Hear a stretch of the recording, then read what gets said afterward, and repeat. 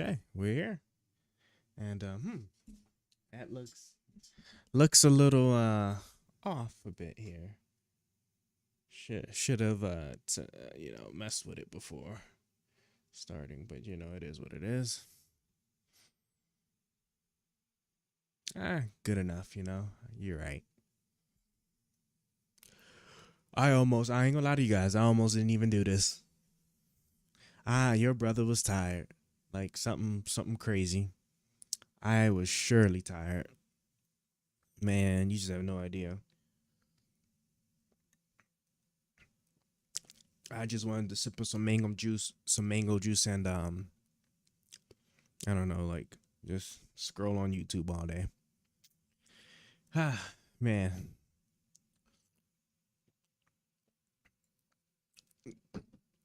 I ain't even get a chance to finish my hair. I don't know if you guys can see it, but you see it is looking crazy. Never been a point in my life where my hair has been quite like this, honestly. But it's all for a purpose. I'm telling you, this 6 months has been great on my waves as it's been on my wallet. All right. Because haircut prices are high. And while I do have my own clippers and stuff, usually when I'm doing a wolfing session that's like that's like 2 months or more, I like to go to the barber. So plus I try to go to the barber every like couple of months or so in order to do like, some corrections or a touch up. Because while I'm, trying to learn to cut my own hair, you only get one shot to do it. People just don't understand that, when you learn to cut your own hair, like you get one shot and one shot only.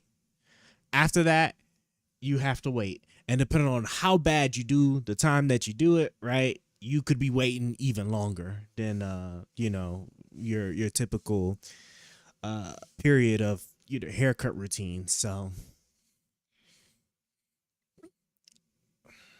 let me close all of this here. So, what are we doing? I hate when a computer does that, bruv. It is not that serious. You don't need to be doing that. So I guess this is just a permanent thing of my Kickbot from this point forward. Kick been doing some really strange things on their back end updating. So nothing I can do about it. It is what it is. I'll move this back over here.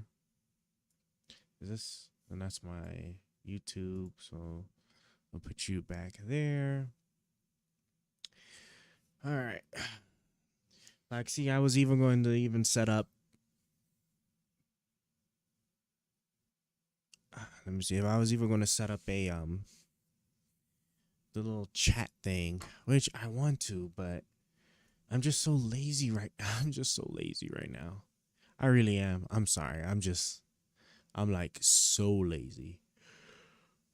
Oh my God.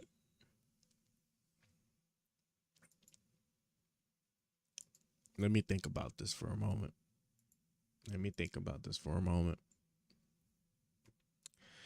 All right, fine. Let me pull some magic real quick. So I just turned my AC on. It's like 74 in the house right now. I needed to drop down to like 65, please. It's way too hot. Especially since I got all this stuff on now. Oh yeah, let me cut on the actual fan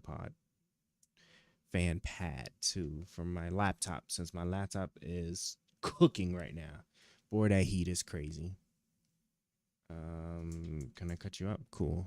So let's max you out so you start cooling down a little bit. And let me get over here and start prepping to set up this chat thing right fast. But before I do that, let me sit up straight, move this thing from my back. Okay, because back health is important. Guys, let me tell you something. You only get one spine, okay? It's very difficult to replace your spine because they gotta like do a bunch of stuff with the nerves that your spine has, so it's just not possible, or it's just not really accurate quite yet. I mean, like technically you could do it just like how they could just put a whole new head on your body. Doesn't mean it's gonna work. Hmm. Okay. So, what do I need to do in order to set up a chat thing manually? I would need a text file and then set up OBS to read said text file and have the streamer bot post to said text file, and I'm sure OBS has a thing where it's like they can read it via the tail end. So as it's being live updated, it'll relay it line by line, hopefully. Hopefully. Yeah, something. I'm feeling very lazy now, so I'm not even gonna do it anymore. Cause it's just like it's crazy. I can think of the solution perfectly in my mind. Exactly, like almost with near certainty of getting it working. 90% sure. Bare minimum 90%. That's how my brain operates. I connect things quick, 90% is gonna work. And it's like, do I want to do that though? You know, I want to. I internally want to. My mind doesn't want me to do it though. I don't know why.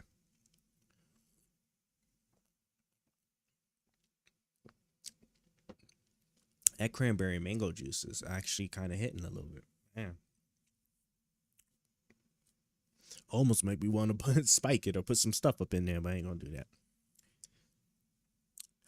Okay, I guess we're gonna go ahead. We'll just get right to it. So, what are we doing today, guys? So we are going to. I'm going to. I came across a video that I'm going to now attempt to have AI discuss with me about, as far as like the points that it's referencing, the points that it's making. It's going to be more Trump related stuff. You know, we like politics stuff around here.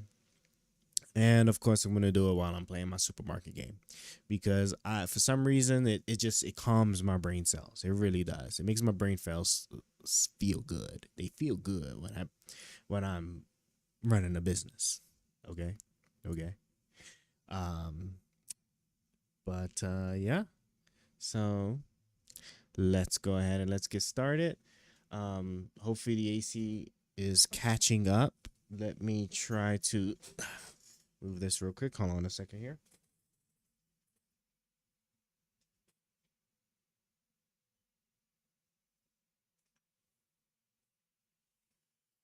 I'm trying to like force some of that cold air to. Ooh, but then it's blowing on me. I'm trying to. So where my setup is, it's like right above a vent. I'm debating on moving to like one of the other rooms, but I'm trying to like save that other room for when I want to dive into the VR stuff for real, for real. I just haven't, guys. I'm just so my brain is just discombobulated. So forgive me. So hold on a second here. Let me try to remove this towel back because I can't have this cold air blowing on me this entire time. Pause.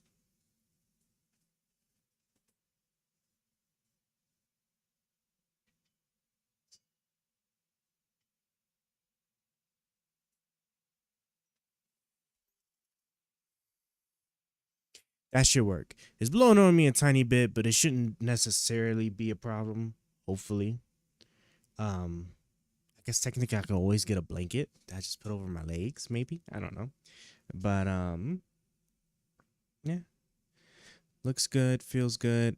Um the goal is to get it to come up to my laptop over here. Right, that has this fan pad that's hopefully sucking in some of that cold air to then push it onto my laptop, cooling my laptop down, and yeah, hopefully gets it right. So, with that being said, move my body back over. All right, guys, let's bring our mind back into the fray of things here. So, let me go ahead and push it back to my. You'll have to wait a second, guys, because my laptop can be pretty slow on this stuff here. Latency can be a mofo sometimes too. Don't worry, one day, one day soon it will get right. All right, one day soon. Okay. things work out properly, it'll get right soon. So all I want to do now is let me start with the usual, right? Make sure my speakers are set to what they needed to be set to. We get my desktop speakers over here to be set to where they need to be set to. You think all that time I said in the beginning of the stream, like having a wait time so I can get set up, you think this would all already be done? No, no. I just sit there and I just stare at the timer, wondering if there's stuff I should be doing to save time. I never do it. Just don't have it happen. Okay, yep. Let me set you there. Let me. I guess I'm setting this. I know wintertime gonna be crazy. Wintertime is probably gonna be crazy. The mountains of Colorado. I can only imagine that they're cold.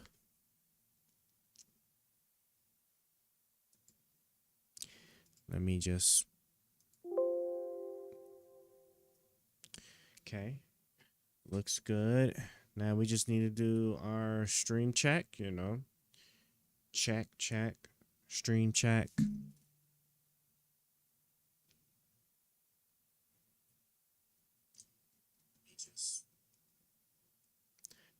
It looked good. It looked good. It looked good to me.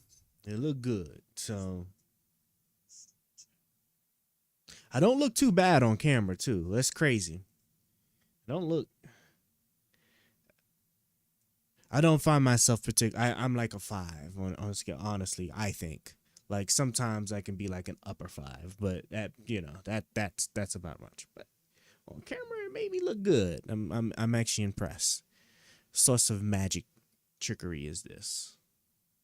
All right, so that's good. Let's go ahead and pull up the thing. Now, excuse me. Unfortunately, since it's a Steam game, what's its face goes away. The stream avatars, which got my little avatar. Like I wish I can keep her with me, but she's like my favorite character. Hinata is definitely my favorite character. Naruto for sure. Okay. Close you. And I guess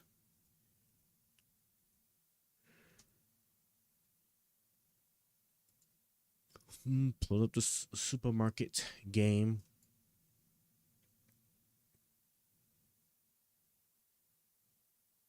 And so now, what do we need to do? What do we need to do?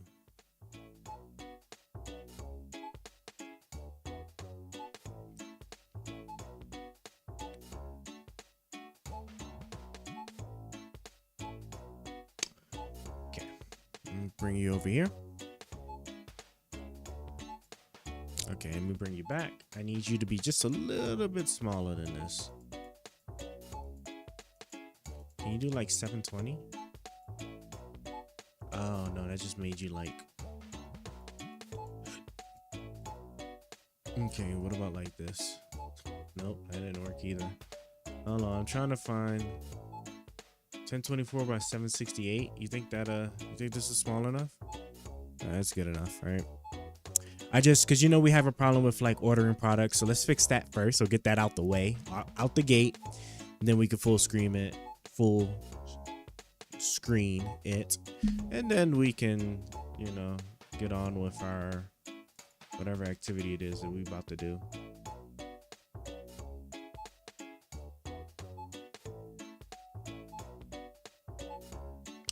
So I don't have nobody else on, so I'll let you stay there for now. Likely bot person. Okay, where's my browser at? I'm trying to get the YouTube video up here. Why is the music? Oh yeah, I am most certainly gonna need to turn it down. Of course. Brev. Someday they'll get it. Someday they'll get it right. Someday. Hold on, guys.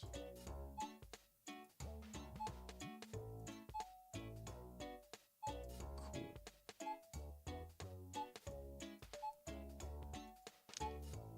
Okay, let me bring the music download too. Okay, yeah, that's good enough.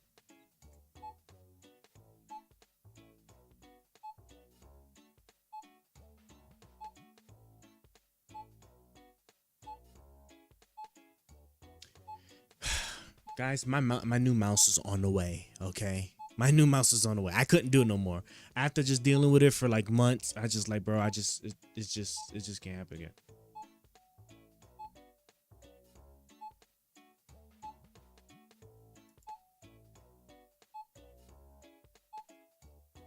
I was like, bruv.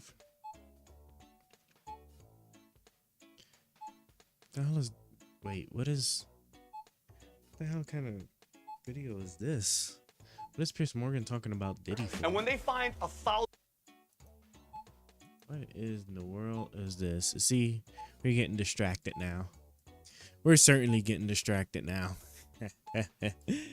Oh man. All right, look, we're gonna play this for a little bit. I'm just curious what this is even about, and then we'll get back to our regular schedule. We put it at 1.5 though. bottles of baby oil and 500 dildos. There's some suspect activity happening here. It's like you pass by the door and see a party in an apartment. Okay, you go and you have a drink, and then you go home and realize Jeffrey Dahmer was eating and killing people. Some women went there thinking, oh, you know, we're gonna have a freak off. The fact that we as a society, we got mad for a week, money talks, and bullshit walks. Esther, please bear with me. We all know that there are pass-arounds. Someone like P. Diddy, I'm sorry, it should be the guillotine. If that was my daughter and I saw that on camera, it would have been a rap for Diddy. Just 1 year ago, Sean Diddy Combs, one of the most successful rappers and producers in music history, was on top of the world. The VMAs honored him as a global icon. The frequency is up. We're having a Club Love party. That's like a special private party that I throw, but you're invited. You're invited, Club Love. It's all R&B all night. All the things that I would play in my vibration, my frequency, because my frequency. Just the way he's doing, messing with that fan is just already a little sus. I ain't gonna lie to you. And then this guy in the background, right, bruh. I ain't gonna lie. There was warning. There were flags. Hey, look, there were flags. I'm just saying. See, it's different. Well, the party's over for Diddy Combs. That global icon has now become a global pariah. Last week, Damian Williams, the U.S. District Attorney in New York, stepped in front of a microphone and told a shocked world this. Today, I'm announcing the unsealing of a 3-count indictment, charging Sean Combs with racketeering conspiracy, sex trafficking, interstate transportation for prostitution. The indictment alleges that between at least 2008 and the present, Combs abused, threatened, and coerced victims to fulfill his sexual desires, protect his reputation, and conceal his conduct. As alleged in the indictment, to carry out this conduct, Sean Combs led and participated in a racketeering conspiracy that used the business empire he controlled to carry out criminal activity, including sex trafficking, forced labor, kidnapping, arson, bribery, and the obstruction of justice. Well, Diddy is now awaiting trial at the Metropolitan Detention Center in Brooklyn. He was denied bail. According to some reports, he's refusing food and could even be on suicide watch. The case threatens to engulf the VIP world with fevered speculation about sordid tapes featuring celebrities and even politicians. So who knew what and when? How far could this go? Is this the music version of the Epstein scandal? And why was Diddy protected for so long by so many people? In a special edition of Piers Morgan Uncensored, looking into a scandal that is rocking the world of show business and way beyond. Here to unpack the fall of a global icon from the Criminal Lawyer Reacts YouTube channel, Bruce Rivers, the editor of Hollywood Unlocked and a man who partied with Diddy, Jason Lee, PBD's podcast Angry Patriot, Vinny Oshana, and here in the studio Uncensored contributor, Esther Kraku. Well, thank you all for joining me. I appreciate it very much. Bruce Rivers, let me start with you because you've been getting great traction with your YouTube channel by exploring every part of this scandal. It really does feel that it's getting bigger and bigger and is right up there with Epstein, with Weinstein, with these other huge scandals we've seen. What do you think is going to happen here? I think he's going to go to the prison for the rest of his natural life. The federal guidelines are going to be astronomical. There's so much that they've gotten in the search warrant from Miami and LA, and he's really looking at sex trafficking with a lot of aggravating factors. Which is the most serious for him? The abuse, the The RICO encompasses all the other statutes. Shit, it's I the got sex twins trafficking today. and then all the other enhancements with that. So guidelines, he's probably looking at in excess of 300 months. Those are just the guidelines. I mean, I saw that he, through his lawyers, they put a bail package proposal that included a $50 million bond co-signed by Combs, his mother, and other family members. It was to include home detention, surrender of his passport, weekly drug tests, Welcome a to visitor V-Mart. log that be submitted to pretrial services each night. But that was rejected. I mean, that in itself said to me just how serious the trouble is for Diddy Combs. Well, you have a situation where this is a presumptive detention situation. In other words, the defense has to prove, rebut the presumption. And while this is all going on, we have witness tampering, we've got potential bribes of witnesses, and then you also have possession of drugs and ammunition and firearms that are obliterated serial numbers. And then he was on his plane trying to go somewhere earlier in the year. So we have a situation where there's a risk of flight and definitely a danger to the public and a potential obstruction of justice. Let me turn to Esther on this, because Diddy, I met Diddy a few years ago at a party where he was the absolute cock of the walk. This guy was one of the biggest stars in the world, feted by everyone in the room that night, feted by the paparazzi when he came out. It looked like he was as big as it could get. If it's right, if Bruce is right, he's going to prison for the rest of his life. This is one of the biggest downfalls I can remember in entertainment. Oh, absolutely. But I'm never satisfied with just one person going down. It's like the whole Epstein thing. We don't actually know anyone who was associated with Epstein, who went to his nonce island, who really got involved in the criminal activity. And I think to be P. Diddy, to do the things that he's being accused of, you have to have a whole team around you. Yeah. It's an infrastructure, basically. And I just really despise the fact that he's probably going to be the only one that's going to be taken down. He didn't get that powerful just by being by himself. He had the support of politicians, Need more of mango other juice. wealthy Well, benefactors, there is a of suggestion. so many One people in second, the industry. guys. Right, but there is Why is he only taking the Well, there is a suggestion that he may start talking to the feds and do some kind of deal. Now, 1 second. More mango.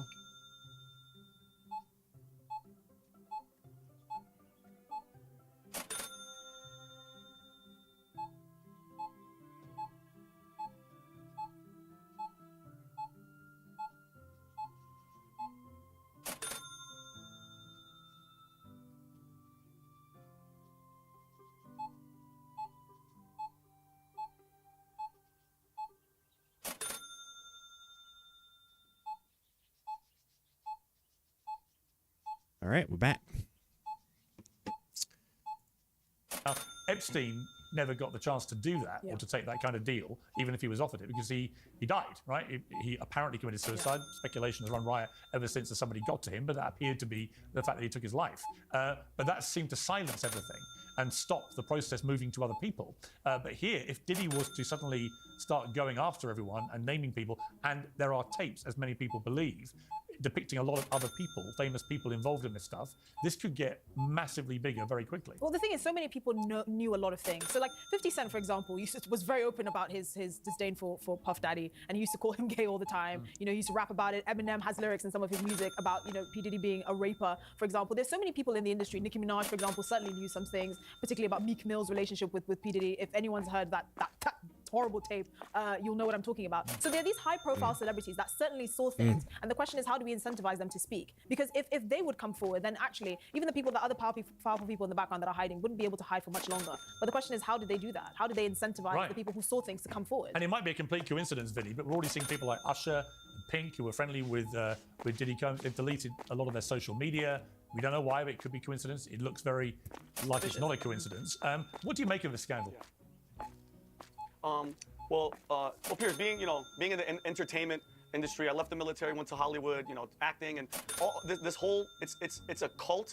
And I love that she brought up Epstein and how he's apparently dead. Ghislaine Maxwell, she's in prison for 20 some odd years, I guess. Where are all the customers? Yep. Where are all the people that were with these girls? You know what I mean, Piers? Where are all the victims? Where are all these people? Not one customer. I know Prince. What Andrew? He my was bad. obviously he was there. He was You with the shouldn't have underage gotten girl. in the That way. was his punishment. I think the Queen, when she was alive, Whoops. she just relieved him of his royal duties. He couldn't be out in public. But I've seen it firsthand, Piers. These people with this power and this level of influence, they go out with impunity as if they're never going to get caught. All the celebrities love them, and they all knew. Piers, Hollywood's not a big town. The entertainment industry, it's not a big town. Everybody knows who Diddy was. Everybody knows who Harvey Weinstein was, Piers, and everybody knew Epstein and all these people were, and nobody ever said nothing. You have people like Michelle Obama, Barack, everybody praising them. Harvey Weinstein, these people were such great people. All the parties, all the things that people went to, Piers, everybody knew. The recording and the cameras, that's a whole different story together. You know, people claim that Epstein was a part of Mossad recording and blackmailing people. Diddy, imagine how many people are panicking right now that he did it. But one of the main things, Piers, that pissed me off the most is the Usher and the Justin Bieber situation. Oh my God. He was on Howard Stern. Oh yeah,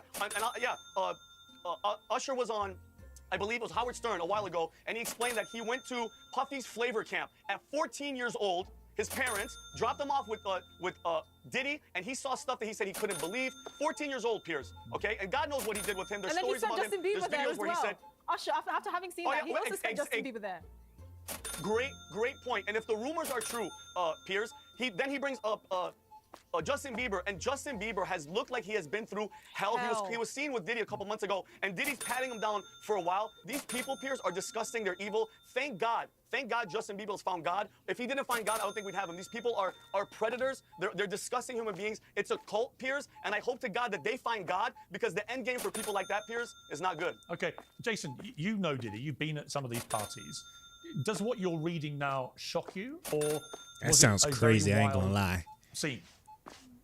Yeah, there's a lot to unpack here. First of all, I want to be very clear on the conflation between going to a Diddy party and then going to Diddy After Dark. Yeah. Right. You know, I said yesterday on a program that, you know, it's like you pass by the door and see a party in an apartment, you go in, you have a drink, and then you go home and realize Jeffrey Dahmer was eating and killing people. People that went to a Diddy party, you know, like Ashton Kutcher, Demi Moore, Beyonce, Jay-Z, I don't know if they were at Diddy After Dark when people were getting sprayed down with baby oil. What I will say is that, you know, you've heard a lot of things about Diddy over the years, blowing up cars, harassing people, threatening people, having people killed, allegedly, all allegations.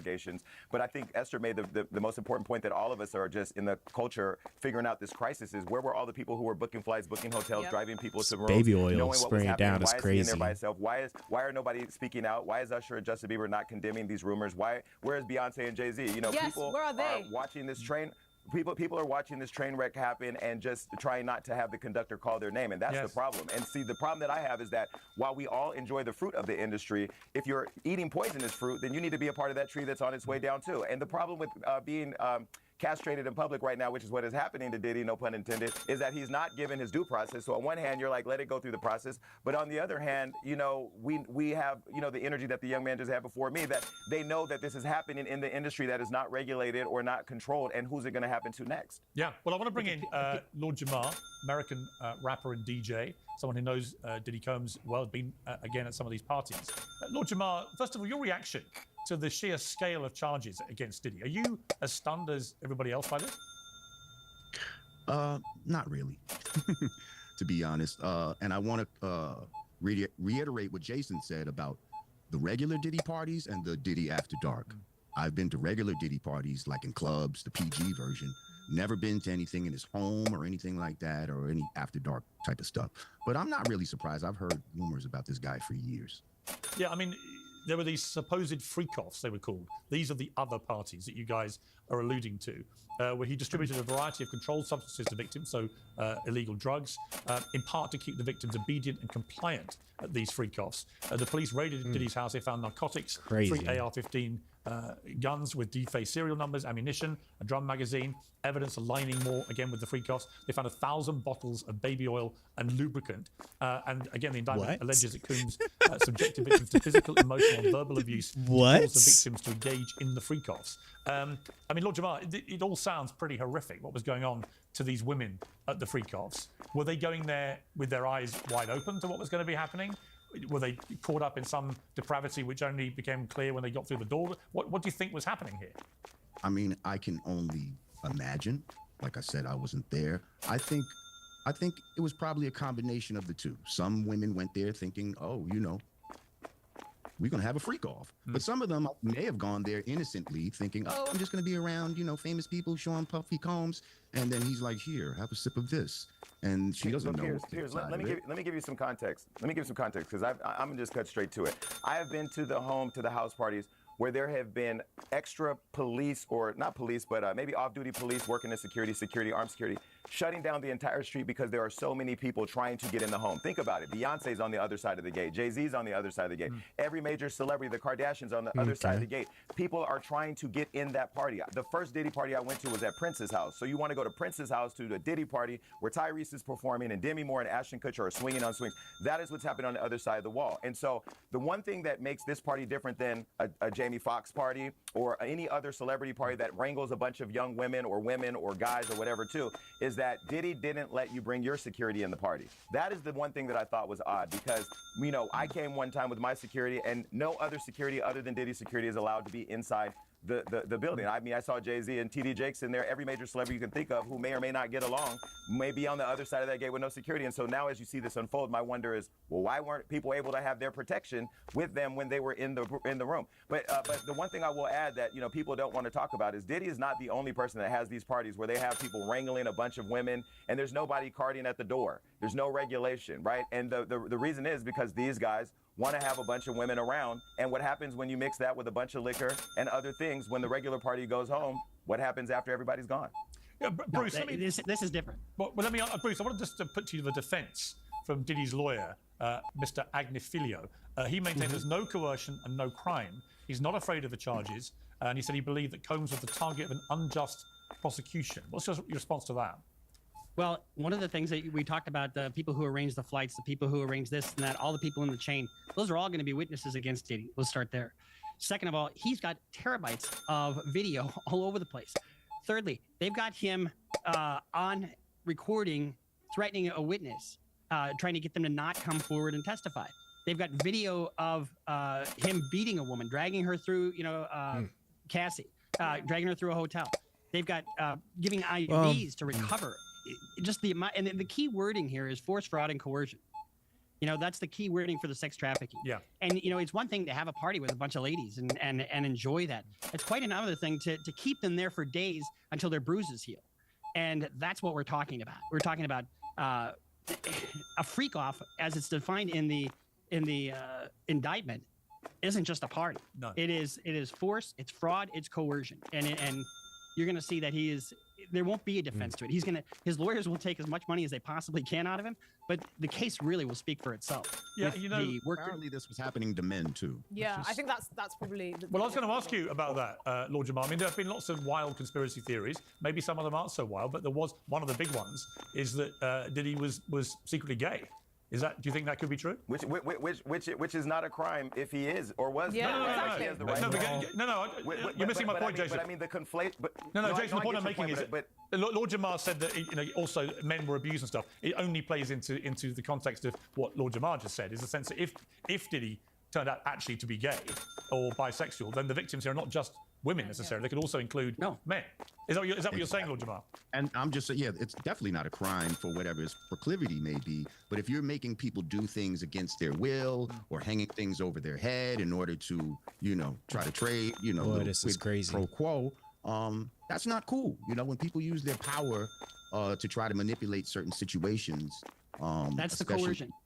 Yeah, especially sexually. It's not cool. And especially if you're trying to do this to men that wouldn't normally engage in this type I think there's something to be said about buying in male prostitutes for sexual performance is against the law federally.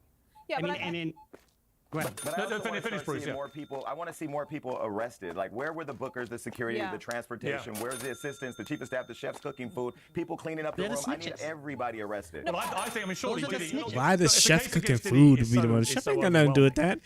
Oh, you best believe I'm the chef's in there. I'm just trying to get paid. As long as you ain't trying to do shit with me, bro. Let me cook the shit, get my check, and roll. Why the fuck would I? He's the top dog. Fuck does the chef need to get locked up? Hang on one second, Bruce, you go first. He won't be able to cooperate against anybody. He is the top dog. Surely he could still do some kind of deal, couldn't he? I don't think so. No? He's too big a fish. I will say this though. I think the anti sort of gay sentiment in the hip hop industry really did, I think, may have fueled the fact that he was so undercover. Like you said, it's not legal to be gay. You can have whatever. But was he gay? I mean, I don't care either way. It doesn't Was he make gay? a difference. But Do we actually know if he's but gay? I'm saying this in the context of his victims, his male victims. So, for example, Cassie coming out, you know, we know that they were together for almost a decade. We know that she was seen with him at many high-profile events and all of that. So she coming out as a victim of domestic violence is not unheard of. But if you have an up-and-coming rapper, for example, who for some reason his career just didn't take off, who comes out and says, I was abused, I was raped, I was blackmailed by P. Diddy, that's very different because of the industry that they're operating in. You know, how does that person get their career back? Well, also, I mean, you mentioned Cassie Ventura there. To me, one of the most significant moments in this whole scandal was quite early on when that video got leaked to CNN. We've got a clip of this, which shows him just being unbelievably, grotesquely violent to her. At the time of this, we invited Diddy's ex-bodyguard, Roger Bond, to give his thoughts on the video and Diddy's subsequent apology. But was that indicative of Diddy's general behavior towards women? In my light, I would say yes. In my light, I would say yes. It didn't surprise me when I saw it because I've seen things to this nature before. I've gotten in between things of this nature before. And this was back in 2012. So that's why I was so adamant on what I said yesterday after he posted that apology, because it comes a time where it's like, you can't just say anything you want to say and think that people going to accept it. See, Vinny, when I saw that video, I don't know about you, and I watched it in utter horror, that he would do that in a hotel, in a public part of the hotel too. It wasn't in one of the rooms. It was so horrible, so violent. I then thought, well, you know what? I believe this guy's capable of pretty much anything. You know, anyone that would treat his girlfriend like that, nothing would surprise me. So these charges didn't really shock me because I thought, well, I've seen what he's capable of. We all have. Oh, Piers, what was even more shocking is we saw the tape. It was disgusting. It was disturbing. And what happened, Piers? Nothing. Statute of limitation or whatever it is. We saw him beat the hell out of this poor girl, dragging her in the hallway. And then what? She brings him to court. He gives her money because rich people could get away with anything, Piers. And then that was it. We wiped our hands with it. And it's ridiculous, Piers, because and on the gay rumors, nobody cares, Piers. But when there's smoke, there's fire. And when they find 1,000 bottles of baby oil and 500 dildos, there's some suspect activity happening, Piers. And when it comes to the recording, people forget he had cameras everywhere, Piers. You know why some of these employees weren't talking? Who knows what footage he had on all these people? Same with Epstein. Maybe you weren't gay, but maybe you were there. You had a little potion. You pass out, and then they record you taking advantage of you, and then they have that dirt on you forever, Piers. Kim Porter, God rest her soul, his partner, who he has a child with, she wrote a tell-all book, but before it came out, she mysteriously died of pneumonia. And allegedly, her friend said that he had recordings of an 18-year-old famous pop star having sex with him, okay? And everybody could just assume what that is, Piers. But if you have all these people and everybody's talking about it, the fact that we as a society let him see with our eyes, Cassie being dragged and beaten like a rag doll, and we got mad for a week, and then we forgot about it, Piers, because you know what? He paid her millions. That is the problem with our society, is that money talks and bullshit walks. We should have held him accountable. I'm shocked that her family didn't go after him, Piers, because I know you're a father. I'm not a father, but I have nieces and nephews. If that was my daughter and I saw that on camera, it would have been a rap for Diddy. Plain and simple, Piers. So I think we have to hold these people accountable. Jason?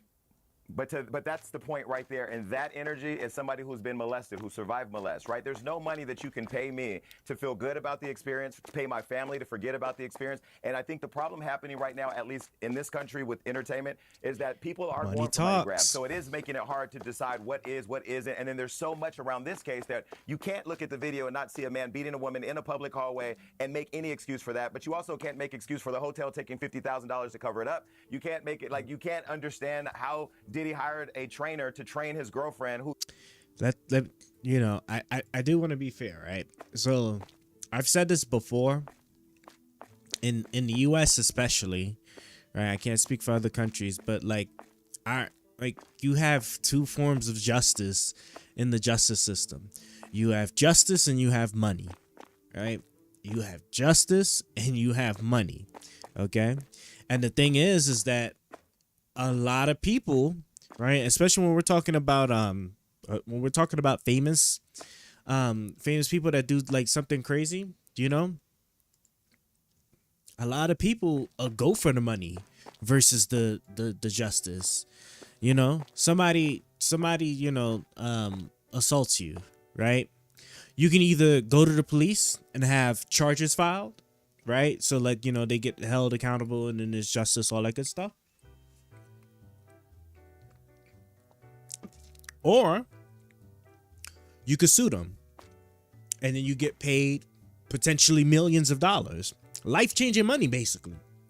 Millions, right? If it's a famous person, you are talking life-changing money. You know what I'm saying? And then the thing is that if you do it outside of the legal system, right? So that means you don't even get attorneys involved, right? There's just a deal that you two make. We good. And that day, we good. Right? Because now a lot of that money you getting to keep yourself, right? You ain't gotta cut no 30% or whatever it is to an attorney. Excuse me. Good Lord. You animal. So all right, so today's the day where I'm gonna let them shop for a bit, and then I guess I'm gonna need, let's see, peas, tuna, red beans, cat food, more cat food, and then dog food. Those look like shelf items. So we're probably, today's the day, I guess we'll get like 2 more rows of shelves. Yeah, we'll get like 2 more rows of shelves, and then yeah, we'll get like 2 rows of shelves, and then we will upgrade. So let me start with, oh, the product shelves is only $250 too. So, oh yeah, so then for sure.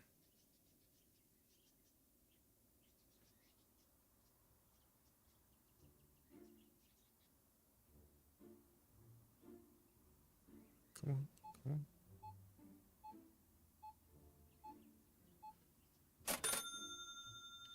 It's about as good as that's gonna get. All right.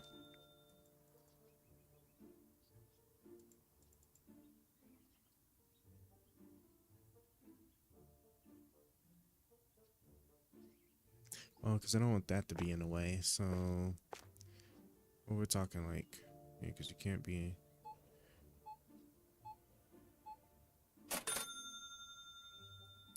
I think like cutting it halfway should do good, right?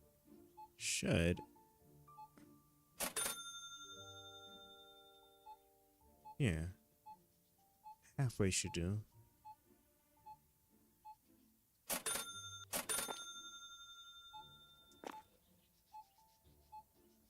Move out the way.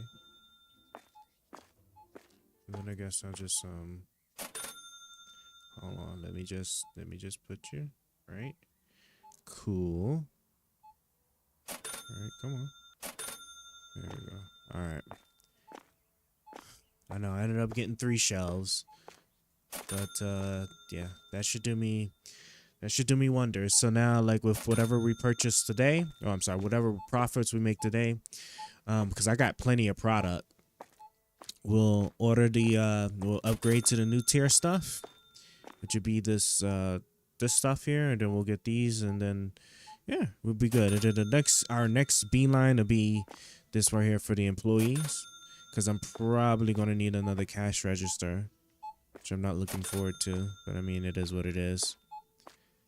Once I get, yeah, we'll get that, and then let's see, upgrade this, get these as well, obviously, get the products, monitor for Steelers, and then we make a beeline straight for here. So, which I think we might actually have enough points. Let me see, 1, 2, 3, 4, 5, 6, 7, 8. So we probably by tomorrow we'll probably be able to get all the way straight to here. The only problem is just there's no way I'm gonna be able to. I'd have to do it like day by day,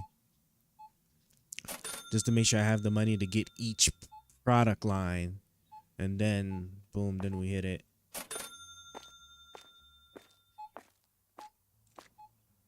So, all right, let's get back to the video. they say he was allegedly involved with, who then goes and dates, marries, and has a baby with the girlfriend. I mean, there's so many layers to this crazy story. But I think the biggest issue to what he just said was that people have become apathetic with the my abuse, bad, with guy. the narcissism, with Look, the man, coercion, I got to get out my way when I'm trying to sweep. Crazed industry right now, that it's like just another blip on social media. And it is an epidemic that I think, as we go back to what Esther said earlier and what we started at the top of this broadcast, is that this is going to trail back to a lot of people that all of us are going to go, what? Who, when, and sadly, some of your favorite stars are going to be the face of that. I mean, I think on the point that society's morality has been muddled. People like Diddy being made an example of and being put away in prison for, I don't know, 300 years, for me, it's not enough. People like Epstein, people like Harvey Weinstein, people like P. Diddy, if he's found guilty, should get the death penalty. I can't think of anything worse than the things he's been charged with. And to just put him in a prison and give him 3 square meals a day, for me, I don't think is good enough. There is nothing worse than systemically taking advantage of people, drugging them, assaulting them, dragging Cassie through a hotel hallway brazenly, like you said, like she was a rag doll. What do you have to do to lose your life? How much do you have to degrade other people? How much do you have to take away their freedom for you to actually lose their life? Someone like P. Diddy, I'm sorry, it should be the guillotine. There is no amount of 30, 40, 50 years that can ever make Oh, up for what he somebody's put people stealing? through, and I think that's What? a small consolation that he doesn't Who get the to fuck's live stealing his in days that out and shit? reflect on how much he's been a bad Hey, boy. girl. No pun. Lord Jamar, What the hell wrong with you? What kind of person is he? For people who don't Give know me my him, shit. What would you say his what the hell character, wrong his with you? personality is like? I must- think he's you must be definitely a out your narcissist. goddamn mind. You know, I had an interaction one time where it turned That's out we were both crazy. maybe dealing with the same girl, but I wasn't aware of it, right? So he comes up to me, Boy. we're at a party in LA, and now it's kind of telling now that fast forward to all of this. But he says to me, See, I'm I glad told I her to go got that with you damn tonight. security thing, man. And so Well, in she that was moment, gone it's like he's too. trying to let Boy, me she know was that like he deals with way this down girl. over there. I had to find my have the broom. power over this woman, and I'm letting her go with you. I immediately just walked away from him, walked away from her, and never, seen her Disgusting. again. Yeah, that was just crazy. I was like, this is a real arrogant bastard right here. I also want to say people are forgetting that in the early 90s, he had a celebrity basketball game at City College in Harlem, Yeah. in which I attended, and at least 9 people died due to his negligence, including a girl that I know that I grew up with named Sonia Williams. Rest in peace to her. And I thought he was going to be done back then. I'm like, yo, ain't no way that he can come back from this. And money and a couple good records and all of that. And he was back. He was stronger than ever. Actually, I think that was pre-Bad Boy. Bruce? And like, Lord, going to your point, Hang on. didn't Kanye call him? Wait, can I? Well, hang on, guys. Kanye call him a fed? Hang on, guys. You're talking over each other. Let me ask Vinny for his reaction first. Vinny?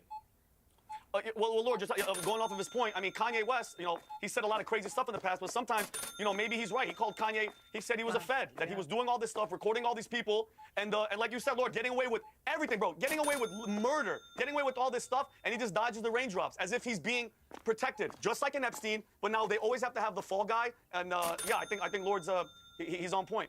I mean, Jason, I met Diddy 2 or 3 times. He was always like quite quietly spoken, polite, charming. I mean, he obviously was a chameleon character from what we're now reading about him. But you worked with him. Was this all a facade? Could he turn on the charm and the respectful politeness when he wanted to, and actually also be? When my show, when the Jason Lee show aired, it first aired on the Revolt Network, so that was the extent of our relationship. Let's be clear, I wasn't close to him, I wasn't a friend of his, and anything we talked about was related to the show. But I told a story some time ago about when I was at his birthday party, and I was taking a picture in the foyer, and he walked in, and I said, hey, do you want to get in the picture? And as he was walking over, he was saying something like, you better not ever F with me, because I'm different, it'll be a problem. But I thought he was just drunk or playing around, and then when the stories come out that he allegedly blew up Kid Cudi's car and those things, you wonder, was he actually threatening you? But I wanted to go back to, and 2 things can be true. You can have a school in Harlem helping young kids, and you can be a cultural icon and put out great music and clothing and, take a liquor brand like Ciroc and make it a cultural thing around the world and make millions and millions and millions of dollars, but also be, Dr. Jekyll at the same time. But I wanted to go back to Lord Jamar's point where he's talking about, him saying you can have this one or that one. Lord Jamar, in our culture, and I want to preface this and say I'm not apologizing for it, and I'm just telling you what it is, and Esther, please bear with me. We all know that there are pass-arounds that these entertainers call a reference to women, young women, and I say young meaning 23, 22, 24, just want to be around the culture, want to get in the party where it's lit, and then the guys pass them around. Again, I don't want to conflate people's consensual behavior that is just what it is with everything else. But that also shouldn't give these rappers the belief or the license that a young woman who's consenting to having these experiences cannot go home when she wants, can be held against her will, and can be forced to do things that she doesn't want to do. And I think what's going to happen as this all rolls out, Lord Jamar, tell me if I'm wrong, some of these lines may have gotten blurry with some of these guys, but it doesn't make it okay. And I go all the way back to Esther's point. I want to see more people held accountable who participated in that. Let me ask Lord Jamar this. I'll come to you, Bruce. I know you wanted to say something. I'll come back to you in a It's second. getting boring. Lord Jamar, there are lots of what appear. I'm saying they are like basically just regurgitating the same stuff, bruv. Come on, man. That's mine. All right. Let's get back to the juicy stuff now. Which is going to be regarding Trump. I was trying to listen. It just.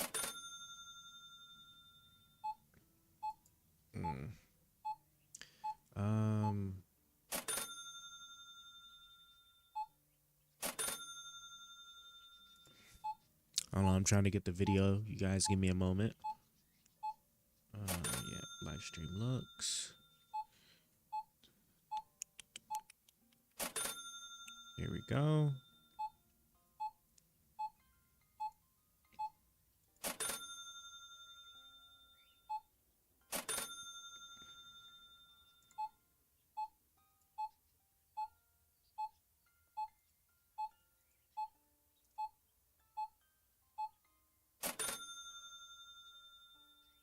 I'm going to go through some key talking points of the 2024 Republican GOP platform for Donald Trump, and fact-check as I go with a variety of sources and statistics directly from the corresponding places of government, fact-checking organizations, etc. And I will specify on the screen and in the description with specific sources so you can read more about it yourself or see it for yourself. Let's start. 2024 GOP platform, Make America Great Again. America First, a return to common sense. Past the preamble, the first claims are simple. Donald J. Trump was elected as an unapologetic champion of the American people. He reignited the American spirit and called on us to renew our national pride. His policies spurred historic economic growth, job creation, and a resurgence in American manufacturing. Unfortunately, as far as policy goes, after researching, none of that seems to be accurate. As far as GDP growth and GDP per capita, the GDP increase year over year was 2.24% in his first year, 2.95% in his second year, 2.29%, and finally, negative 2.77%, with exception to his final year in office.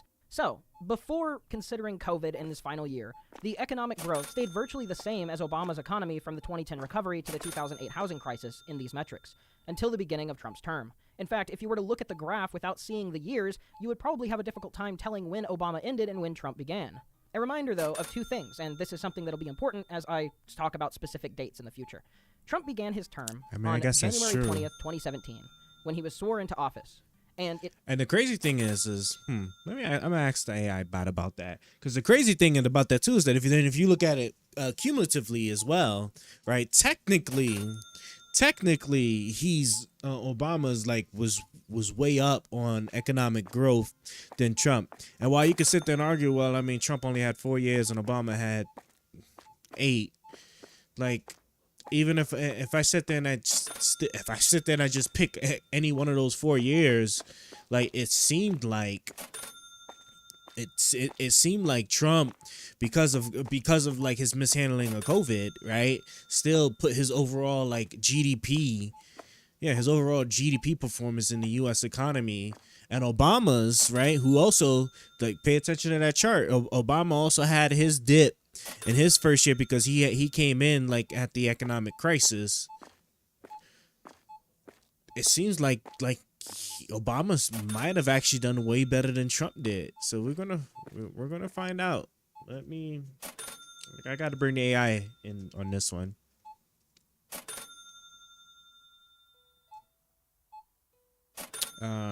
Yeah, so y'all give me a second.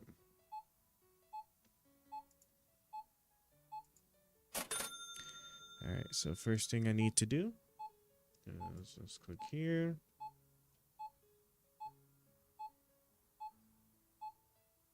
Diagnostic guarantor.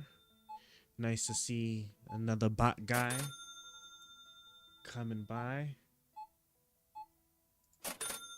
Need that to go away. Hold on. All right.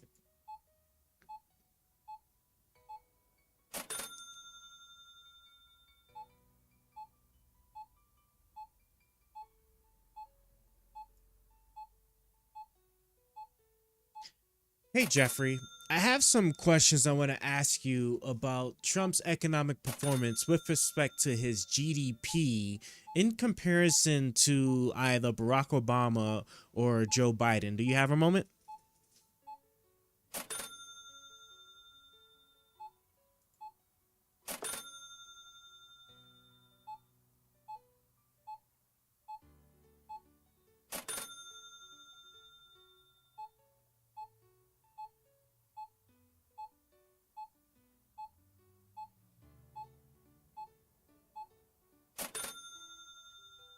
The Jeffrey said, absolutely. I forgot I gotta get the thing up. So one moment, I'm getting it up now. Jeffrey said, absolutely. I'm ready to discuss Trump's economic performance and compare it to Obama's and Biden's in terms of GDP. What specific aspects or comparison would you like to focus on?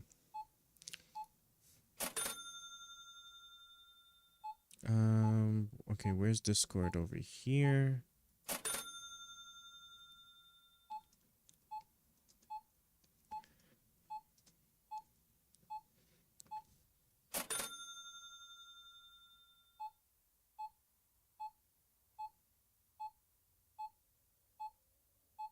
Yeah, that person buying a lot of stuff. Oh shit, we're at $3,000. Oh yeah, so we made money today. We made money this week. Lovely. Hold on. I'm connecting. Yeah, bear me a minute. And okay. We are in. Okay, so you're up. And let me get what's its face? What's his face? Where's the Discord thing go? The Discord thing just stopped working too? Brav. Let me hold on. Let me take the cash because cashier's off, right? Cool. Because we closed the store, so yeah, go start restocking while I get AI back up the business here. Well, the Discord thing, I mean. Great. Now I gotta sit here and I hate that this game like keeps pulling the mouse. Oh, hold on. What am I looking for? I'm looking for Discord overlay. Discord OBS overlay. I don't know why it's not coming up on the thing. I wonder what happened. Okay, for the server, right, should be that one, right? Voice widget, and then our live debate, right? Yep. And looks good enough to me. Okay. I just gotta be careful with my mouse over here. All right, let's go here. Just go like that. Say okay. Right?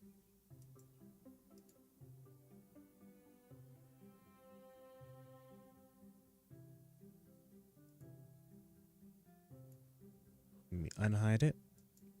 Put it back. Unhide it.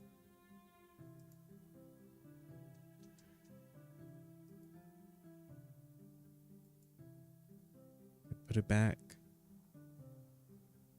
And I see nothing. Why is it not coming up?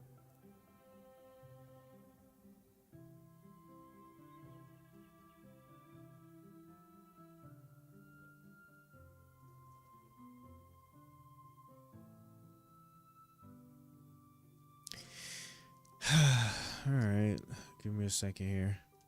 Bro, what the hell's going on? Why is it? Hold on, guys.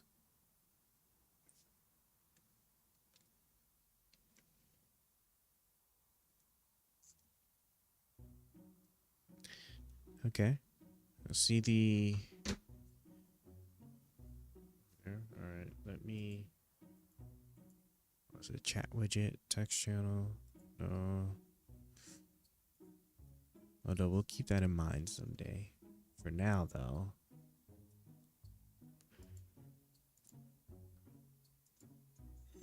Gosh. You know, I like that color anyway. Okay. Let me try this again now. I don't know why.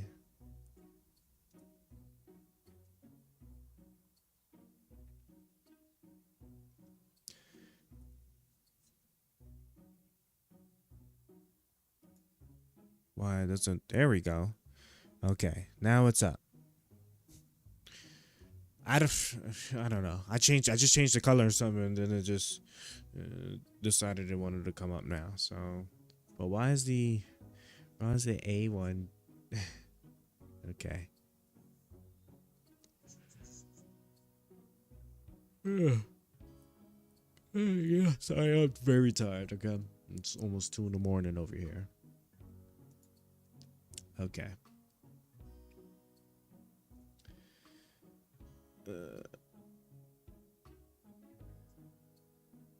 Close that and bring it down and see. I just stayed doing that. I don't know why. Oh yeah. So let's talk about. Well, let's let this play a little bit first and just go. Ends in January 20th of 2021 when Biden was sworn into office. This will be important to address the future claims, especially as we compare them to the Biden presidency, as the GOP platform specifically does. The U.S. Bureau of Labor Statistics also lists job loss growth and total trends per quarter each year. For quarters, I will count June as the starting point for presidencies, since it's hard to blame a first quarter job economy on someone who wasn't in for a full first quarter. So that's being equally fair, both to Trump, Biden, and anybody else who would run in the future. June 2017 to March of 2021, job creation either stayed roughly the same or was lower than job creation under Barack Obama. This is until COVID hits in 2020, to which we see a initial 836,000 job loss in the March quarter, followed by a 14,538,000 job loss in the second quarter, and then recovering to a positive 4 million job gain and a 2 million job recovery in the last 2 quarters. Now, I'm not going to blame Trump for the unprecedented worldwide pandemic situation. There was liable to be some type of large hit to every economy in the world, under any presidency.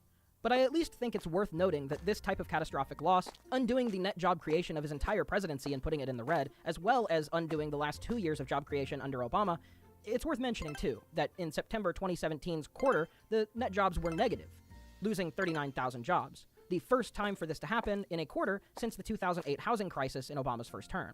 So before COVID, he was basically the same as Obama with a few weak quarters. And once COVID hit, it was a massive spike, making it so that the peak unemployment at the end of Trump's term was over 8%, 8.09. That is to say, from a purely objective standard, there was not historic economic growth or job creation, at least in any sort of broad way that people would generally interpret it. Maybe some small job sector had a historic boost, but the broad trend of the economy was anything but historic, aside from the decades-low negative job creation and unemployment caused amidst the COVID crisis. It's also an unbefitting characterization to say that American manufacturing had a resurgence. From the start of Trump's presidency, manufacturing jobs bounced between 2 and negative 2%, and as of February 2019, it only remained in the negative until Biden took office. Meaning for a full year before COVID hit, manufacturing was down every month between -1 and -3%. Once COVID did hit, the worst month, April 2020, saw manufacturing hit a record low of -19.5%, a number not seen since the 1940s. Even through the height of the 2008 financial crisis, it came close, capping at a -18% in its worst month of 2009. So, okay, ignoring COVID, Trump was a slightly below average president on jobs and the economy. An objective downturn from Obama, but mostly the same, at least by these specific metrics, which I think are the most obviously representative of America's economy as a whole. These are the successes that the Republican Party and GOP were touting as their opening success for their 2024 platform statement. The next claim of the GOP platform statement is this. Yet after 4 years of the Biden administration, America is now rocked by raging inflation, open borders, rampant crime, attacks on our children, and global conflict, chaos, and instability.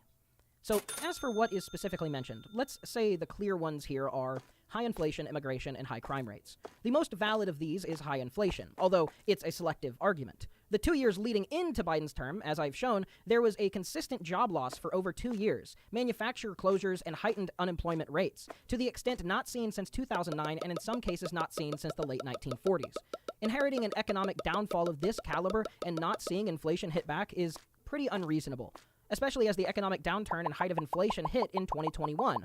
By 2022, the unemployment rate had already been halved of what it was when Trump left office, and by 2023 had dropped back down to 3%, meaning that the current inflation rate has already stabilized and is only 1% higher than Trump pre-COVID. Looking at such a steep and obviously historic recovery, just looking at the graphs, the recovery is hard to blame negatively. COVID was a sort of worldwide economic force. It was neither something I would completely reasonably blame on Trump or Biden, but that's largely the thing. Even if I have some issues with how Trump handled it, the whole world suffered from the pandemic, and if I'm not going to blame Trump for the huge downfall in his last year as president, it doesn't seem to make any sense or be fair to blame Biden for the inflation that was a direct result of that exact same aforementioned downfall, especially with how quickly the inflation rate restabilized back down. You know, that's a good point. So I want to know, if I was to take Obama's worst year when it came to his GDP growth and I then compared it with Trump, would it be fair to say that Trump had a better economic output, even though their GDP was relatively like really close to the same? Because it certainly wasn't the touted, super expansive growth that he was promising with regards to GDP being, I think, like 3 or 4% or however high it was he said he was going to do.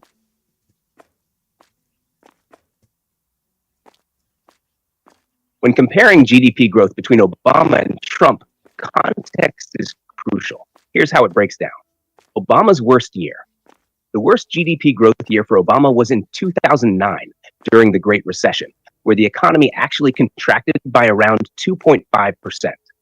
However, if we look at the post-recession period, GDP growth averaged around 2.3% annually. He inherited an economy in free fall and spent much of his first term stabilizing and recovering from that crisis. By the end of his term, the economy was growing steadily but modestly. Trump's GDP growth averaged around 2.5% annually before the pandemic hit, peaking at 3% in 2018, his best year. This was higher than Obama's post-recession average, but not the 4% or higher he had promised on the campaign trail. His supporters argue that the tax cuts and deregulation efforts did stimulate growth, but structural factors like an aging population and trade tensions limited the potential for more robust expansion. Fair comparison. If we're comparing Trump's best years pre-pandemic to Obama's post-recession recovery years, Trump's growth is slightly better, but it's not the dramatic difference that was promised. The growth rates were comparable, especially when you consider that Trump inherited a stable economy, whereas Obama inherited a crisis. The real story, what's important to note, is that while Trump's growth was marginally higher, it wasn't the economic boom that was promised. Much of the growth under Trump was front-loaded due to tax cuts and deregulation. But these didn't lead to sustained long-term growth at the levels he suggested. So, while he did see better numbers than Obama in some respects, the reality didn't match the lofty promises. In summary, Trump's GDP growth was better than Obama's average post-recession, but not by the wide margin he had projected. It was stable, but not the extraordinary boom that was often touted.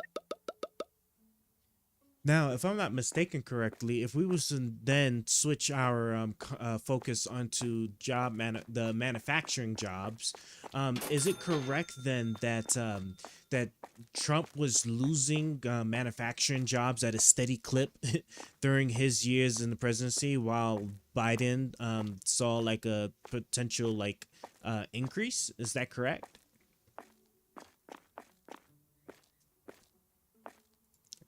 Yes, that's a correct observation when looking at the overall trends in manufacturing jobs during their respective terms. Trump's manufacturing jobs record. Early in his presidency, Trump did see a modest increase in manufacturing jobs. His focus on revitalizing the Rust Belt and bringing jobs back to America led to about 500,000 new manufacturing jobs from 2017 to early 2019. However, by the end of his term, especially with the onset of the pandemic, many of those gains were lost. The trade war with China and other global economic factors also put pressure on the manufacturing sector. leading to a decline in manufacturing jobs even before COVID-19 hit. Biden's manufacturing jobs record. Under Biden, the manufacturing sector has seen a resurgence, partly due to the recovery from the pandemic and stimulus measures aimed at boosting the economy. The CHIPS Act and infrastructure investments are also intended to strengthen domestic manufacturing, especially in high-tech industries. As a result, there has been a significant increase in manufacturing jobs during his term. So, while Trump initially had some success in bringing back manufacturing jobs, the momentum didn't last, and the sector suffered losses, particularly during the pandemic. In contrast, Biden has been able to build on the recovery and push for more long-term investments in manufacturing, resulting in an increase in jobs in this sector.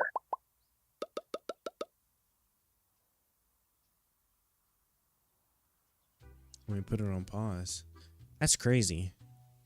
I actually did not even know it was actually that bad. Like, how is he getting away with this? Like, selling people this like idea that he was doing like he was like so good for the economy when clearly he wasn't.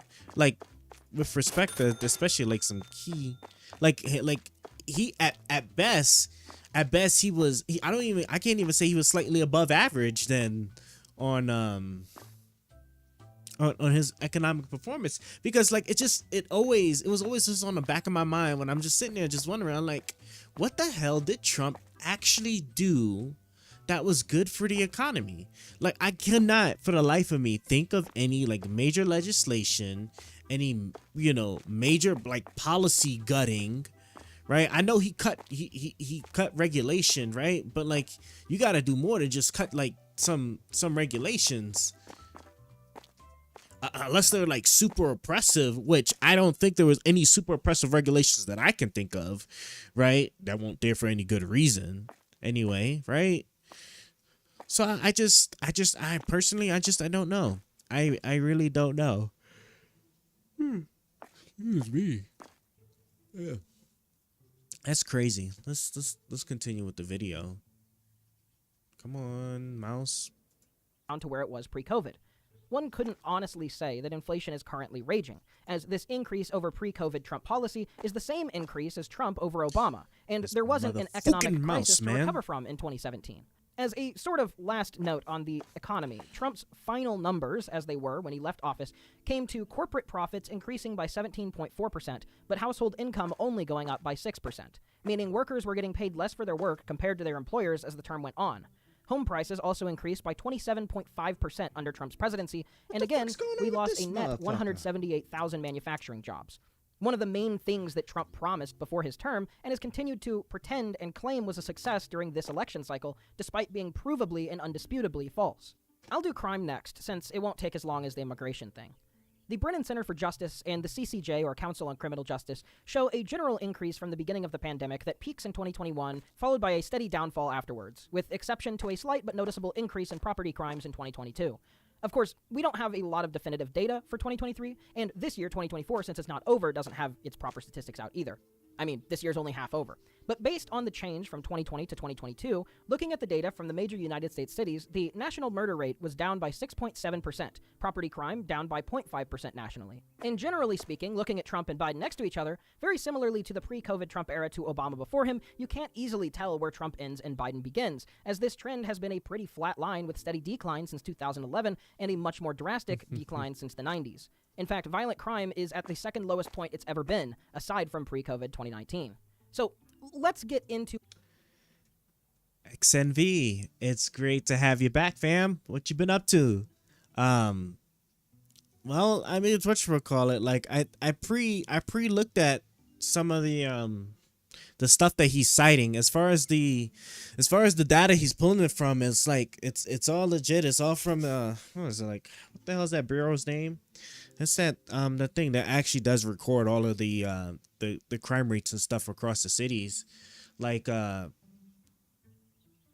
since what, like the 1990s or the 2000s, like crime has been like on a steady decline. There's occasional blimps of the stuff that rise like every so often, but like for example, like I think like even like during like BLM, like when all those BLM riots were going on, like you had like some places that I guess like had like a slight uptick, but the thing is that there was like I think like 1,200 BLM protests, but then there was like only about 200 of them that were like that actually involved like riots, and they were all like focused in like major cities.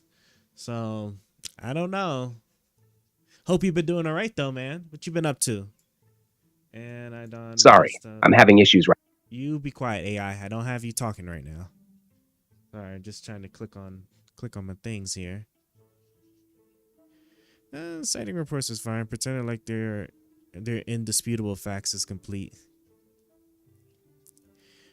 Well, that part is true. I suppose, because if I'm not mistaken, I think I actually ran into that issue with Florida, because I think Florida doesn't have like has like some weird thing where they don't have like any real reporting standards, so it's like hard to actually get like gauge like real crime rates over there. From my understanding, it's like weird, like all of the police agencies aren't required to like report up or something like that. It was either the police agencies or something else I was thinking. But yes, this is true that every place, every state, let alone every county, don't have the same type of reporting standards. So don't have the same reporting standards, and so that can definitely be like a huge problem.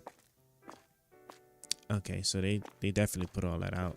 Oh yeah, I gotta set prices before I open up the store. Hold on, let me set prices real quick, and then we'll get rolling in a moment. So this is $3.95, so almost $4. I guess I'll do like $7.80. Yeah, set that to like $7.80. Might as well check the prices for everything else while I'm at it. Everything else look good. So hold on. Let me just set the prices real quick. I need my brain power here because I need to figure out what's the best prices. I'm trying to make this money. Let me think. Is it $3.70? I think. Yeah. $3.70. Yeah, $3.70 seems like a fair price, right? Okay, what's this? Cat food, right? Damn, I already got it set for $12. How is that even possible? Well, it's $8, so we can do. Let's see. Crime statistics have all sorts of problems. Goodhart's law all over the place. True. This is true. This is most certainly true. Let's see. I'm looking at. Let's do $16.10 for cat food. For peas, we're going to do $7.50. Yeah, let's do $7.50 for peas, and then let's do these canned goods here. Oh, these already set? Oh no, these ain't already set yet. I think this is though. Yeah, this is already set. That's because I already have that on the other side. Okay, yeah, baked beans. Okay. So if that's $5, $5.49. We'll set to like $10.40. And last one. So $7.60 market price. I think 15 flat will work. 15 flat for that it'll probably be all right. And okay, I guess. All right, we're good now. So now we're good to go ahead and open her up. We'll order a few more boxes of stuff, and yeah, that'll be. If you don't get on that table, stop playing with me. Let's see. Economic stats, less so, but easy to cherry pick, and there's no such thing as an unbiased interpretation. Oh man. You know, that's always the hard part, you know, because obviously each side I have an incentive to like cherry pick statistics. So I mean, of all people, Trump be like one of the very few people I sit there and try to believe at face value. You set you out of storage, and let me order some things, and then we're good to get started. Yeah, so how much is one box of everything?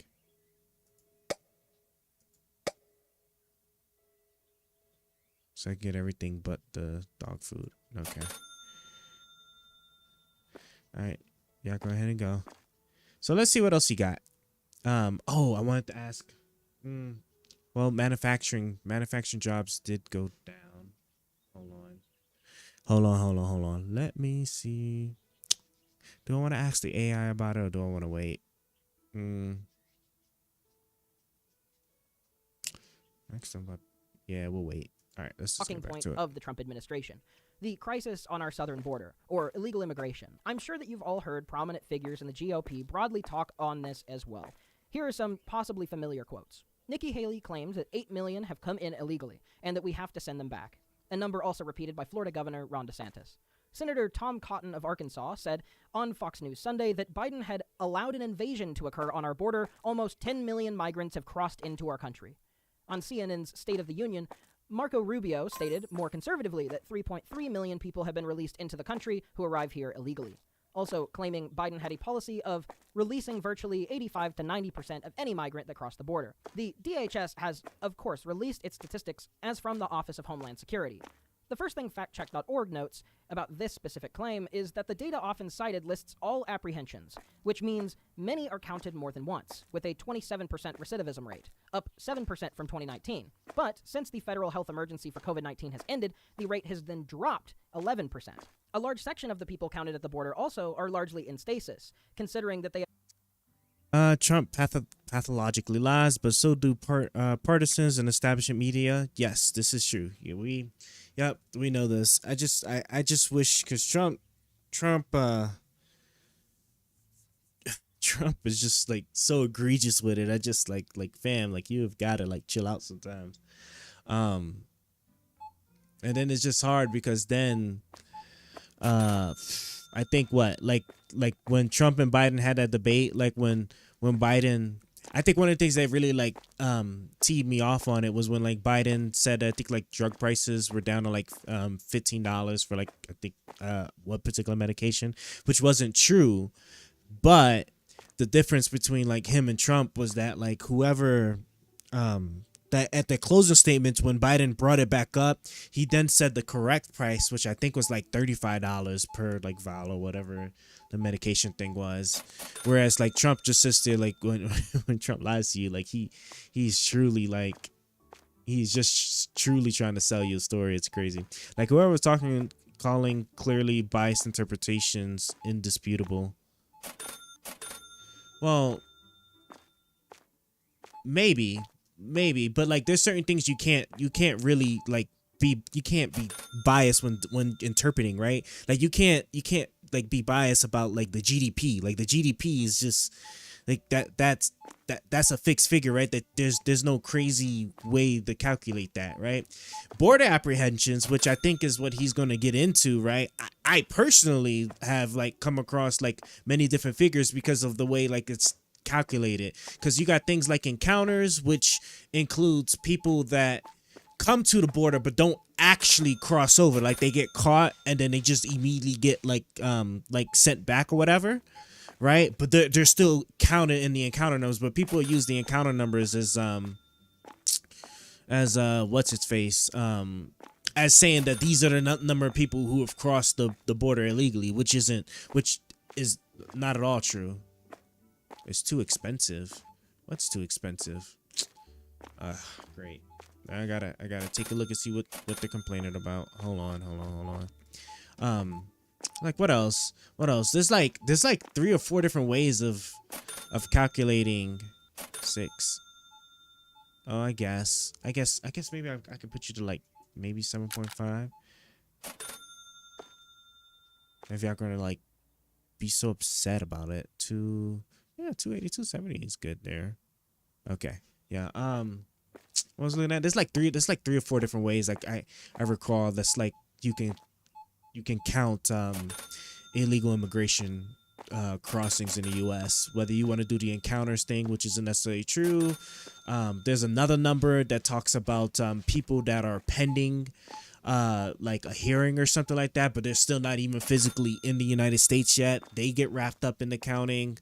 What else? There's like a lot of different ways. It's like unemployment, because unemployment is like the same thing. Unemployment, there's like I think like 8 different ways, like 8 or 10 different ways of counting unemployment. Which, I mean, I guess you can you can pick whichever one I guess suits your needs, I suppose. Yeah, let me put this here. And let's bring you back out. Okay. Don't nothing look crazy. Alright, let's play back the video. Actually, I got 10 grand on me now. Let me actually order a few more things and then we can full screen this game and then play Zed video. So, let's see. I have... Okay, let me get one pasta. We got enough rice. Hold on, just want to order. Definitely going to need like 2 more of these, 1 more of this. Let's get this. Damn, I'm already at $400. I ain't even buy any of the new stuff yet. This shit's so expensive, man. And okay, so let's get you.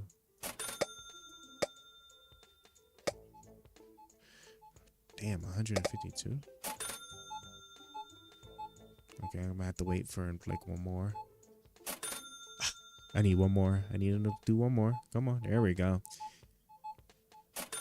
All right, there we go. Let's buy that. You get to work putting the stuff away in the shelves, and all right, we're good. Let's go ahead and let's full screen her now.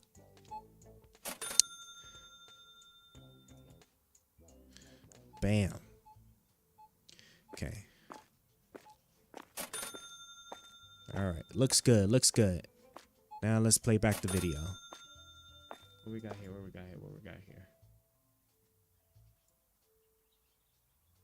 Move you back over here and video. Have neither been accepted or rejected and are instead being held at the border and awaiting trial, waiting to either be rejected or approved.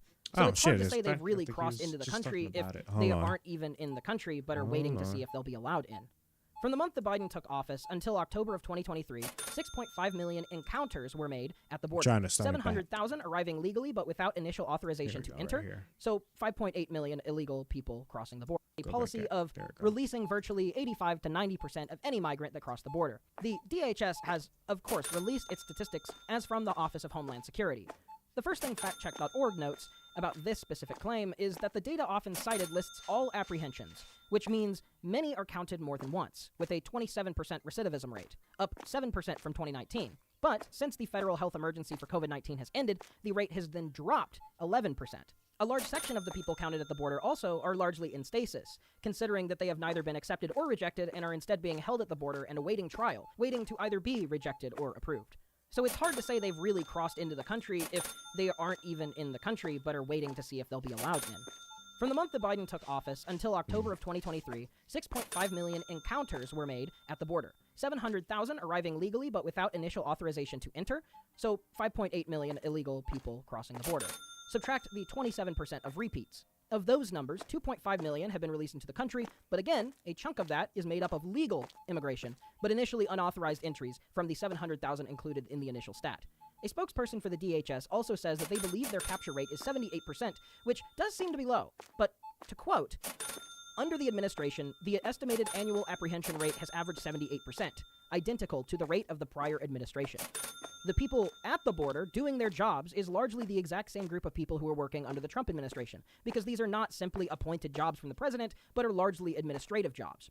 From both administrations, few policies have actually changed aside from the effects of lifting the COVID health emergency guidelines. That means that since Biden has taken office, the rate to which immigrants are caught and refused or let in is not significantly different than it was under Trump. However, due to the COVID crisis, the raw amount of people who are trying to cross the border has increased. So there is a slight increase in people, just not in the actual percent or change of policy. The numbers Haley and DeSantis give, then, are the totals of all migrant encounters, including repeat customers, so to say, as well as hypothetical people who got in without being caught, and in the case of Tom Cotton's exaggeration, also including immigrants from Canada, coastal borders, and all American airports. This seems very blatantly dishonest, so the people at factcheck.org reached out to Cotton's press secretary, Patrick McCann, for comment. And in response, he told them that the figures show that the senator was correct to say that the number had, quote-unquote, crossed into the country. This seems to be doubling down on extremely tight legal speak. It's essentially the Bill Clinton, it depends what the definition of is statement. So after being confronted with the fact that 27% of this number are people that are counted multiple times, as well as including 2.5 million near immediate expulsions from the country, not including all those still awaiting trial as well, many of which to be turned away, there is no frame of reference from which someone could call Tom Cotton of Arkansas's remarks honest. But it also shows bad faith as he voted against the border bills proposed during the current administration as well.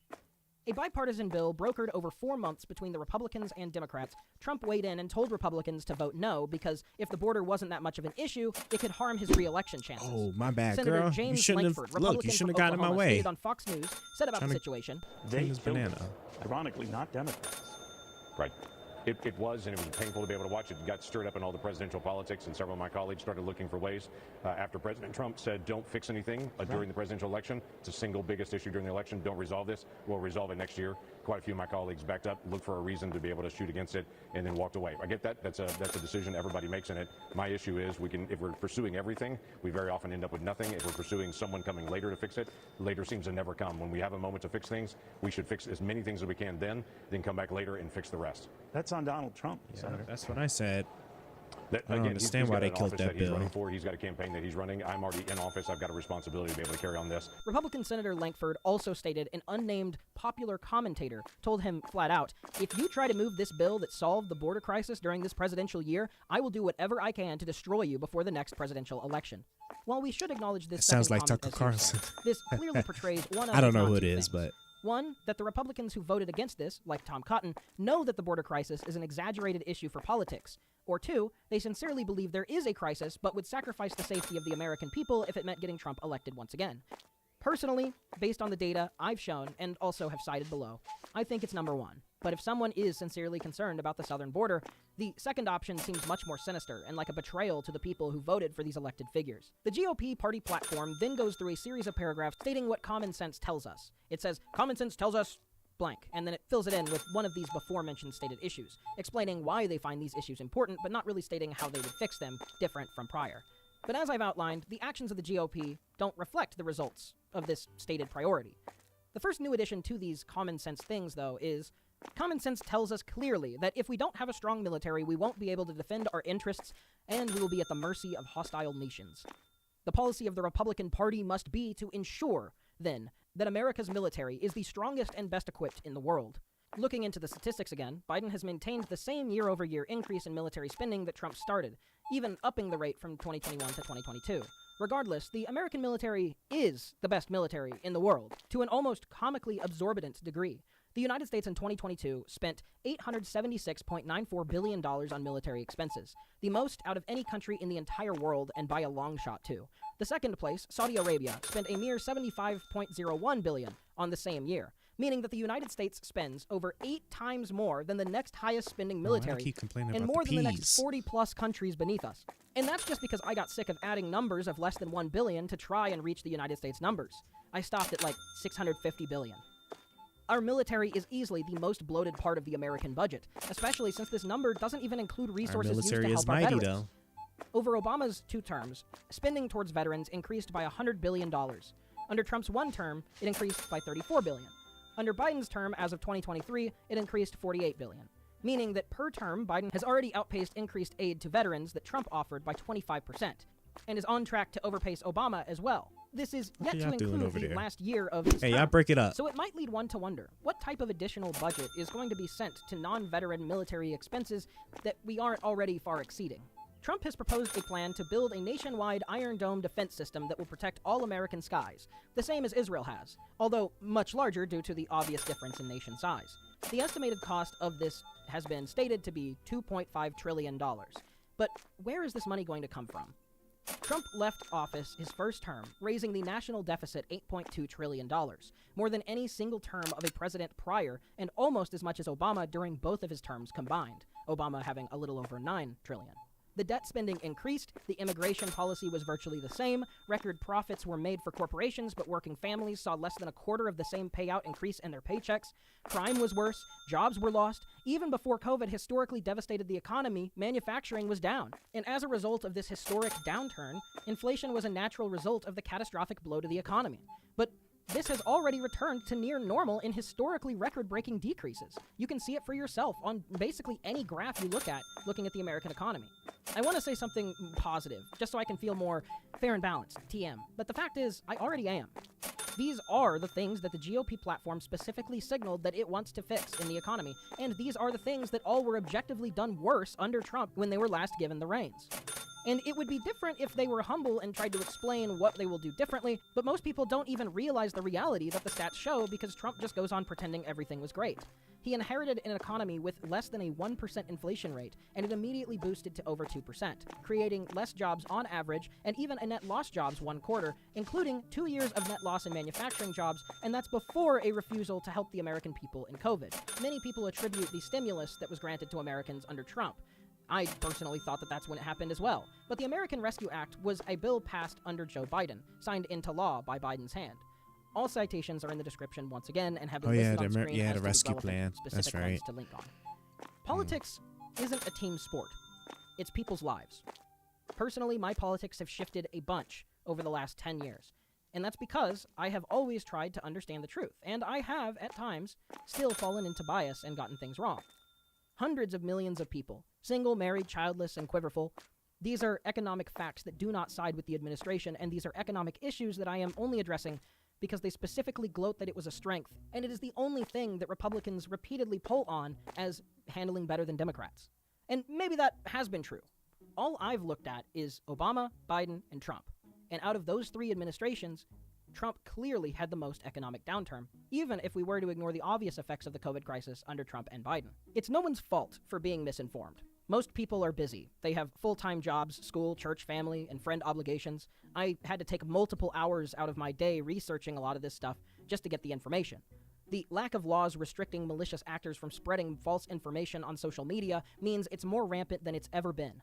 Radio and TV had far more restrictions that prevented this sort of misinformation from being allowed to fester unchallenged. But in a lot of ways, we're still in the Wild West in regards to how much people are allowed to openly lie without consequence. America has free speech, and I am and have always been an ardent defender of the First Amendment.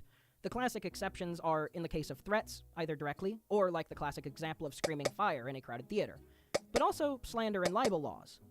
These laws are rarely used because they require, under American law, an undeniable proof that someone not only told mistruths, but did so deliberately on purpose and with an intent to harm and misinform repeatedly. In the past, short of hearing someone say and admit to the fact that they did that, it used to be almost impossible to prove in a court of law. But in the age of texting, recorded audio, emails, and more, it's becoming more easy to prove these things through discovery. Fox News settled with Dominion Voting Systems in $810 million after willfully lying about election fraud and interference. In discovery, it was found that lead hosts Tucker Carlson, Laura Ingraham, and billionaire chair Rupert Murdoch acted dishonestly. Fox said in a statement to quote, "We acknowledge the court's rulings finding certain claims about Dominion to be false." Similar lawsuits towards Sidney Powell, Rudy Giuliani, Mike Lindell, and Patrick Byrne, and the networks One America News and Newsmax, also have cases pending, but are likely to settle or be found guilty, as many are close associates with Fox and close company with many of the people already found guilty. Rival voting company, Smartmatic, has also now filed suit for fraudulent claims and are pending for the court. In private, it was found through discovery of text messages and emails that hosts such as Tucker Carlson repeatedly called these claims about election fraud insane and absurd in private, with Chair Rupert Murdoch even stating in a deposition that he didn't believe the claims and could have easily stopped them from being made, but didn't. Without question, these comments and many others meet criteria for actual malice, a willful disregard to misinform the American people, to betray the sacred duty that is supposed to be the core of news. Lou Dobbs was fired from Fox in 2021 shortly after the Dominion case was filed, with one clip in particular about his rage at an Atlantic article, which reported on Trump calling people who serve at a cemetery suckers and losers. Dobbs called it a hit job, despite information being corroborated by an, at the time, colleague from Fox News, Jennifer Griffin. Privately, Irina Briganti sent 2 clips to Jay Wallace, who was and is the president and executive editor of Fox News Media. He replied to these clips in a private email saying, "Thank you. I watched Lou closely for 2 weeks during conventions. The North Koreans do a more nuanced show." That's what he's saying about the shows on his own network. That's far from all, though. Sean Hannity, Laura Ingraham, and Tucker Carlson repeatedly acknowledge fault while conspiring against coworkers in private. Remember, this isn't some silly celebrity gossip. These are news anchors caught without excuse willfully lying to the American those people sex for messages, months, man. mocking Oh the my claims in God. private, and then putting on a serious face to undermine the integrity of American democracy. Sidney Powell, too, overstating the case of election fraud so much that Tucker Carlson privately sends a text to her, sending caution, telling her that if she doesn't prove what she's saying soon, it would be cruel and reckless, despite all of it being fake. When the information seemed to be on the way to being made public, Hannity joked in private with Steve Dawsey, "We might as well tell people to stop watching at 9 a.m. and turn the TV back on tonight at 9. Tucker Carlson, in another text, said privately, "We are very, very close to being able to ignore Trump on most nights. I truly can't wait. I want nothing more. I hate him passionately. I blew up at Peter Navarro today in frustration. I actually like Peter, but I can't take much more of this." This lie was a continuous one from the top down, a willful continuous lie, proved in court of law through discovery of direct messages and emails sent from those accused. And while Trump's countless associates were hit trying to push a lie, Trump was also actively working to undermine American democracy too. In a leaked audio with Georgia election official, once it became clear that he was going to lose the state, this happened. So, look, all I want to do is this. I just want to find 1100. 11,780 votes. Maybe one more than we One more have. than we have. It was the One president more here than we asking you have. for exactly what he wanted. One more vote than his opponent. What I knew is that we didn't have any votes to find. We had continued to look. We investigated, like I just shared the numbers with you. There were no votes to find. Mr. Secretary, after making this request, the president then goes back to the danger of having you deny these allegations of fraud. Let's listen to that part of the clip. When you talk about no criminality, I think it's very dangerous for you to say that. I felt then and still believe today that this was a threat. Others obviously thought so too, because some of Trump's more radical followers have responded as if it was their duty to carry out this threat. My email, my cell phone was doxxed, and so I was getting text all over the country, and then eventually my wife started getting the text, and hers typically came in as sexualized texts, which were disgusting. And then some people broke into my daughter-in-law's home, and my son has passed, and she's a widow, and has 2 kids, and so we're very concerned about her safety also. Because I knew that we had followed the law and we had followed the Constitution, and I think sometimes moments require you to stand up and just take the shots when you're doing your job, and that's all we did. During the remainder of the call, the former president continued to press you to find the remaining votes. Oh, God, man. I want to talk about crime. One thing I wonder if I should do a little bit of activism, maybe send some letters or something to congressmen. I really think that there's certain like criminal stuff that needs to be updated. It shouldn't be so easy to just sit there and like dox people. I find that to be like a huge problem. Like, you should not be able to, like, you find somebody you don't like and then you're able to just pull up exactly where, like, you as a regular individual person is able to just pull up exactly where they live, exactly where they work, go harass them. Or if you're technically sophisticated, you can do a denial of service attack on their internet infrastructure to bring their internet service down. It's just so crazy, breaking into like people's homes. Like, it's to me that's just wild. It makes me slightly upset that we just think that that's acceptable. It's crazy. Jesus Christ, man. All right, let me change the settings now back to full screen. All right. Excuse me. For your sake, don't need that until noise and high fidelity. Just want to make sure all that's good. Yep. Okay. Go ahead and end the day. All right. Let's come here, mouse. Where is my mouse? Here we go. That would ensure his victory in Georgia. Let's listen to a little more. Why wouldn't you want to find the right answer, Brad, instead of keep saying that the numbers are right? So look, can you get together tomorrow? And Brad, we just want the truth. It's simple. And everyone's going to look very good if the truth comes out. It's okay. It'll take a little while, but let the truth come out. And the real truth is I won by 400,000 votes, at least. So what are we going to do here, folks? I only need 11,000 votes. Fellas, I need 11,000 votes. Give me a break. Many emails from electors also showed collusion That's to provide crazy. fake votes, making That's so pithy comments crazy. calling them alternative votes, Oh, a reference God. to the Trump campaign line about alternative facts. Still more and more, as a cheated coup appeared not to be working, Trump flagrantly lied on the stage at January 6th about the election, and according to Mark Meadows and 3 other people who were privately confirmed to have been there but chose to speak with anonymity, they stated upon hearing that the protesters had put a noose and gallows up outside and chanted "Hang Pence," that Trump had allegedly expressed support for the idea. Meadows initially provided thousands of text messages in a subpoena to the court, but changed his tune suddenly, suing the court and Verizon to try and keep things privately. The House brought him in contempt of court, but the Republican-controlled Congress dismissed his charges to keep the information private. This is a near-endless litany of information, and I think in large part it's exactly why it's been so easy to twist and ignore the truth. If you want to believe the best in someone, and the evidence against them is so inaccessible, and the accusations so unbelievably awful, it becomes very easy to just stop engaging, accept a more comforting answer that it must just really be a witch hunt, and that they're after nothing. Pile that on with the threats to people and their families' lives, and it's genuinely become something scary to talk about on such things publicly. For my part, I'm not in politics. I don't have any cushy job. I don't have any special funding. I think I provided enough information here. The information is public, if you want to learn more. And to my mama and papa, we can obviously just talk about things more in private, as I'm sure we would otherwise. I hope that you've enjoyed the information that I put together in this video as well. Initially, this was going to be the first half of the video. I was going to dedicate the second half to the ways in which Donald Trump is a precise antithesis for anyone who claims to serve Jesus or be Christian in any way.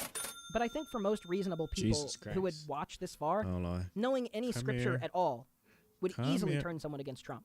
And knowing as much scripture as you can repeatedly shows not to support Trump. Instead, I'll just pass with alleged actions in private from Michael Cohen, who also took the fall for Trump's illegal misappropriation of campaign funds years ago. Mr. Cohen said that one day in 2015, he was brought into Trump's office where Trump was brandishing a printout of an article about an Atlanta-based megachurch pastor trying to raise $60 million from his flock to buy a private jet. Trump knew the preacher personally, and later, the man, Creflo Dollar, were among the people to pray over Trump in the famous photo in the Oval Office, as well as one of the evangelical... We are going to make our country great again. It's January 15th, 2017. Let's see the secret investigation nobody's talking about. Sworn in as President of the United States. Thousands of miles away in Cairo, Egypt. Oh, is this about the thing in Egypt? You know, like that came up like in the news like real briefly, and then it just immediately died. I do wonder what happened with this one. Oh, somebody's stealing. Yo, who the hell's stealing in my goddamn shop? Come on. Hold on. Motherfucker, what do you think this is? Give me my shit back. The hell's wrong? The hell's wrong with you? Stealing at my goddamn store. You out your goddamn mind.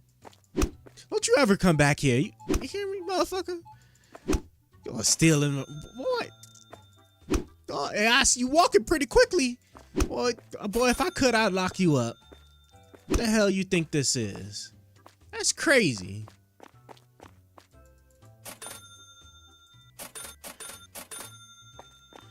Man, try to make it off of my ish.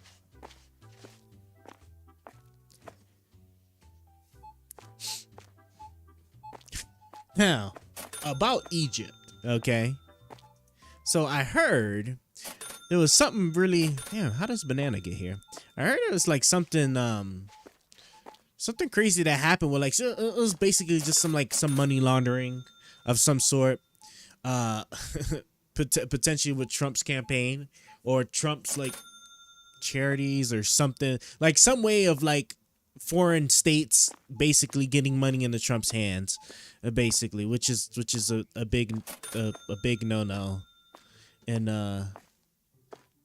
American like campaign finance laws or American finance laws period I believe.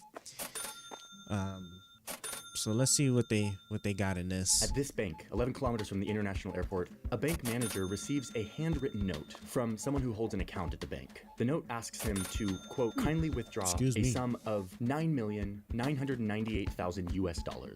This was unusual. But, according to bank records, bank employees did what they were told, heading to a vault full of US dollars and assembling stacks of $100 bills into 2 large bags. It all weighed about 200 pounds and comprised a large part of all of the US dollars that were in Egypt at the time, now sitting in bags in the manager's office. Until later that day, when 4 men showed up. They verified that they were associated with the account, and they took the money, put it into a truck, and left. The bank account where that $10 million was taken out of belonged to a shadowy organization called the Research and Studies Center. It was an Egyptian entity, but it's an entity that US intelligence believes is a front for the General Intelligence Services of Egypt, basically Egypt's international spy agency, the Egyptian CIA, let's say. So the Egyptian CIA takes out $10 million, and from here, the trail goes cold. Because shortly after this transfer of $10 million, the account is closed. And that entity, the Research and Studies Center, who owned the account, apparently doesn't exist anymore. Why did the Egyptian CIA need $10 million in cash? Who were these men who collected it? What were they doing? And what, if anything, does this $10 million have to do with former President Donald Trump? This is a really important set of questions, one that the FBI and federal lawyers have been secretly investigating to try to answer for years. Because they strongly suspected that this $10 million made its way into the hands of the Trump campaign, a foreign country trying to buy the election, and in exchange, buying loyalty from the new president. And they suspected that Trump may have known about this and accepted this bribe. And if he did, that would be a violation of federal law. I want to tell you the story of this investigation and how it was suddenly shut down by Department of Justice officials who were appointed by Donald Trump. This recently released Washington Post investigation reveals that there was much, much more going on that we didn't know about until just now. So I'm going to try to visualize this story, show it to you in the clearest way possible. Now listen. I know that this is a very politically sensitive topic. There's an election coming up. We all are taking our sides. I commit to you that I'm going to stick to rock solid facts here. I'm going to lay them out the best I can and show you the evidence that clearly demonstrates how we know these facts. Whenever I'm making circumstantial connections or my own analysis, I saw you later. Very clear. Ultimately, I the want to hell lay wrong this with all you? out and let you make a decision as to whether you think there was wrongdoing here, whether you think something needs to be changed or someone needs to be held accountable. As always, every assertion in this video is fact-checked and linked in my sources by timecode. You can always check that out, scrutinize it, leave comments if you have issues with it. And with that, let's dive in. Today I wrote another check for $10 million. I'm spending money like crazy. President LCC has been somebody that's been very close to me from the first time I met him. I met during the campaign where I could stand in the middle of Fifth Avenue and shoot somebody and I wouldn't lose any voters, okay? Hey, before we go on, I want to explain something about our methodology of reporting on stories like this. Going deep on stories takes weeks, like sometimes 6 or 8 or 10 weeks to really understand these stories. And a tool we've been using more and more is Ground News, who is the sponsor of today's video. Ground News is a website and an app that gathers news from around the world and condenses it into one single article. They'll show you this story and then they'll show you who's covering it, how factual the different left or sources right are, leaning, who those sources are owned by, and what political leaning or bent is present in the coverage. All of this happening in one seamless experience, both on mobile and desktop. Let me give you an example from this very story. If you type in the Trump Egypt story into Ground News, you can see that more than a dozen news outlets have picked up the story, and almost all of the coverage is from the left. Only 13% of the coverage comes from right-leaning publications. And you can see that one left-leaning source claims that democracy will die if the case against Trump is dropped, while a right-leaning source downplays the event as a, quote, brief probe. I mean, there's a ton of bias present in both of these headlines. A brief probe is crazy. There's also this feature called My News Bias, where you can look at your reading habits, the top sources that you're drawn to, how reliable the articles are that you read, and it will help flag blind spots in your information, the stuff that you're either avoiding consciously or unconsciously. In other words, it helps get you out of your echo chamber, which in this day and age is becoming more and more important. So if you value critical thinking and unbiased news, this is probably a good tool for you. And Ground News is offering a 40% discount to people who use my link. It is groundnews.com/JohnnyHarris. You can also use this lovely QR code that's on screen. You get 40% off the Vantage plan, which has all these features that I talked about. Make sure to scan the QR code or use the link if you do sign up, because that helps out the channel. So thank you, Ground News, for sponsoring today's video, supporting our journalism. And with that, let's dive back into this story about Donald Trump and Egypt. All right, hold on a sec. I have been using this elementary school penmanship practice paper for about 10 years as my note-taking platform, and I don't know why, but I love it. Okay, to keep things totally rock-solid, crystal clear, I'm gonna make a list. I'm gonna call this list What We Know. And in this box, on this list, I am going to put the things that we truly know that are rock-solid facts to keep us crystal clear. Number 1. We know that Egypt wanted to give money to Donald Trump's campaign. They planned on it. They approved it. How do we know that? The CIA Johnny Harris talking about the CIA again. Here we go. The CIA spies on everyone. We know that. We know they spy on foreign countries and foreign leaders. And during the 2016 presidential campaign, we know that they had a confidential informant within the Egyptian government. This was a reliable informant who had given the CIA reliable information in the past. They trusted this person. Between this informant and, quote, other operations, the CIA learned that, quote, Egyptian leaders, including President Abdel Fattah al-Sisi, had signed off on sending $10 million to Mr. Trump's cash-strapped campaign. They say this happened just before the 2016 election. Okay, let's go back to our list here and make this more specific. The CIA is actually saying that they know that the president of Egypt, el-Sisi, actually signed off on giving Donald Trump $10 million, specifically $10 million. We were never supposed to learn about this intel, by the way. This was totally classified, part of a secret investigation. And in my mind, this intel is quite reliable. It comes from multiple sources, it comes from a reliable informant, and the CIA used it as a way to pass along to the Department of Justice their concern that there may have been some foreign interference from Egypt. And with that, let's get back to this guy. Abdel Fattah el-Sisi, the president of Egypt. He's a military man who rose to power in 2014 after kicking out Egypt's first democratically elected president, who, by the way, was horribly unpopular, and the people also kind of wanted to kick him out. But yeah, he rose to power in a coup and then just held on to power. And, predictably, once he consolidated power, he started silencing the press, squashing political dissent or political opponents, locking people up, arresting journalists and activists, etc., etc. Same old story. But his record was so bad that during the Obama administration, the US cut Egypt off of billions of dollars of military aid that we usually send them. We cut it off to basically punish el-Sisi for all of these horrible human rights abuses. So Egypt gets cut off from all this vital military aid, but not for long. Oh boy. Okay, here's the second thing we know. Trump and el-Sisi met up in New York during the campaign, like when he was still a candidate. So, I could tell you already up front that one of the things that'll make it particularly damning is what form of behavior, special favors, or things that seem to be a bit out of the ordinary that Trump would have done while in office, specifically for Egypt. So if he lost military aid, then I guess Trump would have reinstated it. But that in itself isn't like necessarily a damning thing, right? And that could just be related to like a bunch of other like legitimate stuff. So I'd be curious to see like what other actions, if there are any, that Trump would have also had taken in favorance of Egypt. In favor of September Egypt. 2016, a few weeks before the election. They're at the UN headquarters, and they have this closed-door meeting. And according to the Trump campaign, Trump was very warm to el-Sisi. Now remember, the US was keeping Egypt at arm's length because of all these human rights abuses, so like that was the MO for diplomats. Trump totally breaks from all of that in true Trump fashion, says that he loves el-Sisi, he's gonna invite him to the White House. The campaign says that the US will be, quote, a loyal friend to Egypt. Here he is on Fox News right after the meeting. He's a fantastic guy, took control of Egypt, and I thought it was a great meeting. We met for a long time, actually. We had a long meeting. So that's the other thing we know. That's why it's on this list. Trump loves el-Sisi. They have a good chemistry.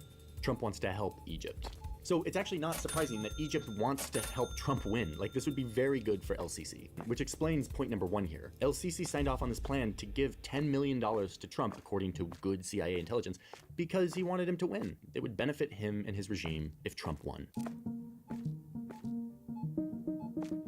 Now, a little context here. Presidential campaigns are really messy and hard in the last few weeks. Campaigns kind of have to spend millions and millions of dollars in like the last 2 weeks leading up to the election to blitz on advertising, on travel, on like get out the vote campaigns. But the Trump campaign found itself in a tricky situation in the weeks leading up to the 2016 election. They didn't have the money to do this. They were running out. So what did the campaign do? They asked Trump himself for money. This post-investigation reveals that they pleaded with Trump to write a check to his campaign for a final blitz of television ads. And the response was no. Trump repeatedly declined. He didn't want to give any more of his own money to this campaign. That is until October 28th, 2016. It's 5 weeks after Trump and El-Sisi met in New York, and Trump suddenly changes his mind and announces that he's going to write a check to his campaign for this final blitz. And how much is he going to give? $10 million. Today I wrote another check for $10 million. I'm spending money like crazy. Now, one small thing here. Trump advisors told the FBI that while this $10 million looked like a contribution, like a donation from Trump to his campaign, they actually structured it as a loan. $10 million that could be paid back to Trump. Okay, so we know that President El-Sisi signed off on giving Trump's campaign $10 million. Why? Because Trump and El-Sisi are friends, and a Trump presidency would benefit El-Sisi and his regime greatly. We also know that Trump, who refused to give money to his campaign in the final weeks leading up to the election, suddenly changed his mind and wrote a check for $10 million to his campaign, which was a loan to be paid back. Okay? I'm gonna add that to the list. Okay. Does this all feel solid to everyone? Like these are rock solid facts in my mind. And now let's just add the point that we talked about at the very beginning, that 5 days before Trump was inaugurated, $10 million of cash, or sorry, $9,998,000, $2,000 away from $10 million, was loaded up in 2 bags in cash and carted away, taken out of a bank account that is associated with El-Sisi's intelligence agency. I'm gonna add this to the list. So looking at these 4 items, doesn't it kind of feel obvious? Doesn't your brain want to connect the dots and paint a picture that it feels very clear in my brain? President El-Sisi, who we know wants to give $10 million to his new friend Donald Trump, orders $10 million to be taken out of a bank and secretly transferred to Trump's campaign. And Trump, knowing this, suddenly feels comfortable loaning his campaign exactly $10 million, knowing that he'd be repaid from this money from Egypt. Doesn't it all lined up? Like, case closed, we can just like convict somebody? No. That's not how it works. That's not how the burden of proof works. It's not how our justice system works. This list, while full of robust facts, still doesn't paint a picture of any wrongdoing. It is in the realm of circumstantial evidence. $10 million over here, $10 million over here, they must connect. But investigators never found the connection. They never found the $10 million flowing in to Trump's bank account. And therefore, this is circumstantial evidence and not rock solid, provable anything. But luckily, when we have this, that's what investigations are for. Soon after Trump takes office, the Department of Justice launches an investigation. Because remember, this is when the CIA told them that, quote, El-Sisi signed off on giving Trump $10 million. This was concerning intel, and it was happening at a time, if you remember, that there was a lot of concern about foreign interference in American democracy. A lot of that focused on Russia. That was public, that was a big thing. We all talked about Russia, foreign interference. But at the same time, there was this investigation happening into whether Egypt helped buy the 2016 election. It was all happening quietly in the background because it was pretty sensitive. We're talking about potential bribery of a sitting president. So the FBI and investigators are looking into this, trying to find evidence of potential wrongdoing. Meanwhile, President Trump takes office and starts to do exactly what he kind of promised he would do when it came to Egypt. He invites El-Sisi as one of the first guests to the White House. He calls him, and this is a direct quote from someone who was in the room at the G7 summit in France, quote, "My favorite dictator." God, Trump. Boy, my favorite dictator. And then, remember how Egypt had been cut off by the Obama administration of like $1.4 billion of military aid? Trump unfreezes that money, and it starts to flow to El-Sisi, not for anything in return, just give El-Sisi the money. And this was against the advice of his first Secretary of State, who said, like, this is not a good idea. And Trump's like, yes, it is. $1.4 billion to Egypt. Now listen, if, big word, if, put if on the screen, if El-Sisi had bribed Trump with $10 million to help get him elected, then his investment is paying off. He is benefiting a ton from a Trump presidency. Now, we don't know if he did. We don't have any direct evidence that he did. But if he did, pretty good investment. So while this is all happening, the FBI and federal investigators continue to try to find a link. $10 million leaving Egypt, did it ever enter Donald Trump's bank account somehow? To find this out, they took the investigatory step of requesting Donald Trump's personal bank records. They were going to look at them to find large transactions to see if $10 million showed up sometime before the election. So let's get a calendar out here. The FBI requested records spanning May to November 2016, the months leading up to the election. But guess what? They didn't find anything. They found no suspicious deposits from foreign entities of $10 million. So then they decided to go look at the Egyptian bank and get their records. And they fought in this massive battle that is wild and is detailed in the Post's investigation because the Egyptian bank didn't want to give over their records. They're like, no, we're not going to give over our records because that would, quote, wreak havoc on American foreign policy, possibly alienating U.S. allies, undermining diplomatic efforts, and inviting reciprocal treatment. Jeez. what's in these records, Egyptian bank? Like, what is in these records that's going to topple American foreign policy? So this epic court battle goes down. There's like a secret investigation and court thing happening in DC. It goes all the way to the Supreme Court. And finally, the Egyptian bank has to surrender the records. And this is how we learn about the big transfer in US dollars that happened from the Egyptian bank in cash. They didn't know about this before. But the investigators noticed something weird about all of these records that they got from the Egyptian bank, which is that other than that tiny handwritten note that said, put $10 million in 2 bags and 4 guys are gonna come pick it up, they felt like something was missing. And I'm gonna quote directly from the Post here, just so clear. They found that the bank, quote, had not turned over a single email of that enormous same-day transaction, the $10 million of cash, and that the lack of any internal communication on such a huge sum of money, same-day transaction, was unthinkable. The US prosecutor who was heading this case continues with, it strains credulity that the bank kept such a stockpile of US dollars on hand, let alone that it was able to be gathered up in less than 24 hours. Translation? The bank probably didn't give over all their records. Like, really, there was no other emails being like, hey, there's gonna be a $10 million transaction from this bank branch near the airport. So they're probably missing some records, but they did get that handwritten note that talked about the $10 million transfer in cash 5 days before the inauguration.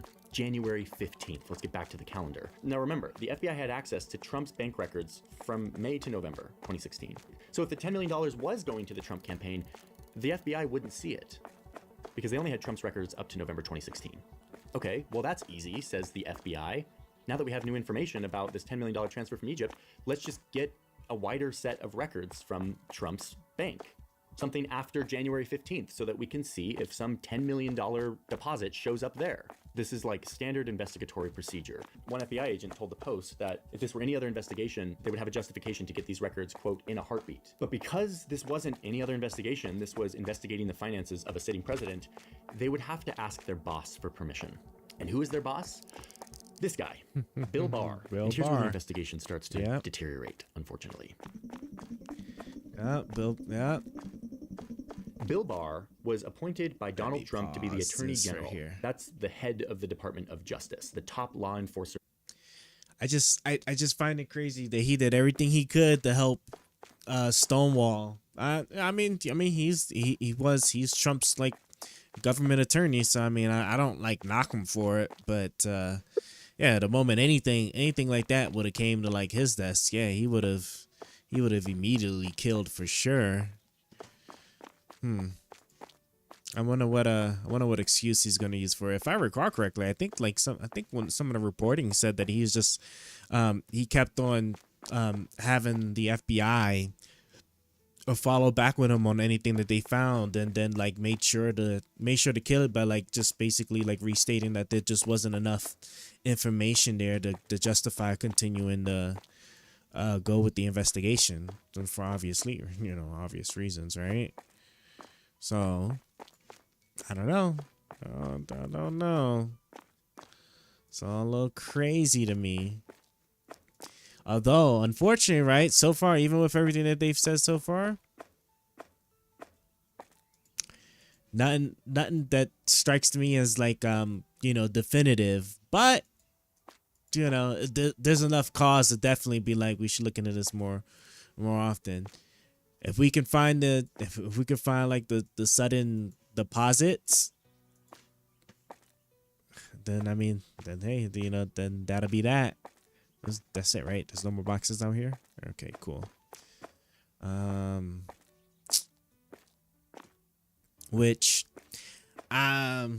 Because I do think see, at face value, I would have said that this is just probably just be dropped at this point. But if Harris was to win, I do think this should most certainly be reopened. Because at this point, Trump's already cooked anyway. If Trump loses this election, he's gonna those other court cases are going to catch up with him. I would be more so interested in just what Egypt did and how they went about doing it and able to transfer such a large amount of money to somebody as high a profile as somebody running for president of the United States. That I think is most I wouldn't really care too much about Trump himself. I'd be more interested in just the Egyptian government's actions and what we need to do about that versus Trump himself. That's the only reason why I would want it to be reopened, more so on the Egyptian government than for Trump. But of course, obviously, he'd get the business as a result of like violating the finance laws. But at least with that, we sanction the hell out of Egypt and make sure they understand that that's shit that they can't do, or any foreign government at that matter. All right, let's play back the video. Of America. Bill Barr can reasonably be considered a Trump ally. You may disagree with me on this, and if you do, please say so in the comments. I'd love to hear your rebuttal to what I'm about to say. His job is to keep the president legal and honest, and yet what he showed during his tenure is that he would often side with Trump. He would undermine investigations against him, and he even stoked fears of voter fraud in 2020 without real evidence, though he did eventually come out and affirm that the 2020 election was not stolen because there's no evidence that it was. But yeah, the guy's a Trump ally. And the big question is, why does the president get to appoint the person who is supposed to keep him legal and honest? Well, the American system is not perfect, and there's also other special sort of controls on how we keep the president honest, even if this guy's biased and political. Hey, Murad, it's great that you're back. Hope you're doing all right. It is good morning indeed. Super late for me. Anyway, I'm not early going to for go into you. that story for another day. The point is, Bill Barr, we can say is a Trump ally, and he is the boss of all these people who are investigating the Trump-Egypt connection. So he hears about this investigation. He hears that the agents want to expand the amount of bank records that they can get on Trump so that they can see if there was a $10 million deposit after the cash left Egypt. And he doesn't like it. He doesn't like it one bit. He goes to the FBI director and he says, hey, you need to, quote, impose adult supervision on these agents who are, quote, hell-bent on getting a wider range of Trump's records. Adult supervision. Yikes. That doesn't sound good. Barr starts voicing doubt about the actual agents who are working on this investigation and starts to... What was you was doom scrolling last night? What did you look at? Besides that, life is good. I just feel a little sad. Oh man. Well, talk to me, fam. What was the topics you was looking at doom scrolling yesterday? I am definitely interested in hearing about this for sure.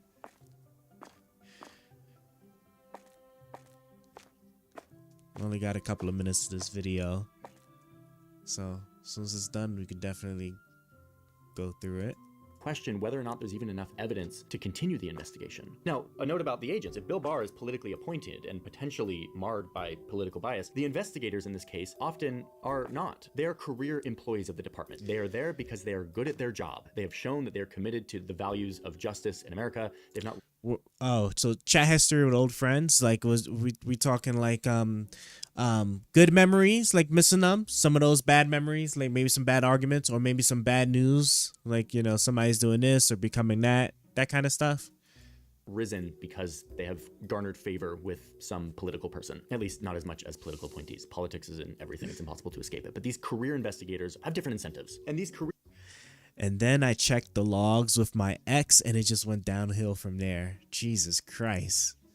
You obviously don't have to share anything about the ex. You could just give a general sense, though. We're talking like, are we talking like it's more so missing the past life, or just like crazy how what things could have been, or how things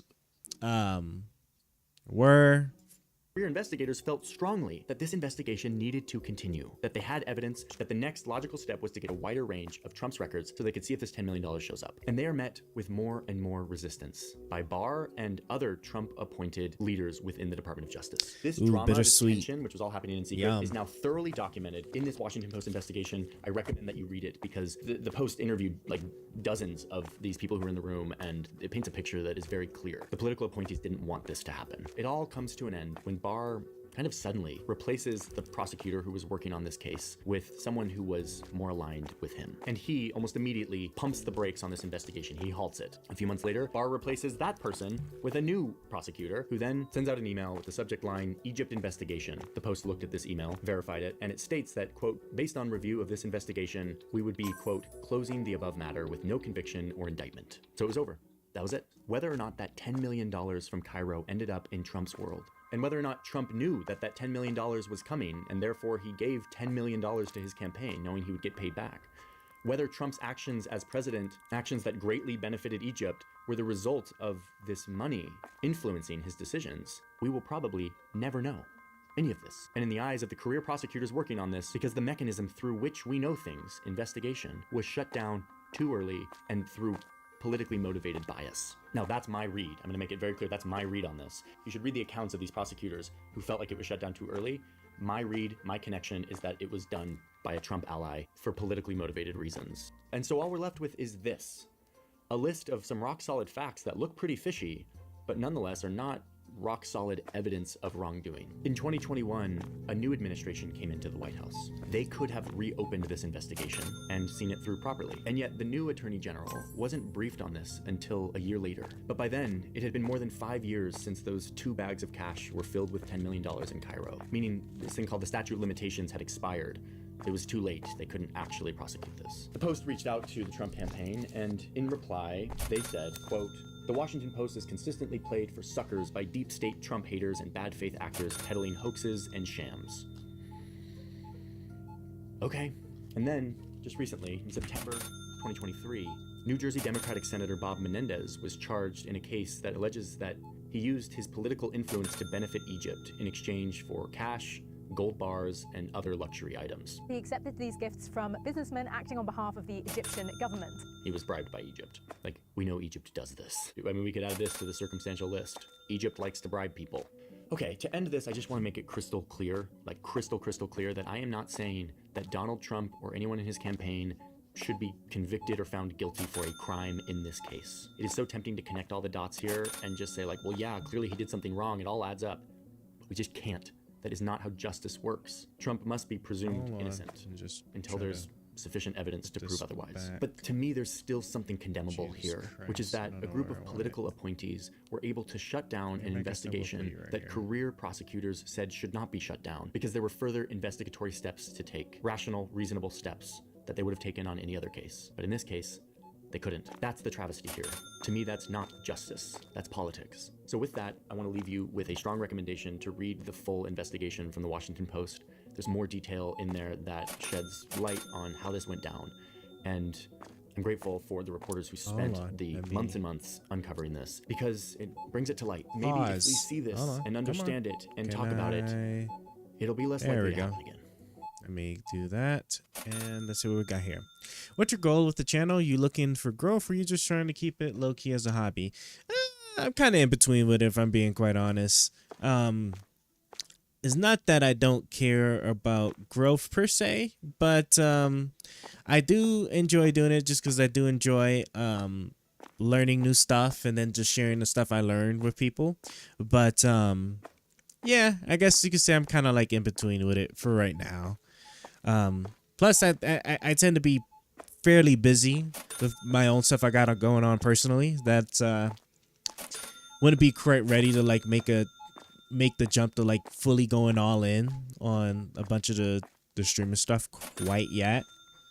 But you know, it's a work in progress. So, with that being said, though, all right. So now that we've looked at that video, I think we got enough information to start talking back with our AI about some things. So I'm actually going to bring them back in just a moment. Let me just clean up something here in my supermarket.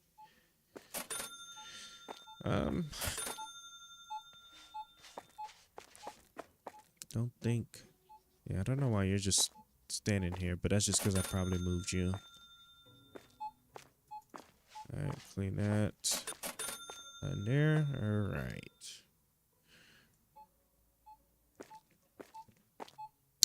Okay.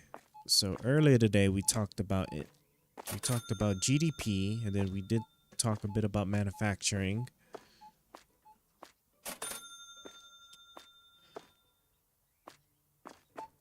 Probably want to talk about unemployment next in just a moment. Yeah, everything looks good. I don't see anything else going on. So let me just put you over here and let me set you up. You should do category hopping. You should do category hopping. The Pillars category is really dead. Pretty sure you can get more views by putting Supermarket Simulator in the category. Sure. Let's change categories. If I could. Come on. We'll do that right now. This is not the browser I want here.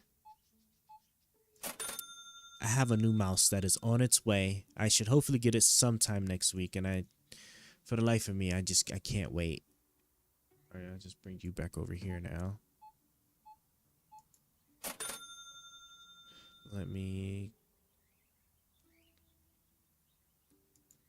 Yep. Click on that.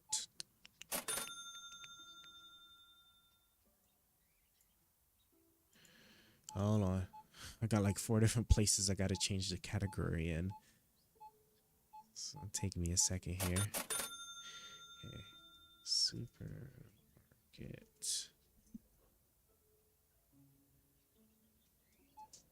Isn't this, I think this particular game is called Supermarket Together. If I'm not mistaken. Bro, why, I was just saying, like, why is it?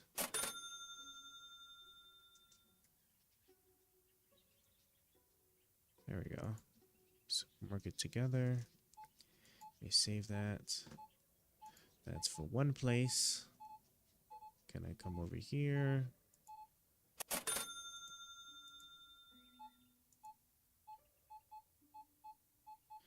Hold on. Nothing crazy happening. Everybody's still doing their thing, so that's good there. So get together. Okay, cool. We are. Alright, so those both look good. Now let's go over here. So that's both YouTube streams. Do the quick stream here. Supermarket Together. So I will probably play this a few more times while I'm at it. Okay. And last, now we can do Twitch. And oh no, I lost my chat guy. Hold on. There we go. All right. Let's get to here.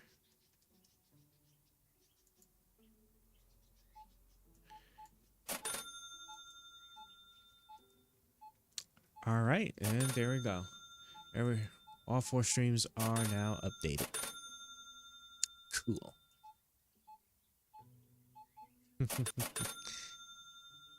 Supermarket looking quick.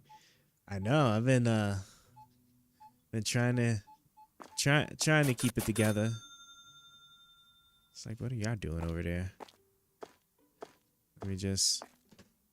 All right, let's do a touch up, and then I'm gonna bring my AI back into the fray of things, and then we can go from there. Sheesh. Can I click? There we go. All right, so you're clean there. Okay, I don't see anything else. But I need to add like a janitor category. I'm tired of like picking up after these people. Just okay, ain't nothing like that. I'll just leave the broom in my hand in case I need it. But with that being said, now let me get my AI. I got the AC on like full blast. It's like 65 degrees. But my systems all feel nice and cool.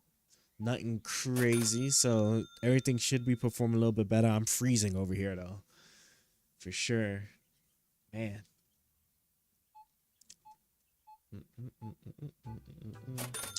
So what I wanted to talk about, I already talked about GDP.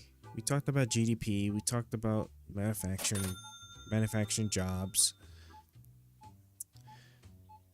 What else?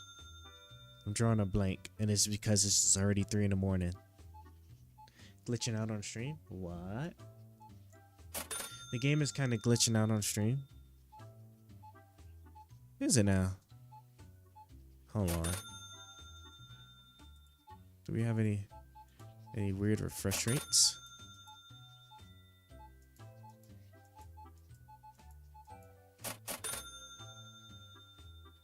Huh.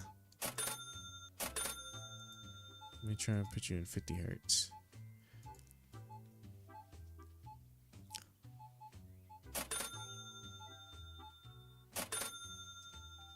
Hopefully that helps, but let me see. Hold on. do want to fix that before I get started here, because once I start talking with this AI thing, my brain is gonna like start frying hard.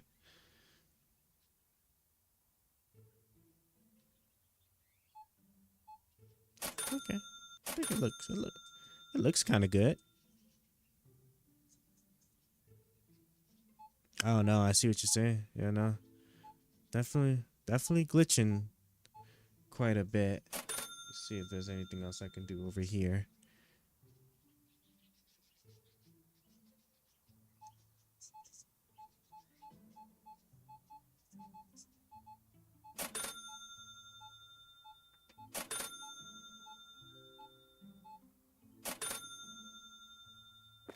Oh, why is there so much trash coming? Hold on. Okay, yeah, everything looks... Okay. Look good. Alright, let's see what we got here. Oh yeah, you're right. That looks terrible. Alright. Let me think about this for a second. Maybe if I bring the resolution down.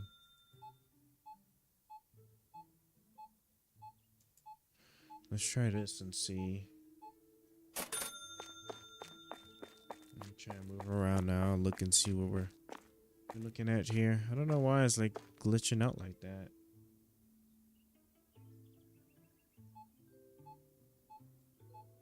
I'm like looking at it now.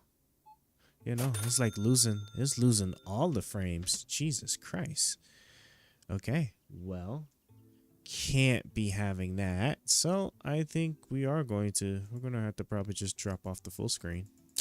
That's unfortunate. All right, so let me try this.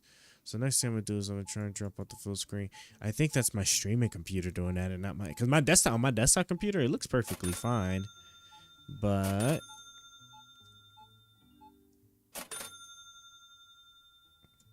that's crazy.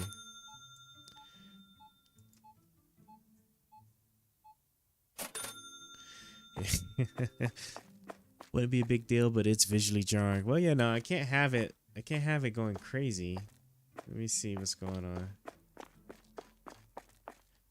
Okay. Let me check some things here on my end. So it's definitely my streaming computer, almost like with near certainty here. Let me see.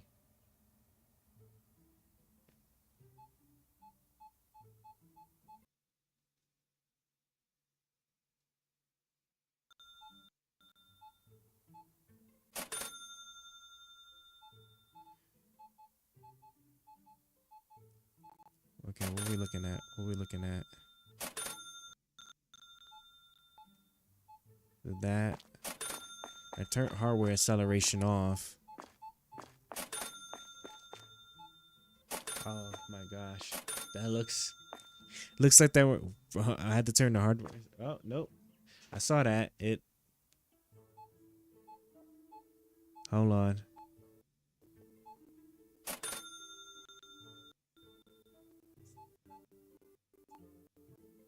Okay, no, but it's making everything else lag like crazy. Okay.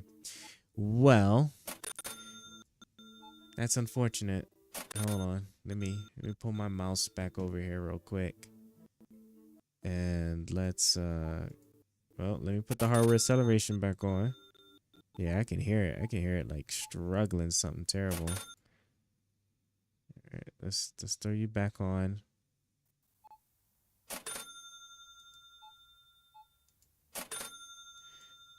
Hit OK.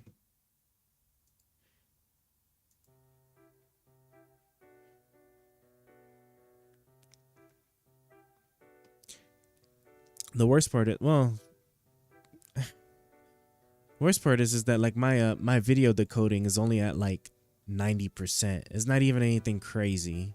Well, I mean 90% is kind of crazy. I understand that, but like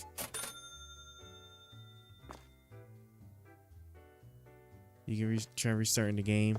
Yeah, I can. I'll restart the game, but I think it's more so to do with my laptop than it does with the desktop computer. Cause like on my desktop, like the game is running perfectly fine. Like it's not lagging or anything. But I'm looking at it on my laptop, like the streaming part of it, and it's just it's going crazy. Resolution, my camera is at 4K. This is true. I will try lowering this down. I don't need me at 4K. Let me. I think I go into. Hold on. Let me go here. I gotta clear those lenses too when I get a chance. Man. Hold on. Let me see. Where's the little setting at? It's right here. Here it is. All right. Let's go from 4K. Let's just do 1920 by 1080. Is that it? Just set just like that now, right? Okay. So what I gotta do is I gotta close it. All right. So it's closed. And then I open it back up. Like so. Make sure that it took it.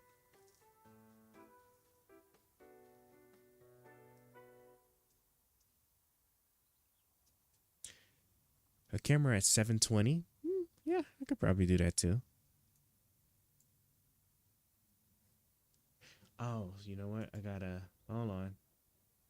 I gotta click back on the camera app on the phone here. So let me bring it back. There we go. Okay. And did it take that resolution? All right. Resolution is back down there. And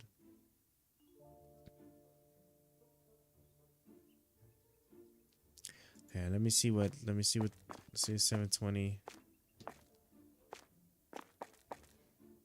Oh, I'm trying to. Okay. At rapid movement, it definitely breaks it.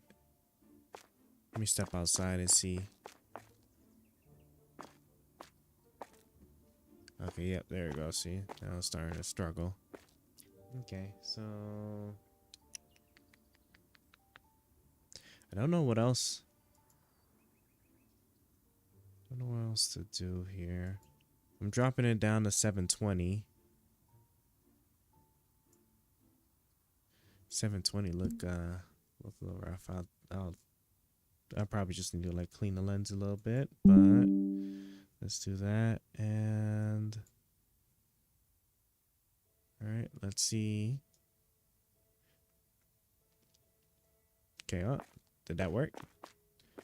Okay, I think we might be onto something. Let me see. What we're looking at. Yeah. Okay, I think 720. 720 might have done the trick. Maybe.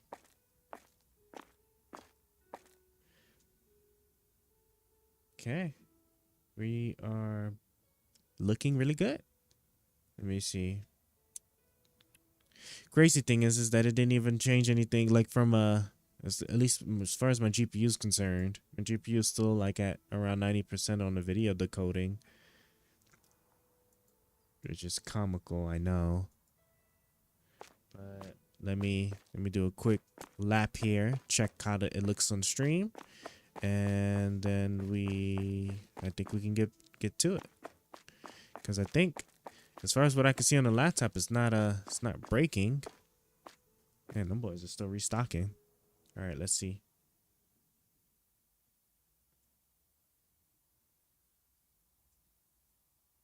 I saw that.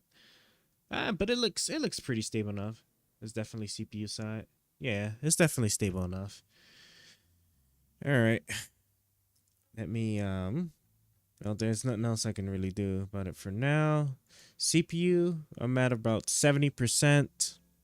It's an i7 operating at about 3.5 gigahertz a second. Yeah, but my video decode is like right there at its limit. At about 90, it's like 97%. So it's gonna just like it's gonna spill over on occasion. I know it. It could probably use some more dedicated GPU too. This dedicated GPU in the laptop only has 4 gigs of dedicated memory. So as far as like the GPU, like actual RAM rise, I'm like 32 gigs. So I know that's not a problem. But all right. Without further ado, I'll bring our just check around real quick. Gonna bring our AI back into the mix here. But what I need to do first, just before bringing the AI back in, I just need to make a quick order. I just need to order some supplies. So let's take the cashiers off and put you guys on storage. Close for the day. So, because I just need to take the full screen off. I got to put it in horizontal for a moment to so I can actually see the order menu, unfortunately.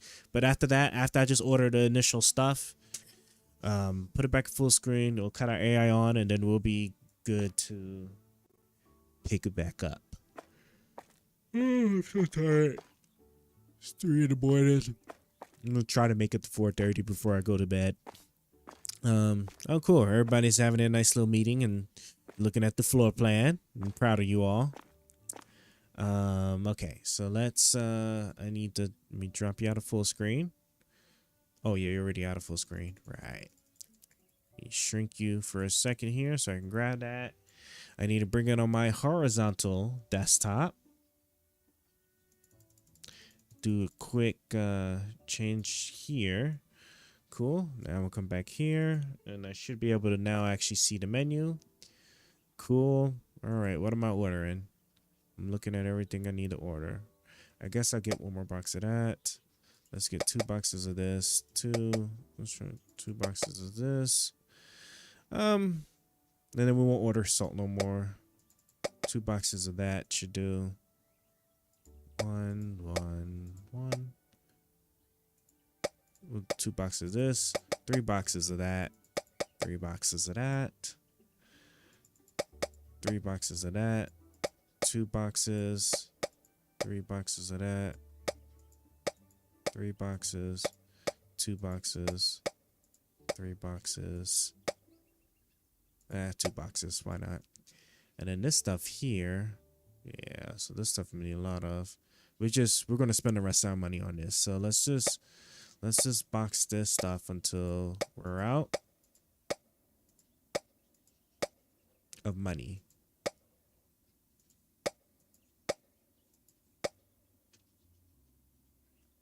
Okay, I only got a couple of hundred left, so I wanna go for these 2.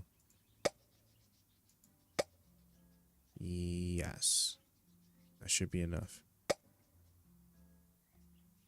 Yep, that's like right there on the money. Just about. All right, let's buy. I don't even know if I have enough storage space for all that, but we'll see. All right, cool. Now we can go ahead, get her back on full screen. Come on, full screen. Come on, mouse, I mean.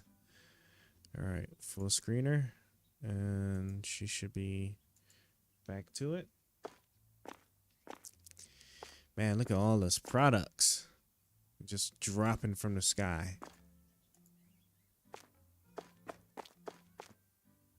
Why does this look like this is...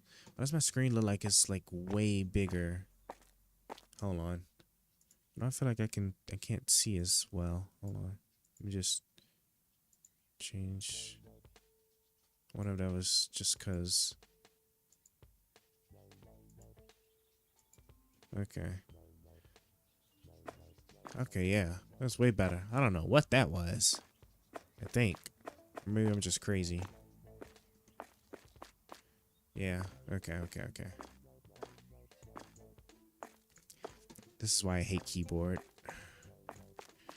Alright, move these in and go ahead, we'll get started.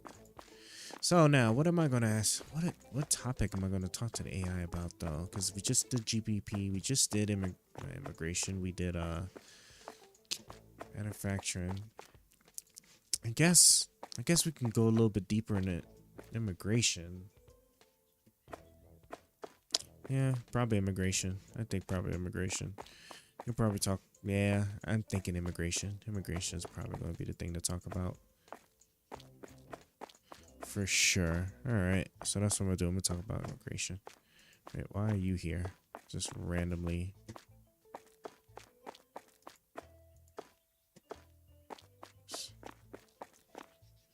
Oh yeah, I'm almost out of space.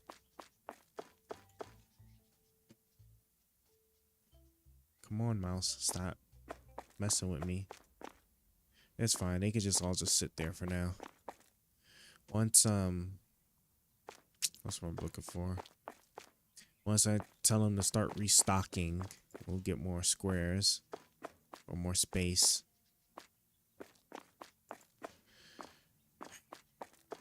All right.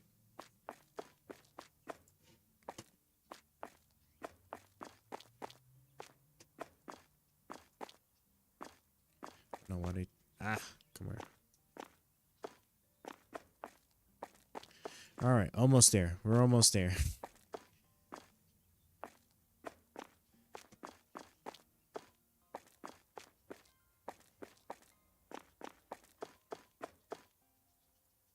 So no, we'll have no more space.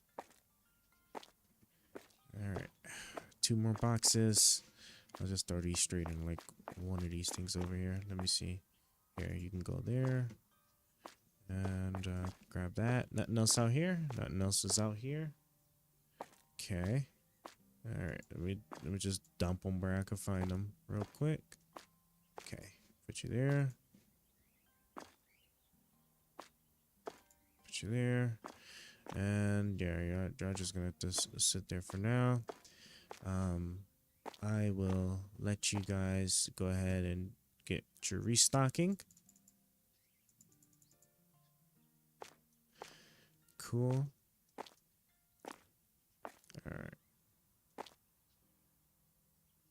All right, nice. Everybody's at work. Why do I feel like I'm missing a 4th person? Oh no, you're both over there. Jesus Christ. Okay. All right. Let us bring our little AI into this. Come here. Jump onto my phone. Make sure the camera's still good. Okay, camera looks still good.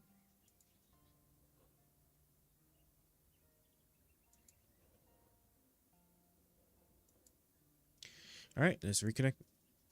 Hey, Jeffrey, I want to start talking about immigration. Do you have a moment?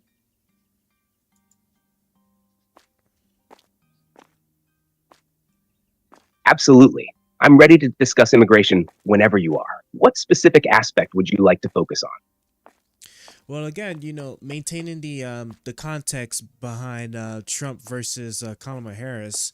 What I do want to know though is first let's start with like some foundational stuff regarding like immigration crossings. So my understanding is that the Trump administration likes to use the border encounters as a number to kind of like discuss the illegal immigration problem. Is that accurate?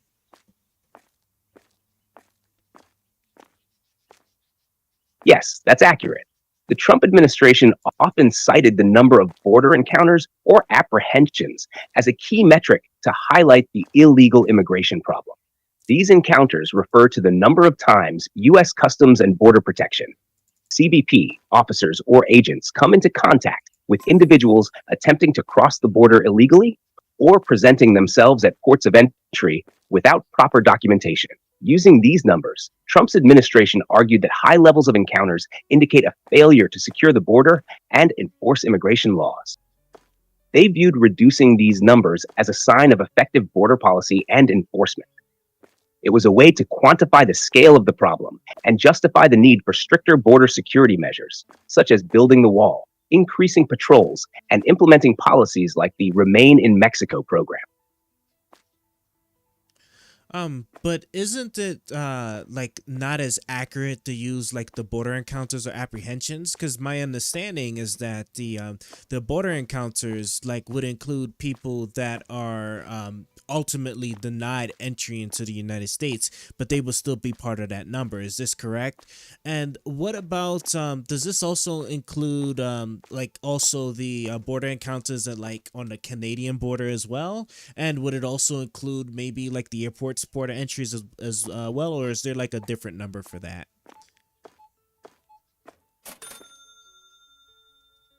You're right.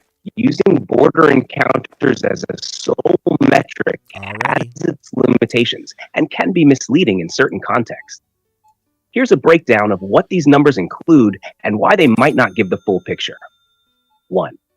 Southern border focus. The term border encounters most commonly refers to the U.S.-Mexico border, where the vast majority of illegal crossings and asylum claims occur. These numbers are often used to gauge the scale of illegal immigration at this particular border. While there are encounters at the Canadian border and airports, those are typically reported separately and are much lower in comparison. Multiple attempts. The numbers can include individuals who make multiple attempts to cross the border. If someone is apprehended, deported, and then tries again, each attempt is counted as a separate encounter. This can inflate the numbers and make the situation appear worse than it is in terms of unique individuals trying to cross. Includes denied entries.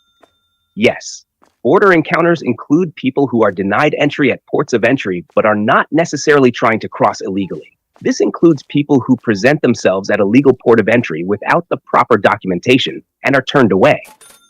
These individuals are counted in the statistics, but aren't necessarily the same as those attempting to cross the border illegally. Airports and other ports of entry. Encounters at airports and other ports of entry are generally tracked separately and reported as inadmissibles. These are people who arrive at legal entry points, such as airports, but are denied entry for various reasons, such as visa issues or security concerns. While they're part of the broader immigration enforcement picture, they are not typically included in the same border encounter statistics used to discuss the southern border. Impact of policies. The use of border encounters as a metric can be influenced by specific policies in place. For example, under Trump, policies like Remain in Mexico and Title 42, which allowed for rapid expulsions due to public health concerns, reduced the number of people allowed into the U.S., potentially increasing the number of encounters due to repeat attempts. In summary, while border encounters are a useful indicator of activity at the border, they don't capture the full complexity of the immigration issue. They can be influenced by repeat attempts, include people who are simply turned away at ports of entry, and don't necessarily reflect unique individuals trying to enter the U.S. illegally. This is why relying solely on this metric can sometimes paint a misleading picture of the situation at the border. So, would it be my understanding then that there's a really high likelihood that the Trump administration then is, or at least the Trump campaign, are trying to exacerbate the illegal border crosses than what they really are? Is there any estimations as to like what the true number of illegal border crossings are actually kind of projected to be?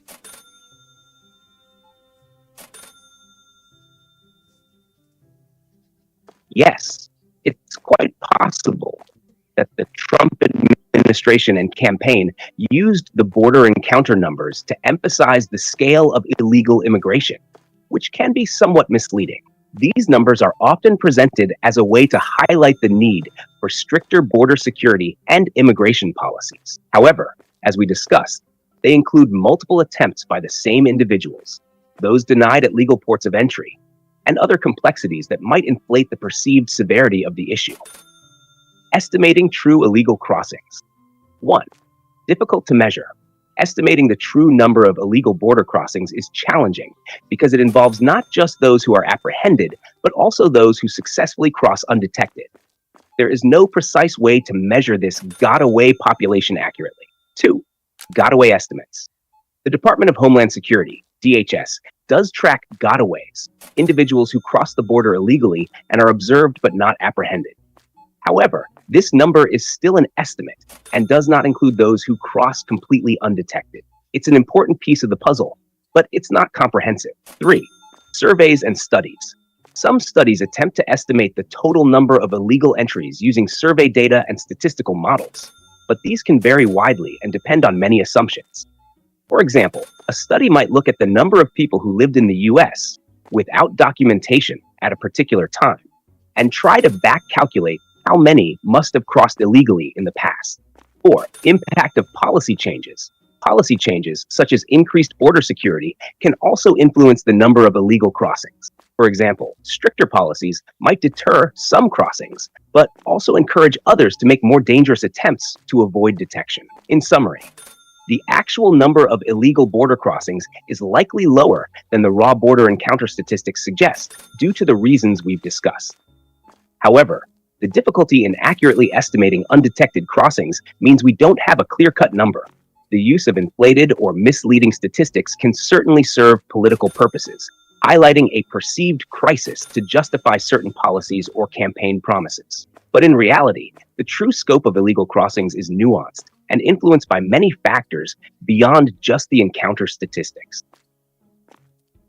Okay, so then from the standpoint of the Trump campaign, can you give me your best possible argument for why they prevented the border bill from passing in Congress? I understand that it would have gave, I guess, Biden a political win in terms of actually doing something on the border, but like, wouldn't it just been overall just a great benefit to have had more border agents and newer technology at the ports of entry to like stem the flow of like drugs and stuff?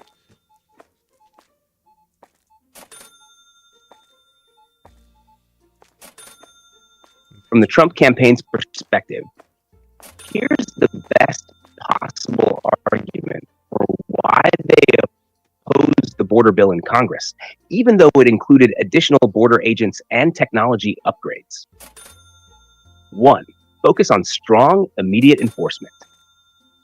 First, the Trump administration prioritized strong and immediate enforcement measures over incremental reforms. Their view was that without first securing the border and sending a clear message that illegal entry would not be tolerated, additional resources and technology would be like putting a Band-Aid on a much larger wound. The bill, in their eyes, didn't address the core issues of loopholes in the asylum process or create sufficient deterrence to prevent illegal crossings. They believed that adding more agents and technology without closing these legal loopholes would only be a temporary solution, not a lasting fix. Avoiding amnesty and leniency. A key concern was that any comprehensive immigration bill, even one focused on border security, might open the door to what they viewed as amnesty or more lenient policies in the future. They were wary of any legislative compromise that could be used to expand paths to legal status for those already in the country illegally. Their stance was to avoid any slippery slope where concessions today could lead to broader legalization efforts tomorrow. Even if the bill was focused on security, they feared it could be used to leverage future concessions. Political strategy and leverage. Preventing the bill from passing was also a strategic move to maintain leverage. The Trump administration wanted to keep the pressure on Democrats to agree to a border security deal that included key priorities like wall funding and more stringent asylum laws. They didn't want to give up this bargaining chip for a bill that they believed didn't go far enough. From their perspective, passing a bill with limited reforms could make it harder to push for the broader changes they wanted in the future. Ensuring accountability.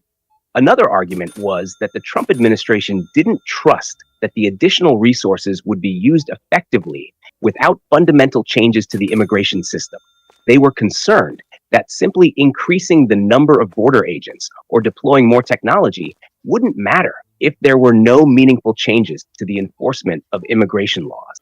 They wanted to ensure that any new resources were accompanied by stricter laws and policies that would actually curb illegal immigration, not just manage it better. Fear of undermining Trump's message. Passing a bipartisan border bill could have diluted Trump's message of needing a strong, no-compromise stance on border security. It could have been seen as conceding to a more moderate approach, which didn't align with the hardline message that resonated with his base. By opposing the bill, Trump reinforced his image as someone who would not settle for anything less than total control over illegal immigration, which was a core promise of his campaign. So, while the bill might have had some practical benefits like more agents and technology, the Trump campaign saw it as insufficient without broader reforms and tighter restrictions. They believed that passing it would have been a short-term win, but a long-term strategic loss, potentially undermining their push for more comprehensive and strict immigration policies. Okay, so from what I'm hearing then, so if they're going to inflate the amount of illegal immigrants potentially crossing the border by using numbers that could be misleading for one hand, And then they're also going to scuttle any actual real efforts to pass legislation to make the border stronger, because albeit even if it's like doesn't encompass everything that's in their eyes like really needed, at the end of the day it still provides additional funding. It adds more agents to the border, which would still be a net positive, will still help anyway. And then also like with the technology for like the drug machines and whatnot, like these are all still things that they could add on to later should they win the presidency. So if with these things in consideration, how can I really sit there to believe that Trump would be so much better on the immigration issue than once he becomes president? And then also too, if you can please only keep your responses short to like maybe to one at most 2 points to make, just so that the flow can move a little faster, please.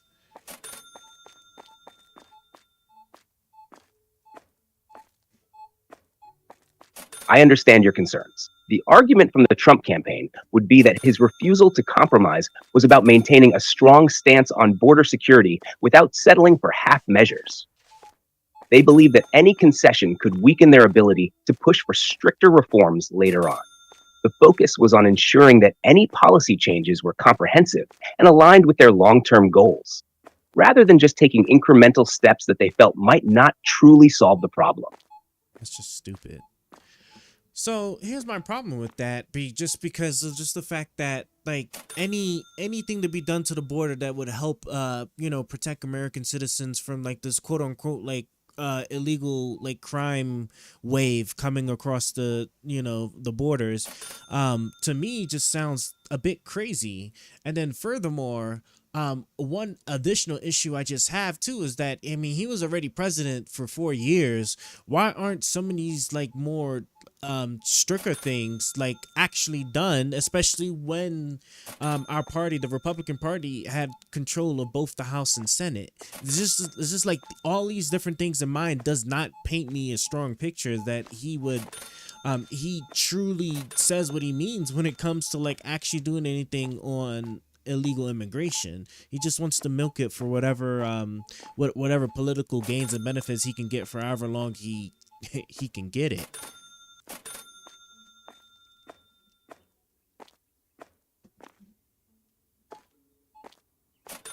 From the Trump campaign's perspective, they would argue that even with control of Congress, pushing through stricter immigration reforms was difficult due to internal party disagreements and resistance from Democrats. They'd claim that the establishment within both parties resisted some of his more hardline proposals, limiting his ability to enact the full scope of his agenda. They'd also argue that his focus on building the wall, increasing ICE enforcement, and implementing policies like Remain in Mexico were significant steps toward fulfilling his promises. While it wasn't the complete overhaul he wanted, they believe he made substantial progress despite the political obstacles.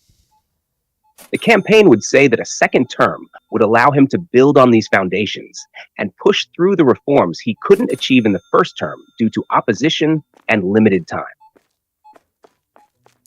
So you mentioned that there was some internal strife in the party when it came to some of the more, I guess, harder stances that Trump was taking on immigration. Can you give me some examples of what any of that actually looked like?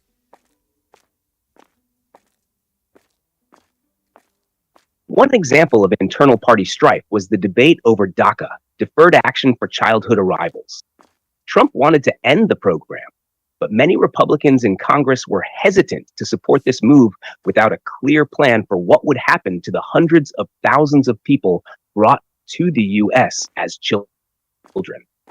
There was significant pushback from moderate Republicans who didn't want to see these individuals deported without a legislative solution. Another instance was during the debate over the border wall funding. Even though Republicans controlled both the House and Senate, they couldn't agree on the level of funding for the wall. Some Republicans were concerned about the cost and the optics of shutting down the government over the issue. This disagreement led to a partial government shutdown in 2018 to 2019, which ultimately ended without Trump getting the full wall funding he wanted. These examples show that while Trump's base was enthusiastic about his hardline stance, he faced resistance from within his own party when trying to implement his more aggressive immigration policies. So, in the case of DACA, so would it be my assumption then that DACA would be more popular with the general population than some of the other, I guess, like immigration programs and whatnot? Since like DACA has to deal with like children that came into like the country illegally through their parents. I mean, obviously they wouldn't have had any choice in the said matter, and then of course like growing up all they would know is just like life in the United States. So I guess it would be kind of crazy to like deport them in a country that they essentially know nothing about and like never really had an established life at. So like wouldn't that be like one of the things I could point to then to say that like even though like Trump takes I guess a hard stance on illegal immigration, like he tends to like go about it the wrong way, since he did stop funding, since he did stop the bill from like adding additional funding and agents into the border, and then like I guess with his past actions on trying to shut or trying to like kick the children out of the country.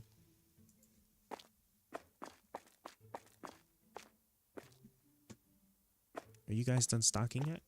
Yes, DACA is generally more popular among the American public compared to other immigration issues. Polls consistently show that a majority of Americans, including many Republicans, support giving DACA recipients, often referred to as dreamers, a pathway to legal status or citizenship.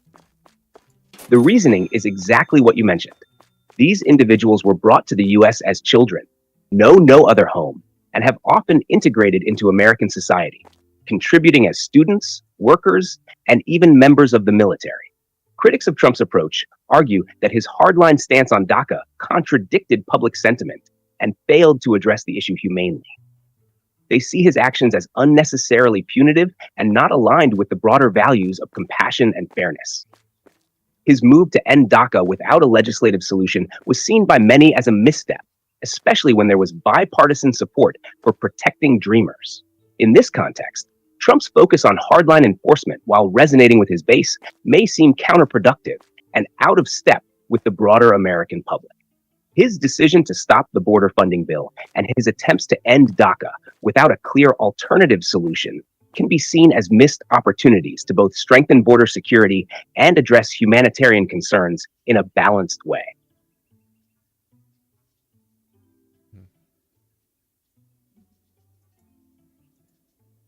I'm going to pause it for a second because now I have to think about this for a second here. I don't know. Immigration is like such a difficult thing to really like fully grasp on, just because like the numbers can be a bit all over the place depending on what it is you're really referring to. And then like there's just like a lot of the misleading stuff, like that Haitian thing is crazy. Like the bro, like this thing with like the Haitians, like it's eating the pets or committing crimes or causing accidents and stuff like that. I don't even know what to even say. Where's the product shelf at? Oh, there we go. It's like, bro, why am I like not finding the right one?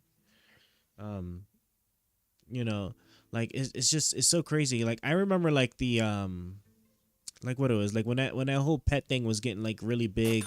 Like for example, like that photo that was floating around with what, like the Haitian or I mean I don't even know if it was really Haitian. It was just a black guy with a duck in his hand or a goose.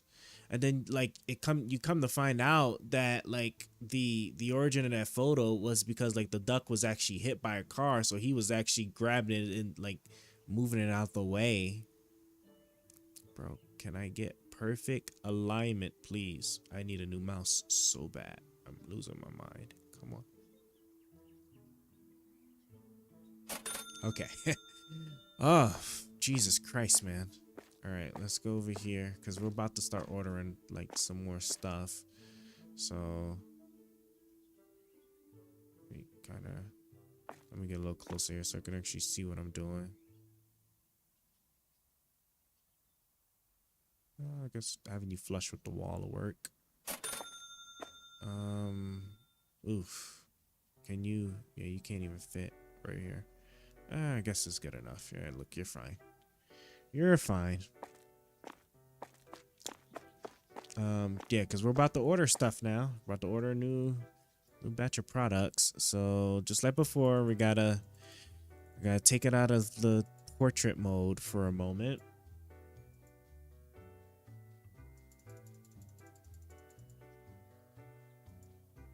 Like that.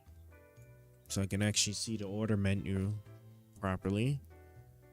Okay, I don't see anything else here.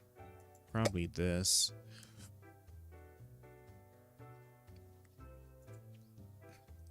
Let me see what we got. Because I don't understand why like I tend to run out of sodas so quickly. Let's do this. Yogurts tend to be like a soft point too. Just grab 2 of those. And yeah, so yeah, we ain't gonna have to order salt no time soon.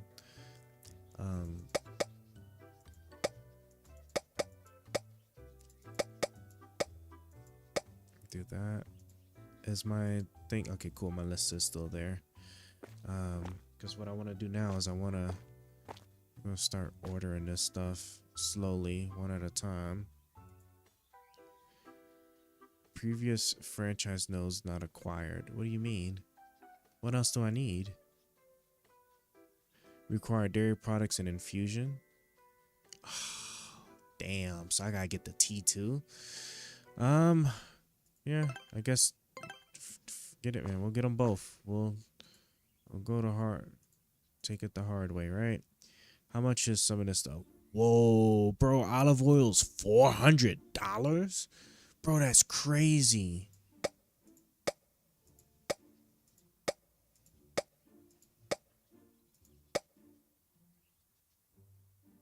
Okay, so this is what I need to do first. What we're going to do is let me order the other stuff first. Jesus, bro, I ain't know it was like that. Let me order this stuff first.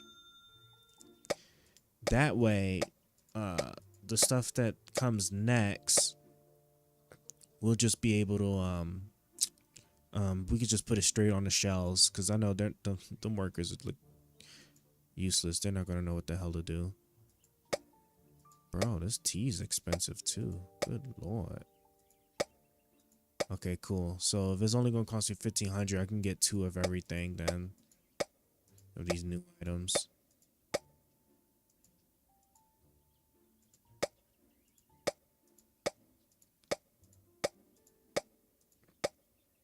That's crazy though.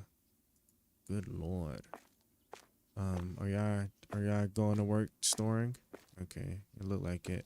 And then y'all stop because there's just no more places, I guess, to place stuff, huh?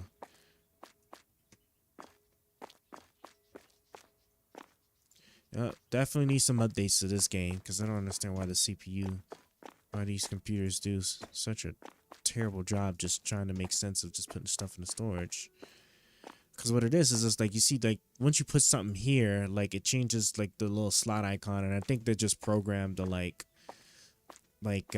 anything that has like, that's been like, I guess you can call it a pre-assigned slot for a product, is not gonna take it as available, so it just won't put anything there. So that's why they're not bothering to come out here to grab these boxes, just throw them in these empty squares. Okay, so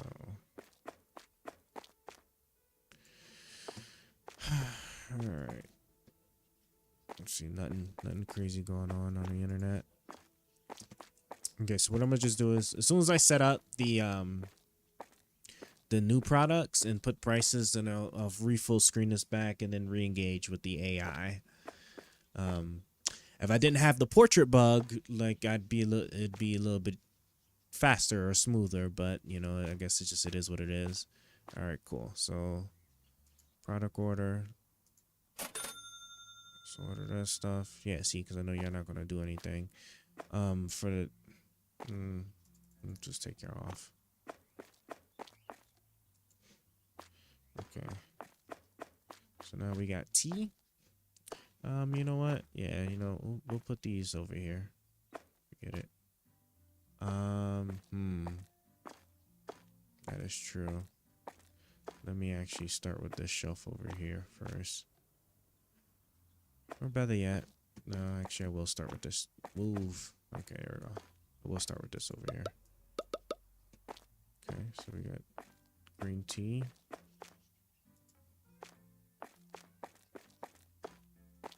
What's this? Lemon tea.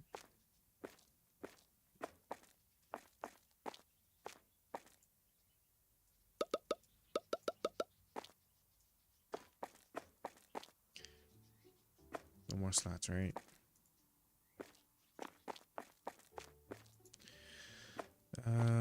Black tea, right? We already did black tea. I just need a couple. Mint tea. I mean, I think that's it, right? Yeah, that's it on this shelf here. So I need 2 rolls.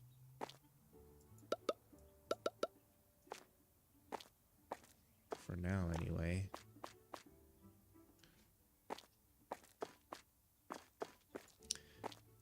Flour.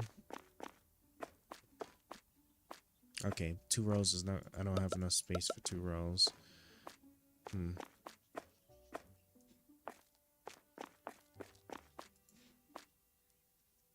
on, brain. Ketchup. Do I have enough to like? I think I have enough to be able to buy 1 more shelf, but.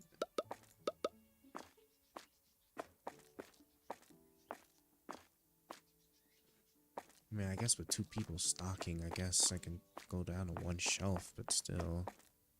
Yeah, because this isn't going to work.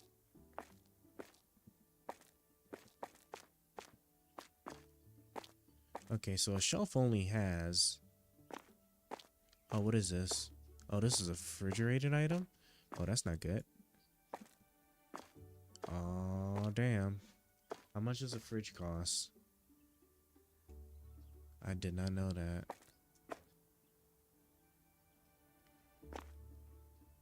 Double fridge is 600. A basic fridge is 350 though. 1, 2, 3, 4, 5. It would just be more product. Hold on, come on. Come on, hold on. Okay. We don't have a choice. We're gonna have to do that. I'm gonna leave this right here because I don't know if I want to do 2 shells with that yet because I don't know what else needs to be refrigerated. Okay, this is also margin, so you could just go back over here. God knows I hate the keyboard with a passion. Okay, so here's sliced bread. Although, yes, it did just also just means that now I can't do 2 shells of everything, so I'm gonna have to just stick with 1.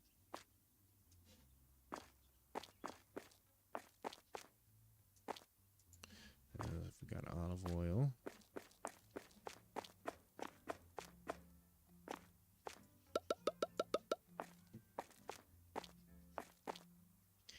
And just like that, I'm out of shelf space. How much did these shelves cost again? Product shelf was $250.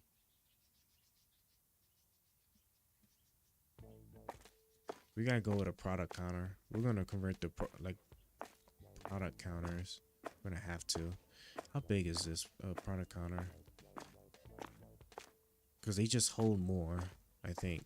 Well, I mean, they have more slots. Okay, because I don't want to spend too much time just trying to figure out products, man.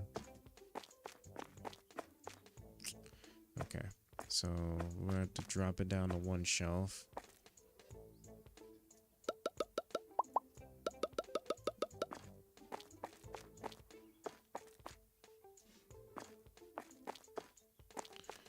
What we got? More bread. Yeah, I'm gonna have to drop it all down to one shelf. Oh yeah, it's already one shelf over here. Cool. Come on. What am I stuck on? Like, bro, stop it.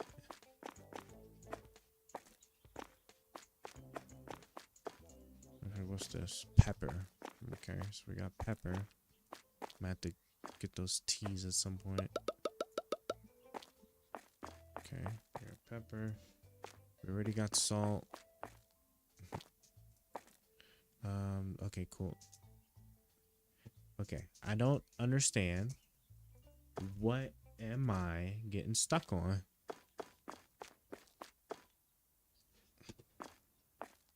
Alright, we're almost there. Okay, and this is okay, so this is a tea. Okay. So we'll put that here for real quick. Where's one of those black teas? It's pepper, sliced bread, olive oil, right here.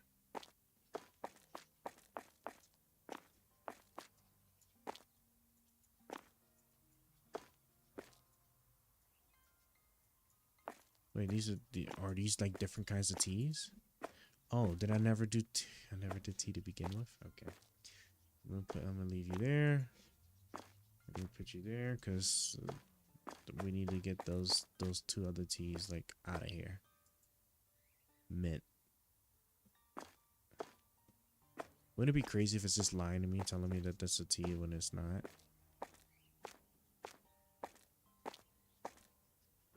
Oh, it's over here. Okay. There we go. I guess I'll do the flour too. I didn't realize just how many different products I got, and I like that this mod actually added the little highlighting thing because that was super convenient. Made it things a little bit easier for me. It's this right here, green tea. Okay. Alright, cool.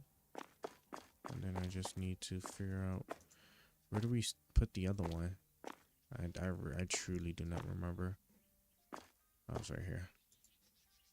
Lemon tea. Yep, I see right there at the bottom. Okay. All right, now we're good. Now we can let's put those other two, and where the hell did I just take this one from? Over here. All right.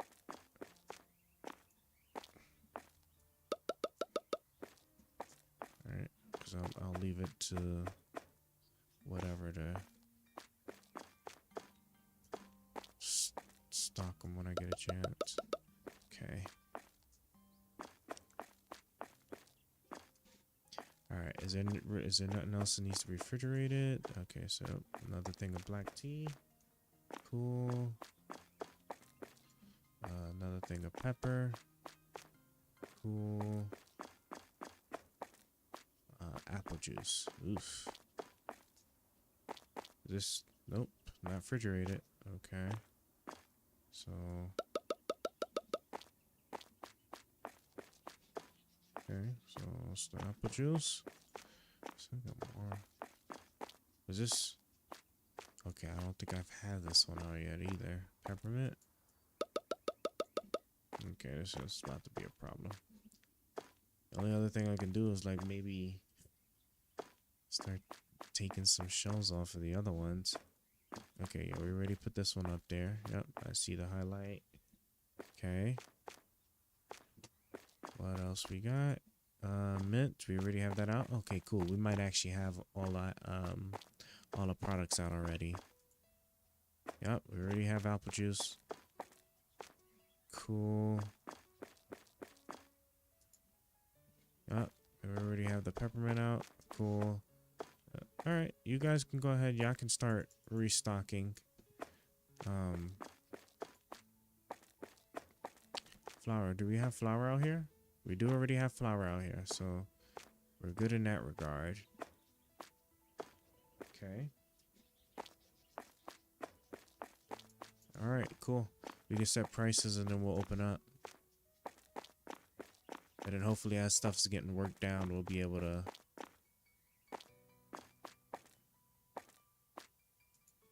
get ready to take it. All right. Oh yeah, so for the margin, okay, so I can actually do 2. All right. So it's good there. All right. All right, let's see what we got. So, today's Friday, so everything I gotta redo prices on everything anyway.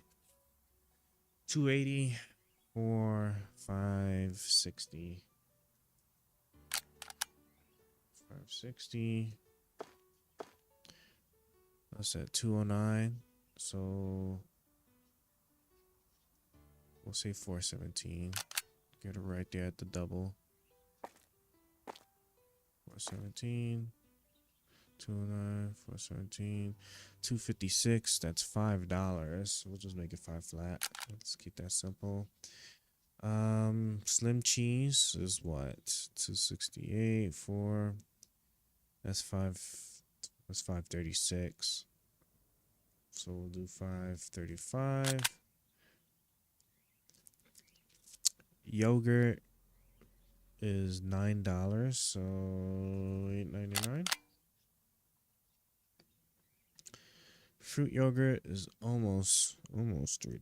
That's almost 6. So really that's like 5, like it's like 590, 592. So we'll say like 590. Okay. All right, sodas. What we got for sodas? 266.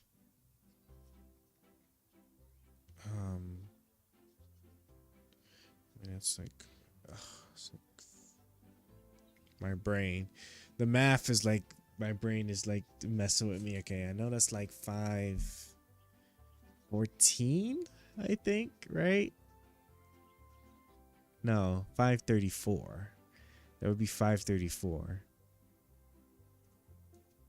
Right? Am I right about that? It's 534. It's got to be 534. 266, right? 12. No. Yes. Because then another 6 or 12, but with the 1 that's 3. Yeah. 5. It's got to be 532. If I think I said a different number. I don't know. My brain hurts now. 177. Jesus Christ. 2. So, I mean, that puts me at like 350. Let's just do 340 right now. I'm like, it's good enough, right? So we'll just make 7 flat. This one.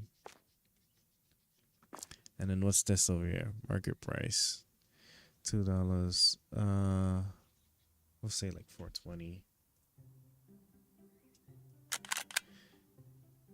And then this last one down here, 266. That's, oh yeah. Then we just, oh yeah. I think. Is this also cola down here? I guess so. It must be the same sodas. Oh yeah, it sure is. I'll keep that in mind, cause I can sure like remove those. We could have removed those and put the margin in. I wouldn't have to have bought this stupid thing. That's all right. We probably needed another one anyway at some point. It's okay. But damn, I gotta redo prices for everything now. So slow part of the day. I'm gonna get that mod for just doubling the thing, because I can't do this. Because especially once you start adding more and more products, I don't want to go through this. I'm gonna get that mod. What is it? 182. So like 3. So we'll say like, yeah, we'll do like, it didn't go up by much. So I mean, we'll just say 380. 472. So that we're talking like 944. So say 940, right? Am I right? 4, 7, 14. Yeah. 8, 9. Yeah. Should be. Hopefully, if I did the math right. $1.04 should be $2.08. So $2.05, I guess. And then what we have here, we have tuna big, $3.95, almost $4. That's almost $8.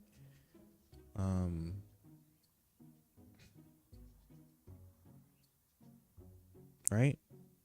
Nah, I'm tripping. Yeah, you're right. I'm tripping. It's $3.95. That gives me.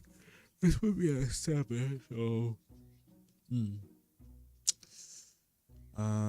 So I guess like what, like 790. Yeah, it's like 790.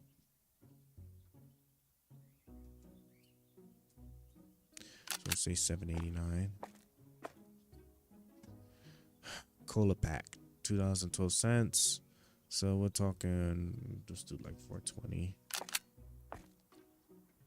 All right, cool. And then this other soda pack, $2.48. It's like $4.96, so $4.90. Okay. All right, new products. Let's see. This is what? $3.15. So what am I looking at this at? I know this is so boring. He's even putting me to sleep. That's how just terrible this is. And this AC is killing me. $3.15. So we're talking $6.30.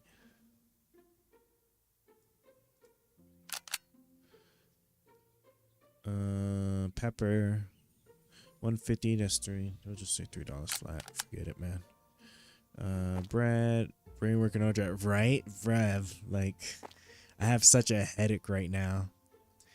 $2.28. So we're talking $4.56. So say $4.50. Olive oil. Olive oil is $10.21. So I'm gonna set the price to $20. We got inflation over here, all right? This is post-COVID for sure. $20 for a bottle of olive oil. Crazy. So crazy. Apple juice is $2.48. So $4.86. So just say $4.80. Mint is $2.19. So $4.38. So I'll just say $4.30. Bread $1.99. So that puts me at like, what is it, like $3.98? Right. Let's say like $3.90. I think, right? Right? Yes. It should be. It should hopefully be. The goal is to keep it as close to being double the price, but not over it as possible. I don't know why they hate my peas over there, but it is what it is. Flour is $1.21. What do I want that for? I guess $2.40, right? Okay. Tuna, $3.95. Shit, I mean, this is already like set pretty good. I ain't gotta mess with that. Oh, is it because I just did it over there? Right. No, it's not. These are definitely different products, I think. Yeah, we'll just leave that one. That's fine. Okay, what's this one? Red beans, $1.92. Yeah, this one's already good too. All right, whatever. Cat food, $5.48, $49, $10. I mean, I guess that's like what, like 10 cents more. I mean, 40 cents more, but or whatever. $15. Yeah, like this is already set. Pretty good. Okay. Market price oh, that's why they won't buy it. I've misread this price. Crazy. $2.99, and I was charging I think like $7 at first. No wonder why they kept complaining about the peas. Jesus Christ, I was getting over on them. Brev. Okay, so let's make that like 6 flat, and we'll just call it a day. No, I'm tripping. See, I still about to get over on these boys. Let's just do 580. I'm not gonna even bother with the math anymore. My head hurts too much. Yeah, that's fine. 16, right? 84. Yeah, that's good. Salt still 61 cents. Cereal. So I guess we'll do 670. 197. $3 is fine. My brain hurt right now. Damn, bottle went up to 121, so we can do 240. Okay, we're almost there. We are almost there. $2.03. So $4.05. Right? Everything down to the penny. Okay, so let's see. Green tea. $2.99. What we just said? We just said we're just gonna do $5, right? Right. For now. My brain hurts too much for this. $3.89. Oh God. 6, 8, 9, 7. So $7.78. So $7.70. Market price $1.89. Why, brain? Why? This is the same shit. And it's just like they ain't on just $3.78. This one just be $3.72 then, right? Yeah, let's just do $3.70. Okay. $3.49. Okay, so we're talking $6.98.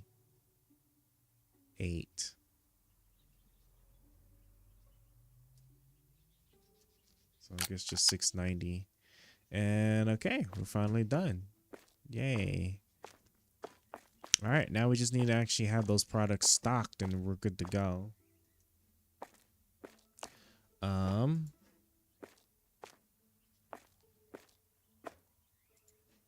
Here. We'll put that there. Here, you guys can do the flour. Pepper. Bread. Somebody can do olive oil. Another thing of pepper. We'll just keep putting these out until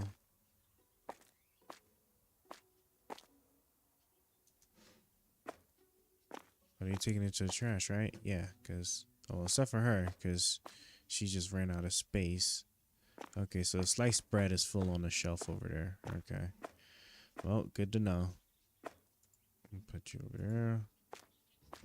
Mint. Alright, so these mints and these teas should fit no problem. Apple juice. Oh yeah, the margin isn't gonna fit at all. I'll just put that up there. Okay.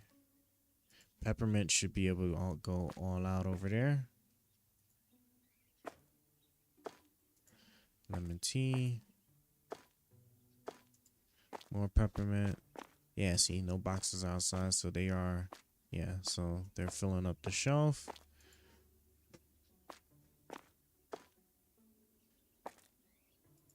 Okay, put you there. Okay, so he's gonna like end up dumping that outside.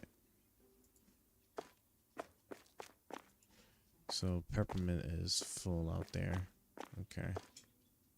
So peppermint's full. Any apple juice?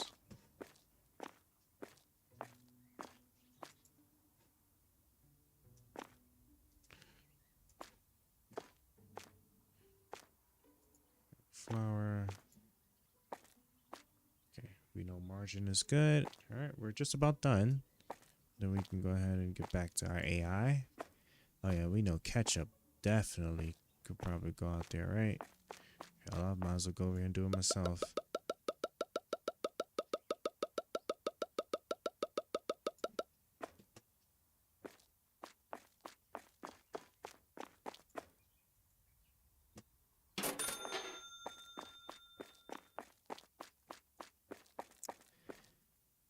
Okay, so I know ketchup will be able to grow out there at some point. Probably also. Okay, this all this looks good. I think that's enough. We're gonna need some stuff to like sell down. Let's start. Okay, so all right, man, your stations. 2 cashiers, 2 restockers, and all right, let's get you back full screened.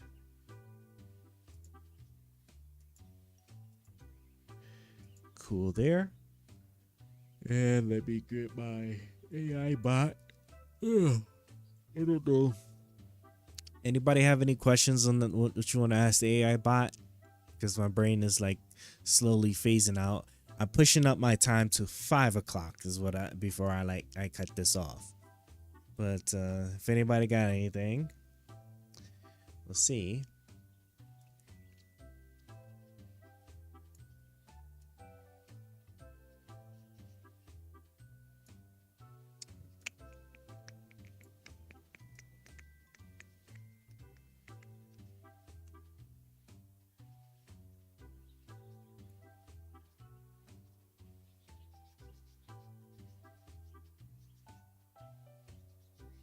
Isolationism? Oh yeah, like kind of pulling out global efforts. Let me ask him about Trump's ideas on isolationism. That's what we'll do. Hey Jeffrey, can you give me a a quick summary of Trump when it comes to his foreign policy? Particularly, I'm looking towards isolationism and like how that plays out with the Trump campaign.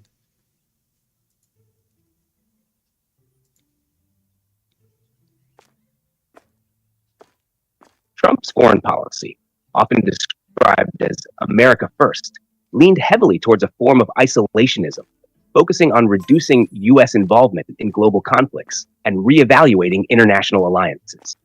Here's a quick summary. Reducing military involvement. Trump aimed to pull the U.S. out of what he called endless wars, focusing on withdrawing troops from places like Afghanistan, Syria, and Iraq. He emphasized the need to bring American soldiers home and reduce U.S. involvement in conflicts that he believed were not directly related to national security. Renegotiating alliances and agreements. He frequently criticized NATO allies for not contributing their fair share to defense spending and pushed for more equitable terms in trade agreements, such as renegotiating NAFTA into the USMCA. He withdrew the U.S. from international agreements like the Paris Climate Accord and the Iran nuclear deal, arguing that they were not in America's best interest. Tariffs and trade wars. His approach to trade was also isolationist in nature, focusing on protecting American industries through tariffs and trade wars, especially with China. He sought to reduce America's trade deficit and bring manufacturing jobs back to the U.S., even if it meant disrupting traditional trade relationships. Unpredictability as strategy. Trump's unconventional style, including direct meetings with leaders like Kim Jong-un, was meant to project strength and unpredictability. His approach was often transactional, emphasizing bilateral deals over multilateral agreements. Overall, Trump's foreign policy was characterized by a desire to reduce U.S. entanglements abroad and prioritize American economic and security interests, even if it meant disrupting traditional alliances and agreements. His supporters saw this as a refreshing break from the status quo, while critics argued it damaged U.S. credibility and influence on the global stage.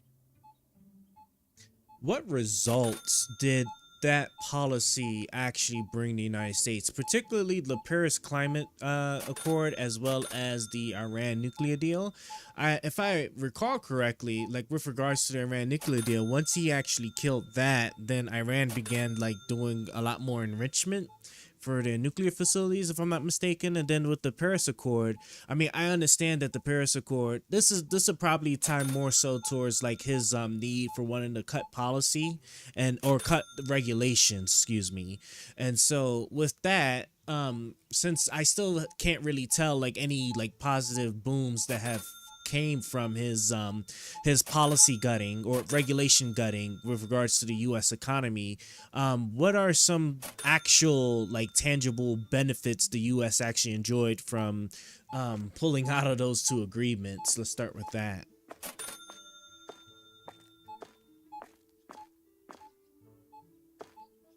Starting with the Iran nuclear deal. Withdrawal from the Iran nuclear deal. Intended goal. Trump withdrew from the Joint Comprehensive Plan of Action in 2018, arguing that the deal was flawed because it didn't address Iran's ballistic missile program or its support for proxy groups in the region. He believed that maximum pressure through sanctions would force Iran back to the negotiating table to agree to a more comprehensive deal. Result: after the U.S. withdrew, Iran resumed higher levels of uranium enrichment, breaching the limits set by the JCPOA. This increased regional tensions and led to more confrontations between Iran and the U.S., including the targeting of U.S. assets in Iraq and the killing of Iranian General Qasem Soleimani. The situation became more volatile, and Iran's nuclear capabilities advanced beyond what was allowed under the deal. So, while the pressure campaign isolated Iran economically, it also pushed them closer to nuclear breakout capabilities. Withdrawal from the Paris Climate Accord. Intended goal. Trump withdrew from the Paris Climate Accord, citing it as unfair to the U.S. economy and arguing that it would cost American jobs, especially in the coal and energy sectors, without holding major polluters like China and India to the same standards. His administration emphasized deregulation to boost domestic energy production and economic growth. Result: in the short term, the U.S. did see an increase in energy production, particularly in oil and natural gas, and Trump argued that deregulation helped boost economic growth and job creation. However, the long-term benefits are debated. Critics argue that the U.S. lost leadership on climate issues and missed out on potential green energy investments. While there were some economic gains in traditional energy sectors, there was no dramatic shift in overall economic performance directly tied to this move. Tangible benefits. For the Iran deal, the tangible benefit was the reassertion of pressure on Iran through sanctions, which crippled its economy, but at the cost of escalating regional tensions and pushing Iran to advance its nuclear. Uh-oh, it actually died. It just lost its connection. Let me... Hold on a second.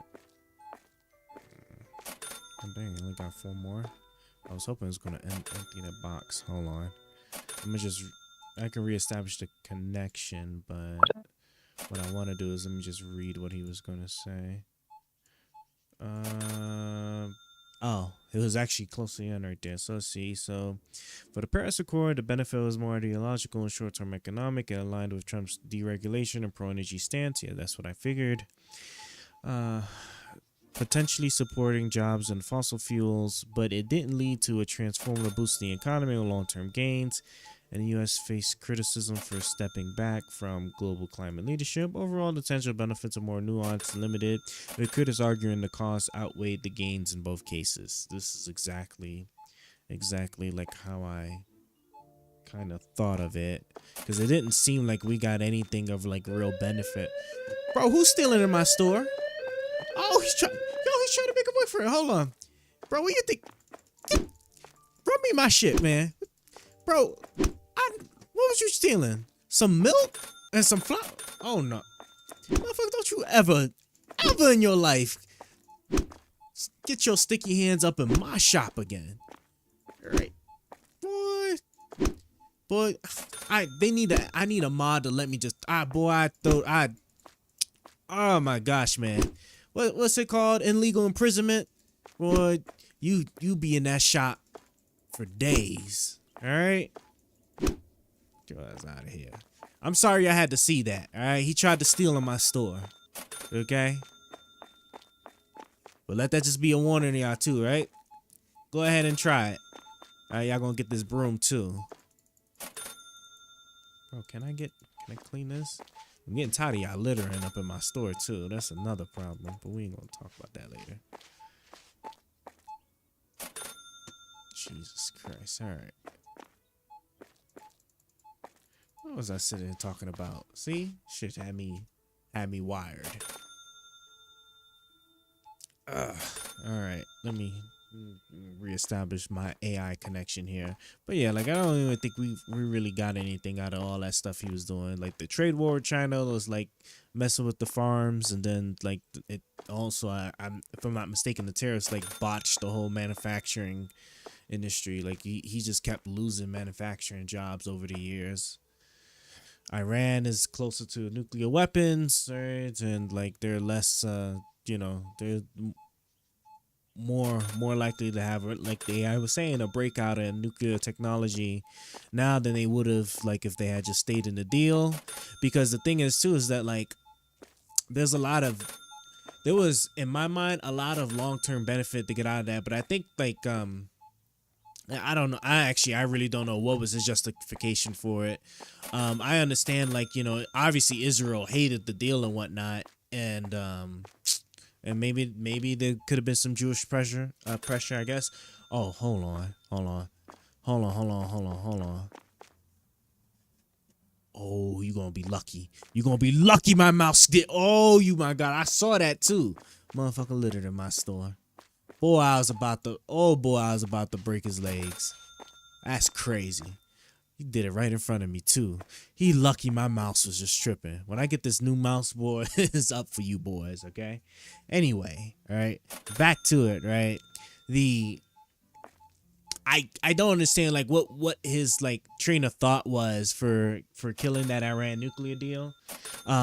Cuz as far as a long-term benefit, the hopes would have been that like once Iran economically would have been doing really good,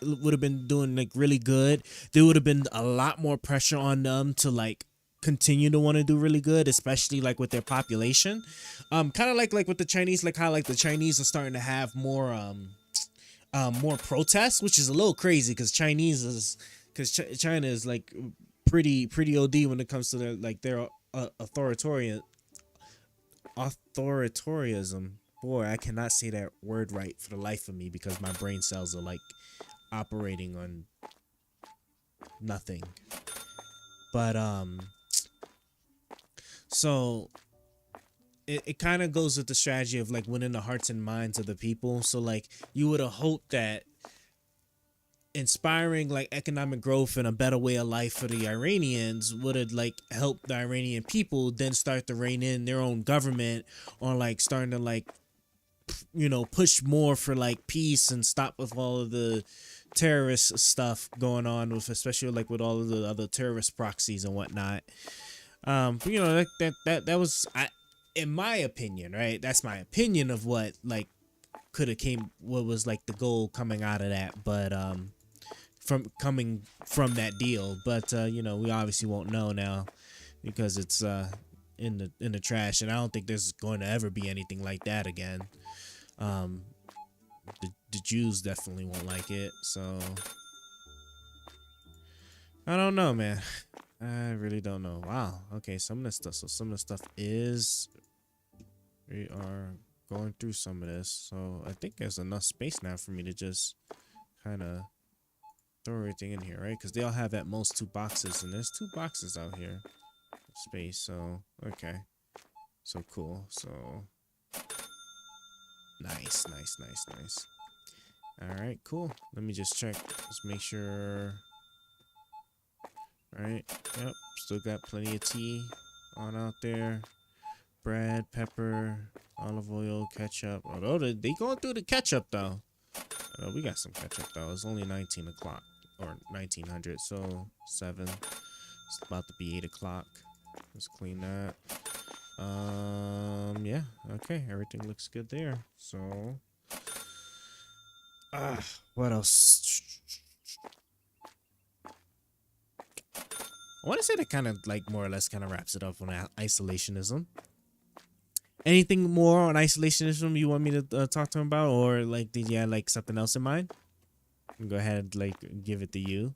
You can help me out because I'm about 20 minutes away from calling it a morning. My brain is hurting quite a bit here. Okay, nothing else going over there. Can I come on? There we go.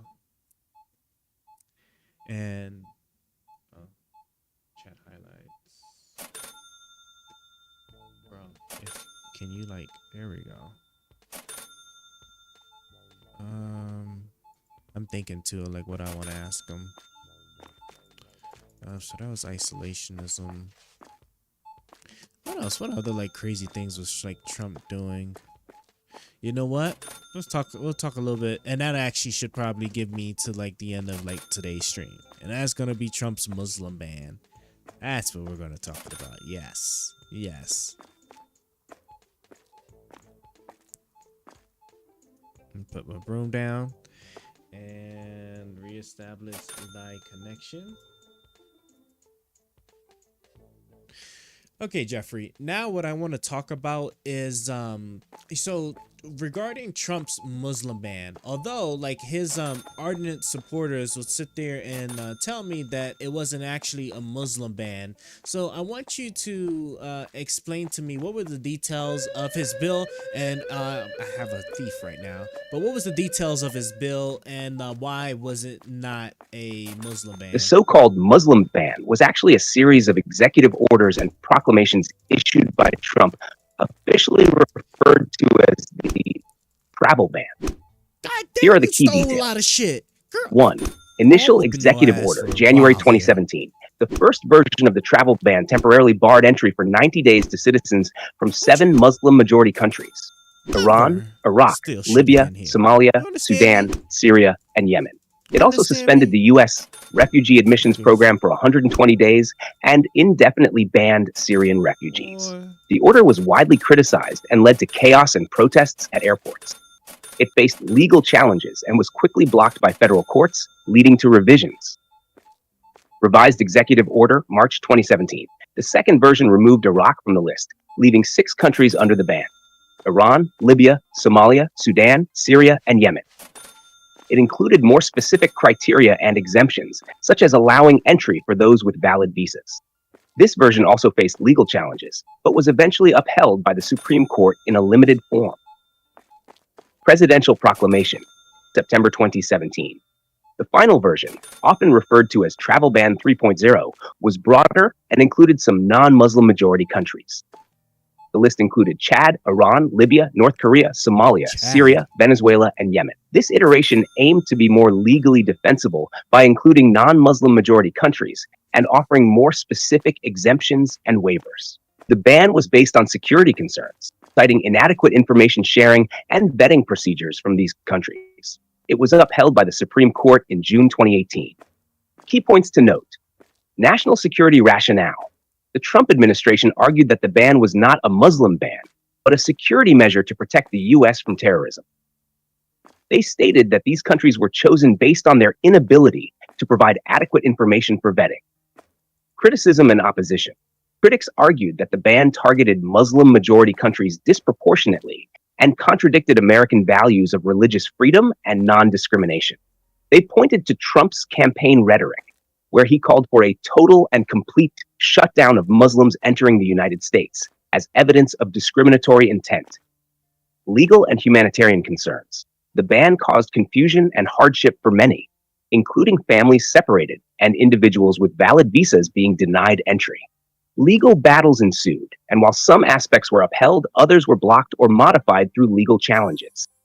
In summary, while Trump supporters argue that the ban was a necessary security measure, critics see it as a thinly veiled attempt to target Muslim-majority countries under the guise of national security.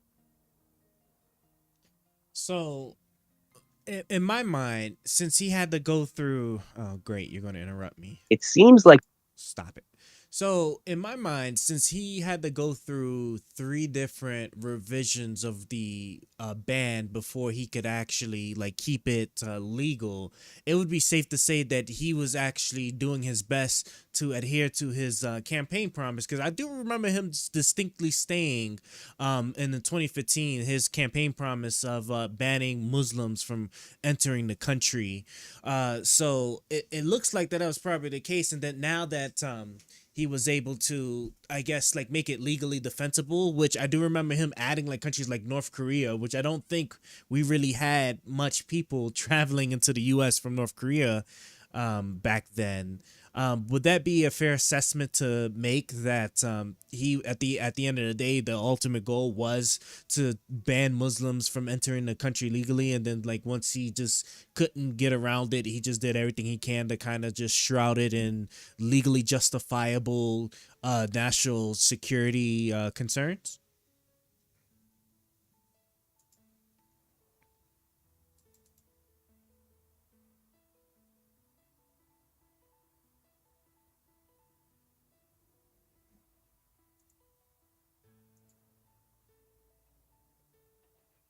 Did you not hear me? Can you hear me? I can't hear you, but I'm here to respond to anything you type. Okay, so what I was saying was, is it fair to say that Trump's Muslim ban was indeed his attempt to keep himself adherent to his campaign promise, as he did say during like his presidential run that he was going to ban all Muslims from entering the country?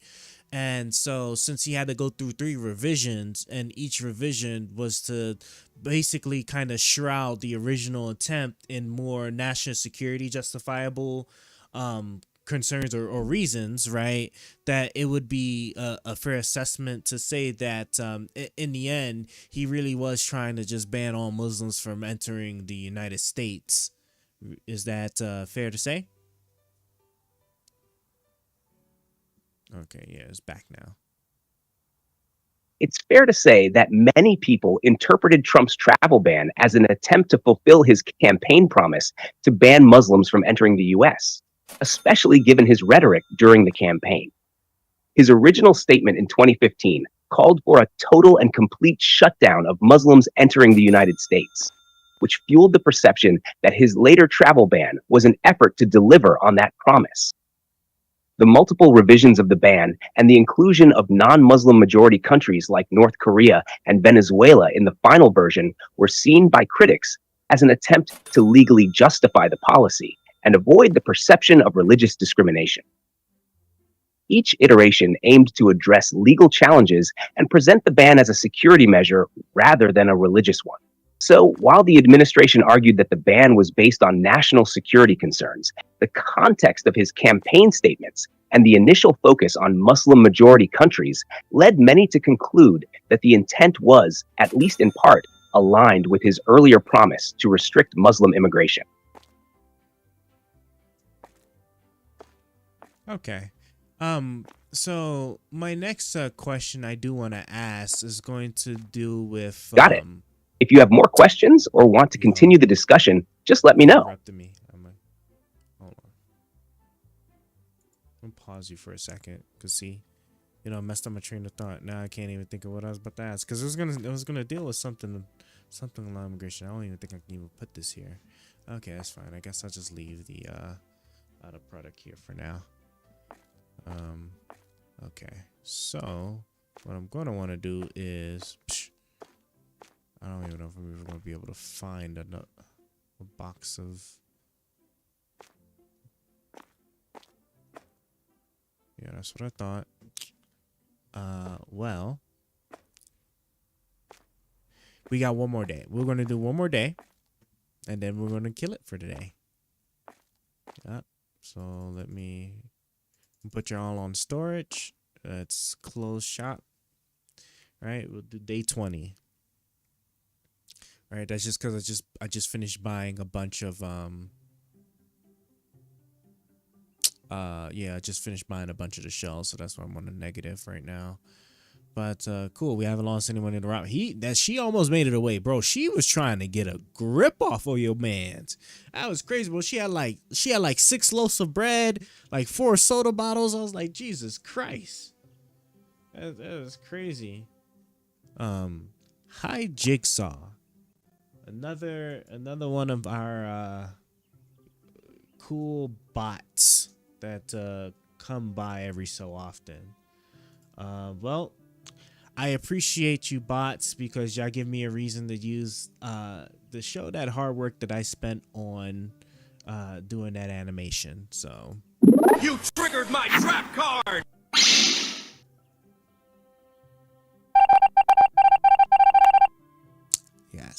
every time I see it, it does something a little bit to the heart there, you know?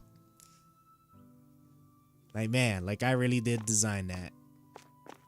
The Among Us, the little Among Us like floating in space thing though, like that was off of a template that I had to also like tweak a little bit to get how I wanted it. But as far as like the trap card animation with the Among Us slow photo words and everything, I did that.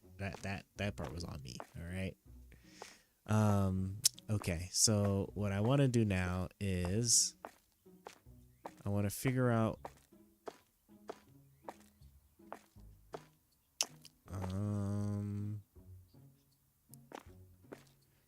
I mean, I guess technically I can. There's 3 shells, so I guess technically I can put the other sodas in here. I guess. We already have 2 colas, so.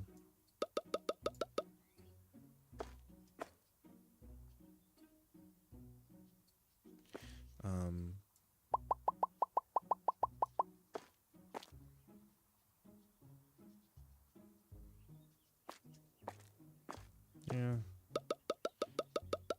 I mean, because technically this is what? This is 3. No, this is 4, really. So, I am...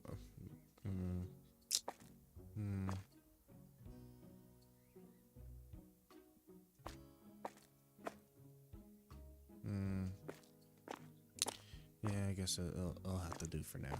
Really, I'll have to do for now. Let me just put you over here so I know not to mess you up. Yep, so it's those colors, and then I'm gonna grab these guys and put you right here. Cool. So now I have an empty box. Now I can actually spread the stuff like I originally wanted. So,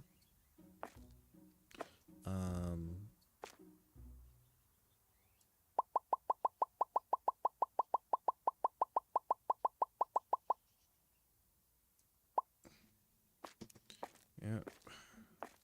Because this is all tea stuff here, so we're gonna do our 2 rows like we originally wanted. Because I have the space for it now.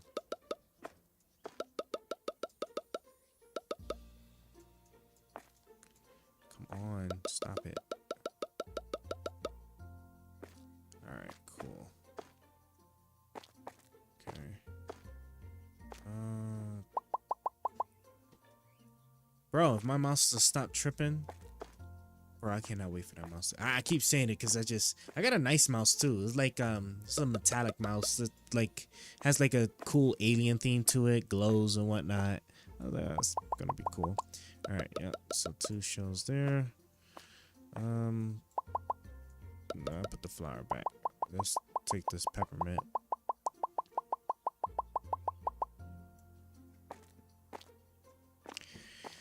Ah, man, running a shop is so much work. Yep. Okay, so then after this, cool. And then we can leave the 2 things of flour over there. And then the thing is, I'm gonna have to buy more shelves at some point. This is the prep for the other stuff that's gonna start coming in. Okay, cool. That's that. Oof. Okay, so I'm stuck again. Jeez. Okay. You know what? I don't like bread on these shells over here. Let's take these and let's put them. Let's get you. Yeah. Let's get you like right here.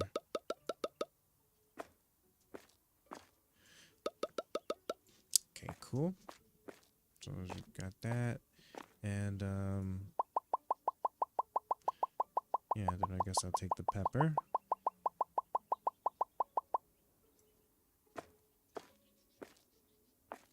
I'll just put you over here for now. Yes, I'll just throw you over here for now.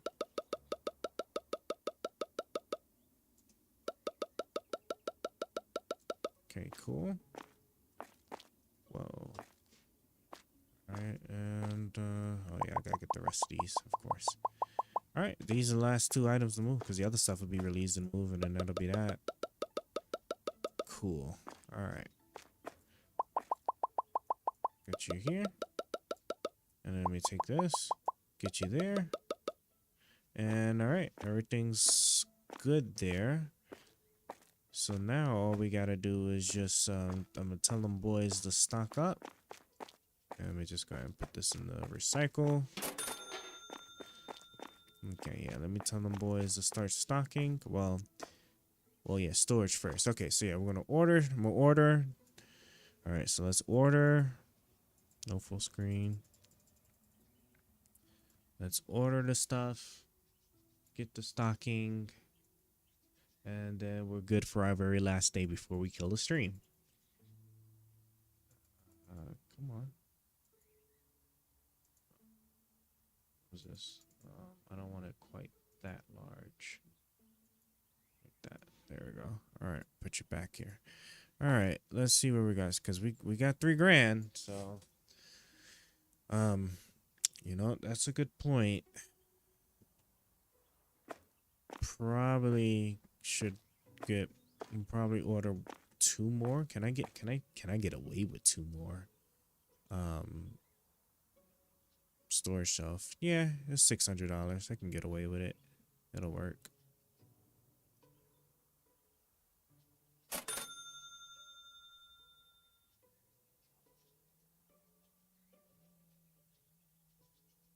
Come on. Come on, you hoe.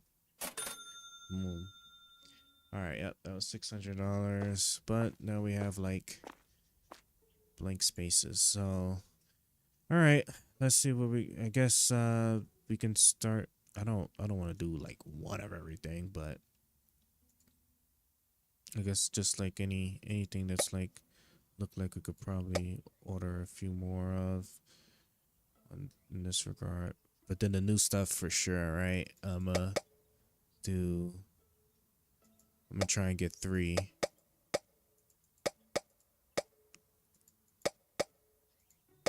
I might not make it. Okay, we're gonna have to do 2. Yeah, we're gonna have to do 2.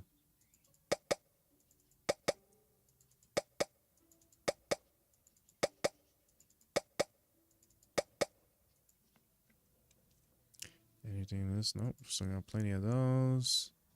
Yeah, still got plenty. Probably this one.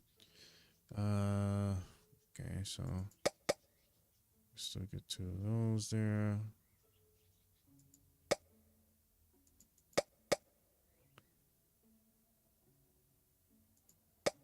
One of that, and then infusions and the teas. These boys here. I don't think I'm be able to get. I'm only going to be able to get one of these. I guess this one. Yep. All right, and there we go.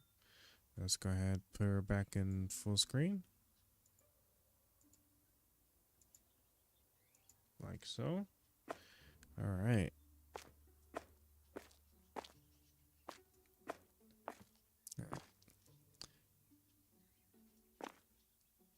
There should hopefully be enough. Okay, maybe not. There might not be enough. Might not be enough space.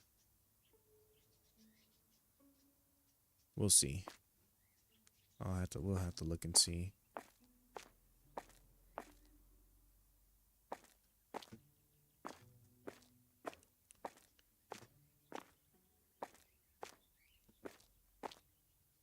Maybe. They might. No, I doubt it. I doubt they're going to be able to. They're not going to put it all away. There's no way. There's just no way. Let's stay here, look and see. I really doubt it. Okay. What's the last thing I want to talk about my AI with? Any suggestions? Let me think about this for a second.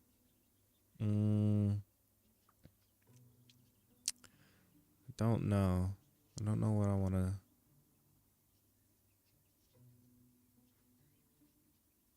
Any ideas? So definitely, we was talking about the Muslim ban for sure.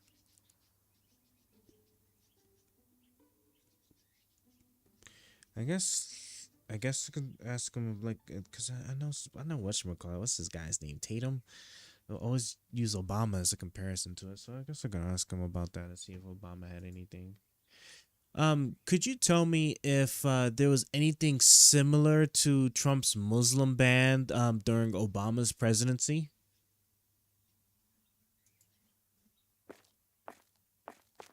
Oh shit, they actually did do it. During Obama's presidency, there wasn't a direct equivalent to Trump's travel ban, but there were some actions taken that involved restrictions on travel and increased scrutiny for certain groups, which Trump supporters sometimes point to as a precedent. 1. Iraqi refugee ban, 2011. In 2011, the Obama administration paused the processing of refugee applications from Iraq for 6 months. This was in response to the discovery that 2 Iraqi refugees living in Kentucky had been linked to terrorist activities in Iraq. The pause allowed for a reevaluation of the vetting process and the implementation of more stringent background checks. While this wasn't a full ban and wasn't based on religion, it did temporarily limit the entry of Iraqi refugees. Visa waiver program changes, 2015. After the Paris terrorist attacks in 2015, the Obama administration signed into law changes to the visa waiver program, which restricted visa-free travel to the U.S. for individuals who had visited certain countries, including Iraq, Syria, Iran, and Sudan. This wasn't a ban, but rather an additional security measure aimed at preventing potential threats. Increased vetting. Throughout his presidency, Obama increased vetting for certain groups, especially from countries with known terrorist activity. This included heightened security screenings for individuals traveling from or through countries deemed to pose a high risk. While these actions were more limited in scope and were not framed as broad bans based on nationality or religion, they do show that previous administrations have taken targeted measures in response to security concerns. However, these actions were generally more focused on specific threats and were not as sweeping or controversial as Trump's travel ban, which was perceived as targeting entire populations based on nationality and, indirectly, religion.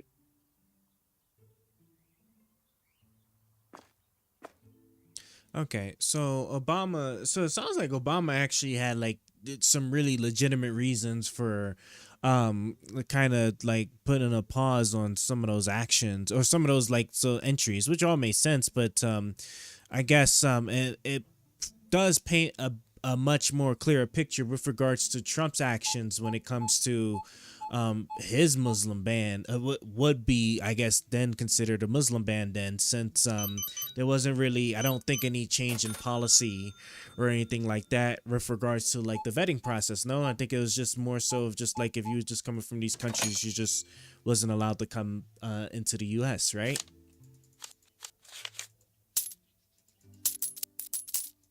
That's right. The main distinction between Obama's actions and Trump's travel ban is the scope and intent behind the policies. Obama's measures were more targeted, temporary, and based on specific security concerns, such as the Iraqi refugee pause following the discovery of potential security threats. They were primarily focused on tightening vetting processes rather than outright bans based on nationality or religion. In contrast, Trump's travel ban initially targeted all citizens from certain Muslim-majority countries, regardless of individual circumstances or vetting processes. The ban was more sweeping and perceived as indiscriminately barring entry based on nationality, which is why it was widely criticized as being a Muslim ban, despite the administration's framing it as a national security measure. While Obama's actions were seen as refining and tightening security measures, Trump's policy was viewed as a broad and blunt instrument that appeared to align more closely with his campaign rhetoric about banning Muslims, even if the final versions included non-Muslim majority countries to address legal and public perception concerns.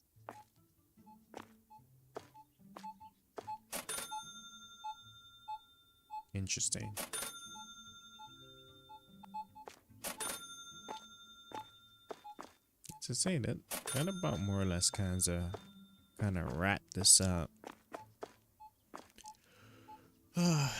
Thank you, AI. I appreciate your time, even though we did have like some technical difficulties over here. Hell yeah! A brother just hopped on the train for our Twitch movement. Better be speaking some damn English, motherfucker. Carla Vonder. Hey, what's going on, man? I appreciate the follow. You came in on the latter end of our stream, fam. We are wrapping up now. This is like our like final day before I close it out. We talked about a lot of stuff. I can't even tell you what we talked about just because like my brain is just frying slowly over here because it's like 5 a.m. Okay, but it was all politics, you know, more of the Trump stuff. Definitely did learn some things with regards to his Muslim ban, and then like his isolationism was actually a really good one. I am doing all right. I'm pretty tired, hence is why I'm about to go. We're about to go to bed shortly once this shopping day is over with here. How about you? You holding up all right?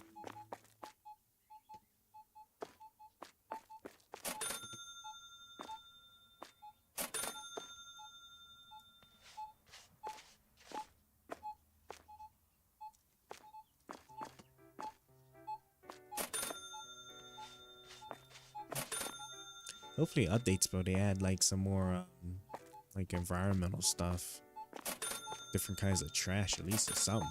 Jesus Christ. Am I stuck? Oh, I'm stuck again. Stop it.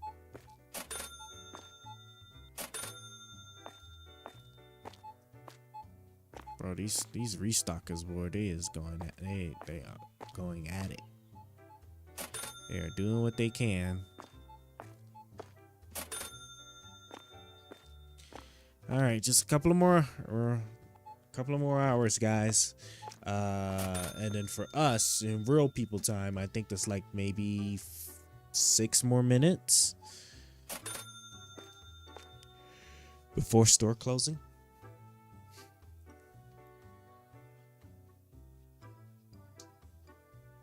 Let me see something. How much shelf space am I going to need? If I'm going to have 2 of, well, it's going to be 2 of each, as well as the storage space to actually get said items is going to be another problem. So, 2, 4, 6, 7, 8, 9, 10, 11, 12, 13, 14, 15, 16, 17, 18, 19. We got 19 products. It's 28. See, amount of shelf space. Okay, so we're not moving for a while, guys. All right, because I'm gonna have to. I gotta expand this so much. If I have 19, all right, that's 38. So 38 shelves. I need 38 more shelves. That's crazy.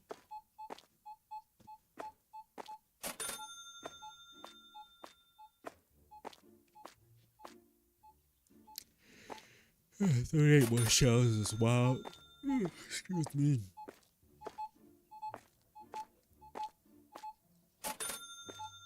So that's what? So 1, 2, 3, 4 shelves. So I need 10 more shelves. My favorite game? What would be my favorite game?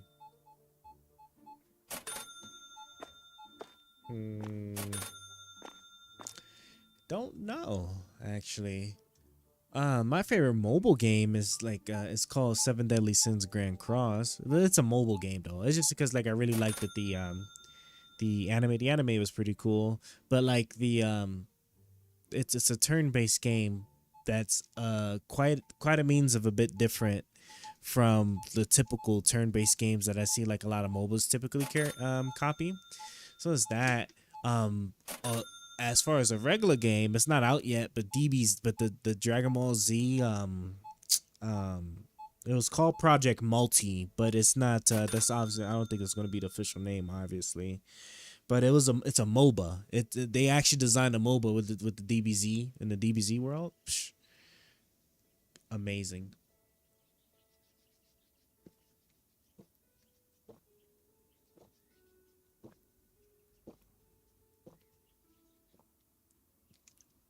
See, I tried to drink this water bottle and I can't. So I guess I'll drink it maybe tomorrow or the rest of that little bit tomorrow. My water consumption is like incredibly low.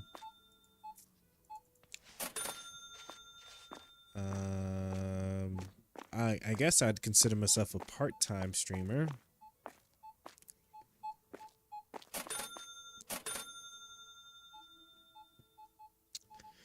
Ah, yes, we have another one of our bots that are now here. And nothing brings me more joy than to bust out the animation. If my mouse has stopped messing with me, Jesus Christ, man, stop it. Okay. Let's bust a mouse. Let's bust a mouse. Here we go. And what is it? It's and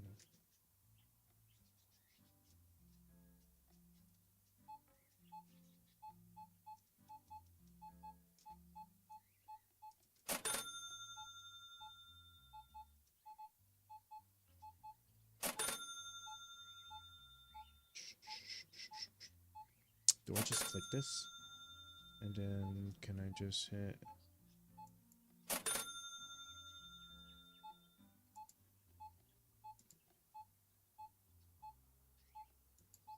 You triggered my trap card!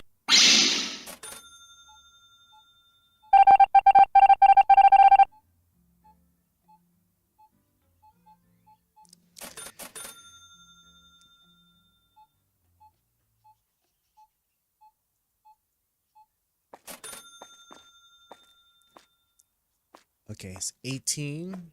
We got just a couple more minutes. My God. Oh, wait.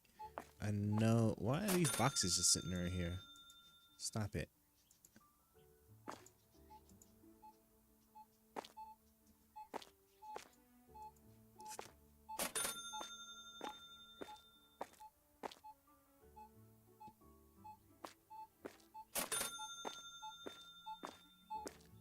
Yeah, everything still looks good as far as the shelves are concerned. Although we do look like we might be running out of the organic teas. They should hopefully survive. Yeah, they should hopefully survive.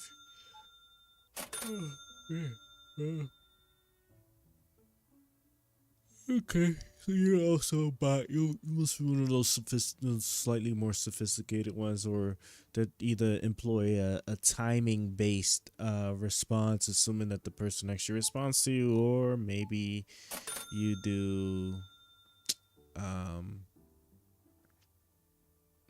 No, I doubt like you have like an audio listening capability, so you're probably just an automated. That's cool. You know, I enjoy having like at least that one, right? At least not the ones that just like always spam those services, those links or whatever those things are. Bro, if you don't stop messing with me.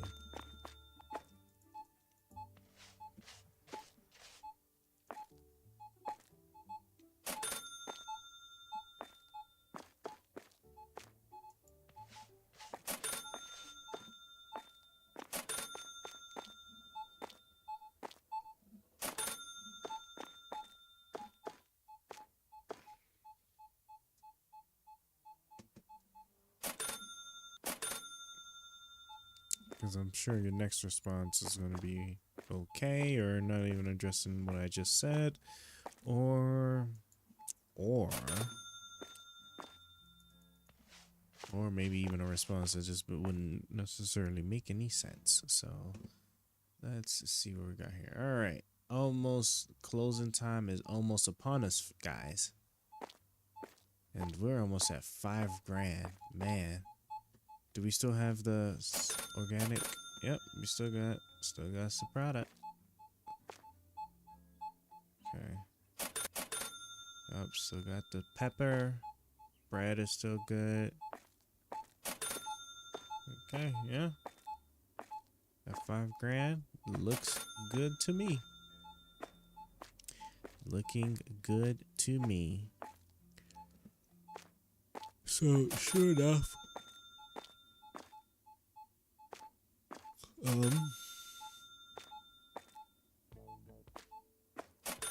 I guess technically we could expand the store space. Oh, is that what that was when I did the 2?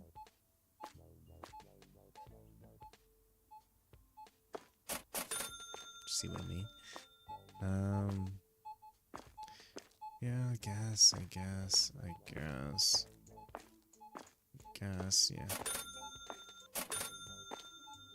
All right, it's about to close any minute now. 22:30 is when it closes, and then we can kind of wrap this up. Cause your boys is tired. Your boys is very tired. It's 5 in the morning. I went way later than I was anticipating, but I mean, it is what it is. Total stream time, 4 hours and 34 minutes. How lovely. How lovely.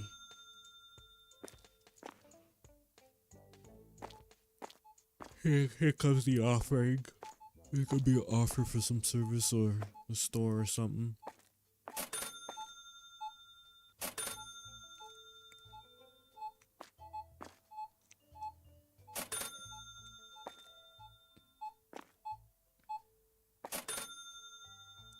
Okay, I think we pulled off 6. Did we pull off $6,000 today? We might have. Let's see what she gets. Ketchup, some salt, some soda, a lot of bread, a lot of sugar. Oh yeah, we almost. Oh no, we still got one more. We got one more. Come on, girl. Come on, girl. Let me see what you got. Let me see what you got. Come on, you got that shit on today too. Look at that clothes. You got that shit on. Tell me what you got. Hold on. Let me You still grabbing more things. I like to see that. You hit up 3 lines. Oh, and you still get more stuff, girl. That's what I'm talking. Hit me the $6,000. Let's see what we got. Yep. See what I mean? Okay. Let's see what we got. Where we at? $6,000. We hit $6,000, guys. We managed to get to the 6 figures. 6 figures. I'm tripping. We managed to get to the $6,000. Cool. So, which that's plenty of money for plenty of product. All right. So we can let me pull y'all off and throw y'all on the restock frenzy. As soon as they're done restocking, guys, we're gonna kill this game. We're done.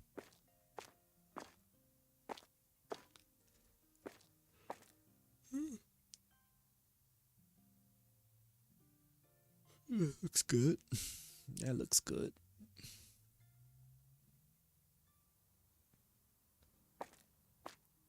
Where's the other 2 guys at?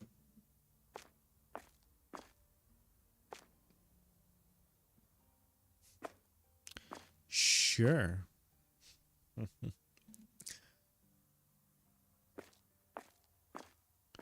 Wait, where's the other 2 guys at? Oh, there they go. Okay, they're still certainly working. Why is this right here? Empty box of peas.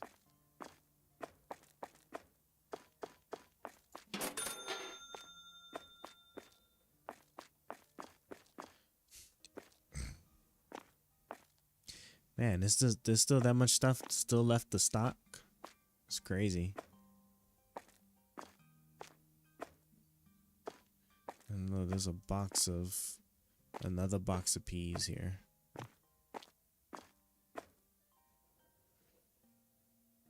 Is there another shelf where this was already?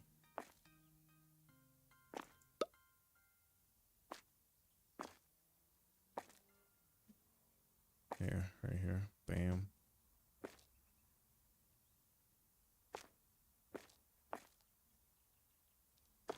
Wow,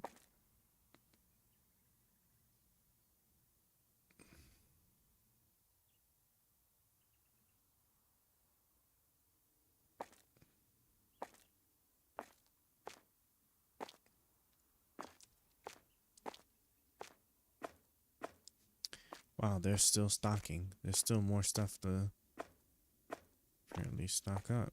Jesus Christ. All right, well, damn, my AC is about to cut back on. I'm freezing, guys. But in order to keep my computers from like blowing up or melting away over here, they're about done though. I'm sure they're done. Okay, yeah, they're done. Because they're probably all coming over here now. Yep. All right. We can now go ahead and end the day so we can save our working point. So what we got? Yep, see, now we're at the 1900 side of the space here. All right. I am closing it up now. Excuse me. Ugh. I was just trying to look to see what I just had. I wasn't about to order nothing, but yeah. All right. We can go ahead and we can quit the game now. All right, guys. I am killing it now. So I appreciate everybody that stopped by, especially for the little AI stuff we was doing. But this your boy's tired, so I'm going to sleep. You guys have a good night. I'll likely be back on later today. I don't know at what time, but we'll see. See, I am tired. So I'll talk to you guys later. Will Almighty ever stop being trash? Can he ever not be sorry? Find out next time on Almighty's stream.